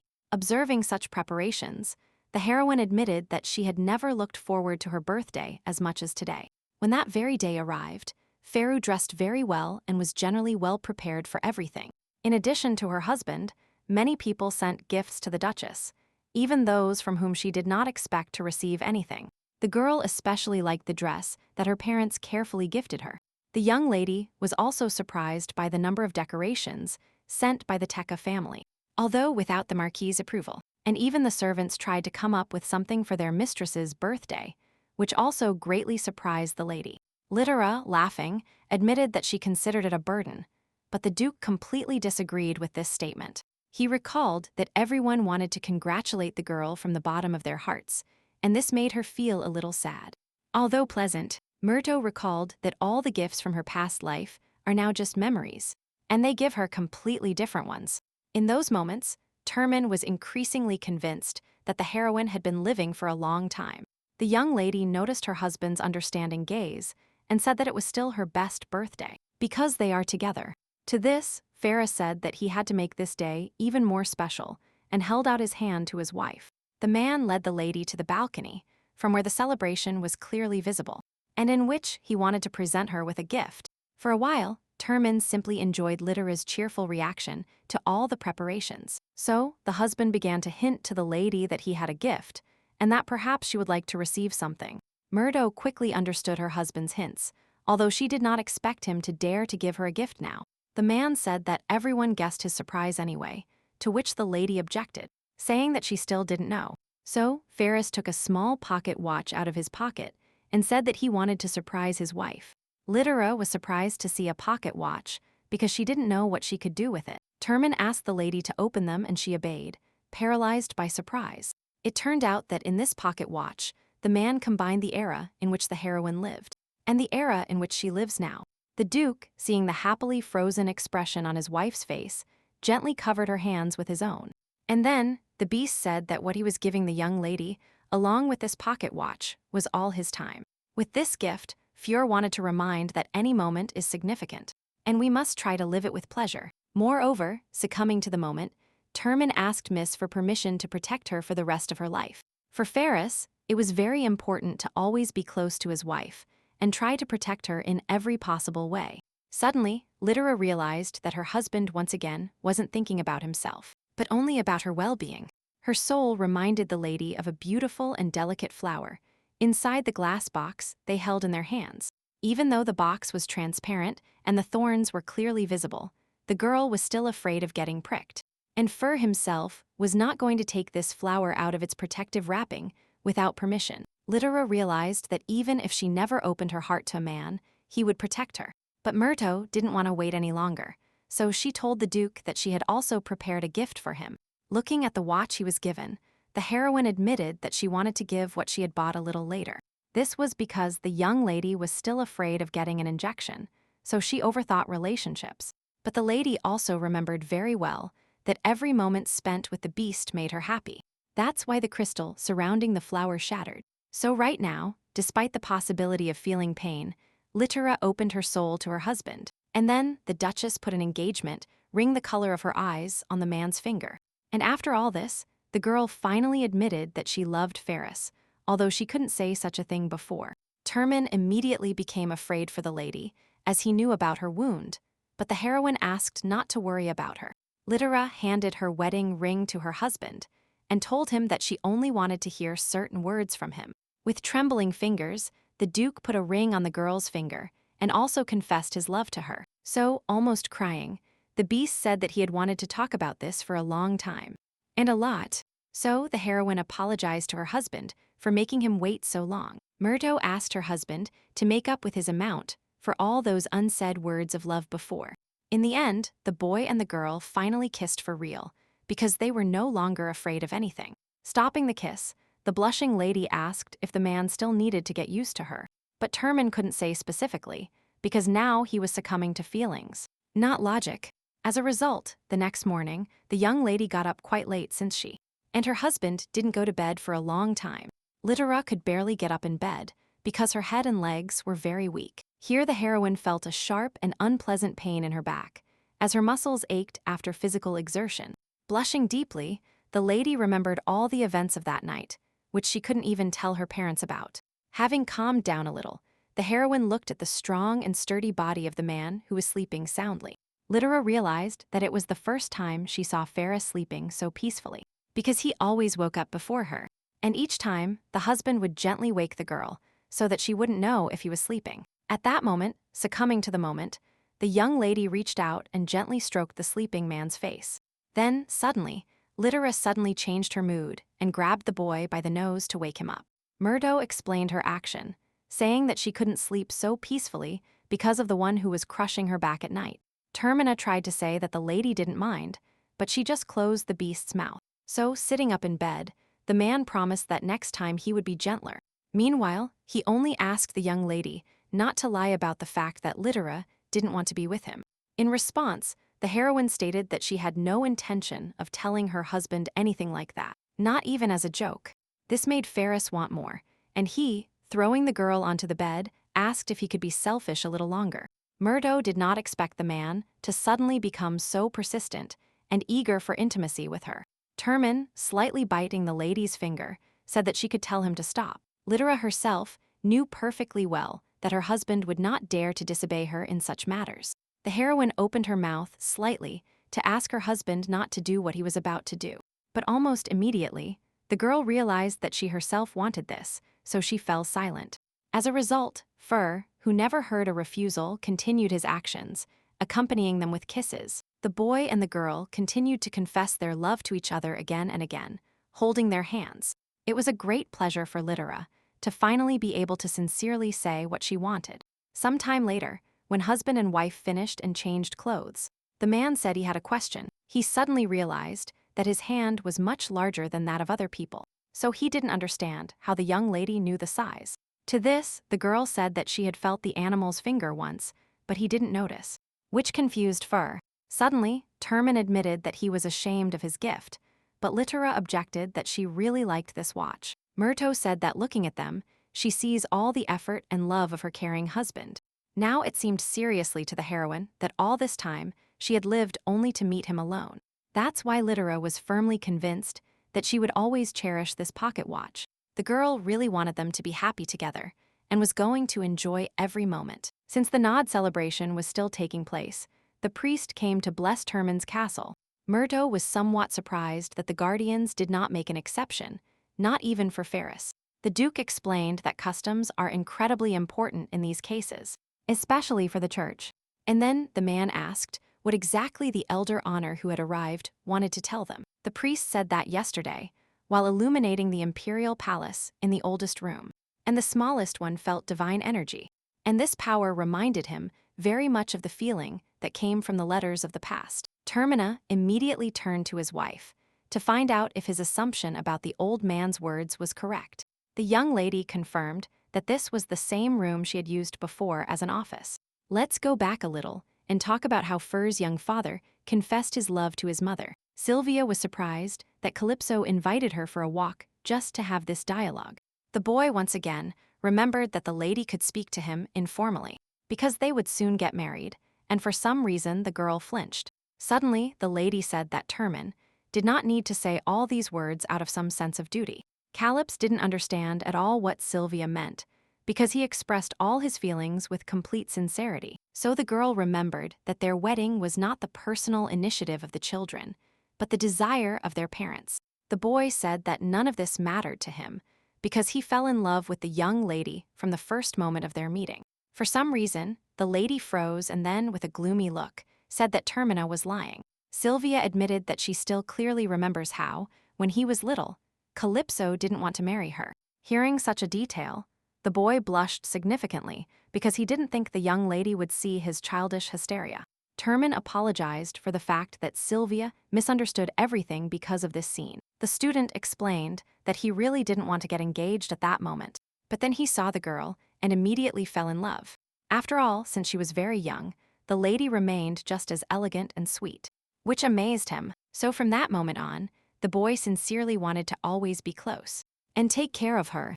The girl asked if this was why the boy sent her flowers every day, and he confirmed, after which Calypso admitted that his behavior could be considered naive and childish, but Sylvia immediately objected that this was not the case at all, and she personally thought completely differently. The girl admitted that it never occurred to her to ask the boy about his feelings, and therefore she mistakenly trusted her feelings. The lady always felt that she was not good enough for the boy, so the young lady tried to avoid him. Sylvia finally said that she couldn't even expect to confess her love to Termina. As soon as Calypso heard that the girl loved him, he took her in his arms and told her that they would get married immediately. The lady tried to calm the boy, to which the student objected that there were no more obstacles for them. Calypso promised that he would definitely make his fiancée happy and give her many expensive gifts.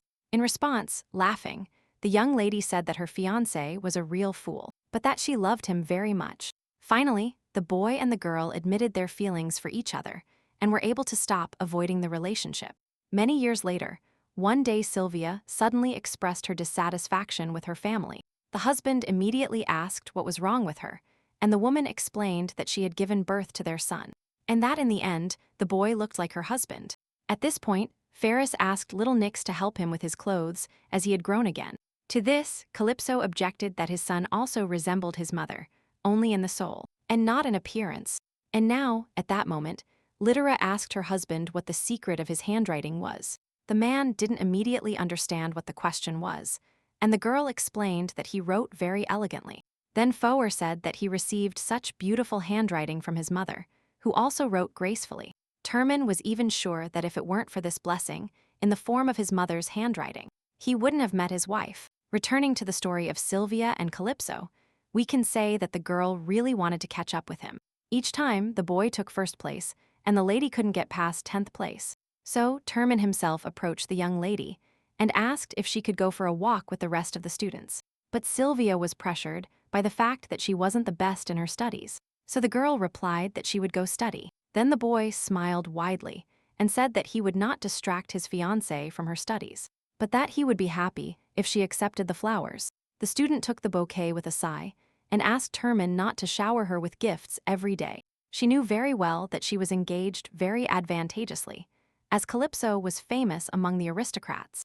Their families engaged their children at an early age, when the girl was still taller than the boy. And in the end, Everyone began to compare Sylvia to her fiancé, which the adult girl really didn't like. The most important thing for the lady was that she clearly remembered this sad image from her engagement day. So, the boy resisted with all his might and declared that he wanted to find his own love and not follow someone else's choice. After this scene, the young lady was very surprised that Terman ended up giving her flowers every day. The girl believed that for the boy it was something like a duty, and he fulfilled it regularly. That's why, every time Sylvia had the opportunity to walk with her fiancé, she didn't take it. The lady sincerely believed that only she was in love and didn't want to suffer because of it. But in fact, Calipes was also in love, and that's why he got angry every time he couldn't be alone with his fiancée. Friends advised the student not to get so angry and to go relax with them. The boy's closest friend even said that the girl was rejecting him not because of his studies, but because she didn't love him. But Termina immediately attacked the student, saying that his fiancé would never do such a thing. Truly wanting to help, the friend began to sort out the situation from the very beginning, asking about gifts and everything else. Finding no problem anywhere, the student asked how the girl reacted to declarations of love. Calypso calmly replied that he had never confessed his feelings to Sylvia. This fact left the friend paralyzed upon discovering what the problem was. However, Terman himself didn't really understand that his feelings for the lady weren't written on his forehead. Because of this, the friend was completely disappointed by the wit of his dreamy and affectionate friend. So, at this point, the student decided that his authority had ended, and that he would no longer participate in all this. As a result, Calypso was left alone with his experiences and doubts, and didn't understand what he should do. To him, Sylvia always seemed like a person who paid no attention to anyone, so he was afraid to talk to her about love. The next story to be told will be about the adventures of young Manus, who was looking for a job. The girl came across an advertisement in which an aristocrat needed an ex-knight, and she approached. For some reason, Miss had difficulty finding the client's house, although the address was indicated in the advertisement. When Manus finally found the house she needed, she was very surprised by its small size. But the knight still had no intention of giving up the job, so she knocked on the door. So, a very handsome young man opened the door to the girl and told her that his name was Liber Murto, and that he was already tired of waiting. Manus was astonished by the beauty of the aristocrat and thought that she would even be willing to accompany him for free. Meanwhile, the boy invited the guest into the house to explain everything that would be asked of her. To begin with, Liber gave the lady a knight's uniform and politely asked her to put it on. The aristocrat immediately warned that he had no servants who could help the girl get dressed. But for Manus, this was not a problem. She just didn't understand what the boy was doing. To change clothes, the knight went up to the second floor and quickly got into shape. Looking at herself in the mirror, the girl felt sad because she didn't think she would ever wear this uniform again. Her family did not have the highest status, and one day her brother completely deprived all her relatives of money due to gambling. But he soon died accidentally, and all the debts fell entirely on poor Manus. Since nobles didn't want to hire a knight with debts, the lady soon became a mercenary. But now she was happy to try on her old uniform. However, when Miss came downstairs to find out her task, Murdo informed her that she wouldn't need to do anything. This circumstance infuriated Manus, and the guy explained that he chose a mercenary because he didn't have money for a knight. The man honestly admitted that he couldn't afford any additional expenses, but he also didn't want to go into debt. The girl immobilized the boy and began to scold him for first asking for an escort, and then telling her not to do anything. She announced that even though she was no longer a knight, she still retained her honor and couldn't do such a thing. Liber, blushing deeply, said that the lady could refuse his proposal if she didn't like it.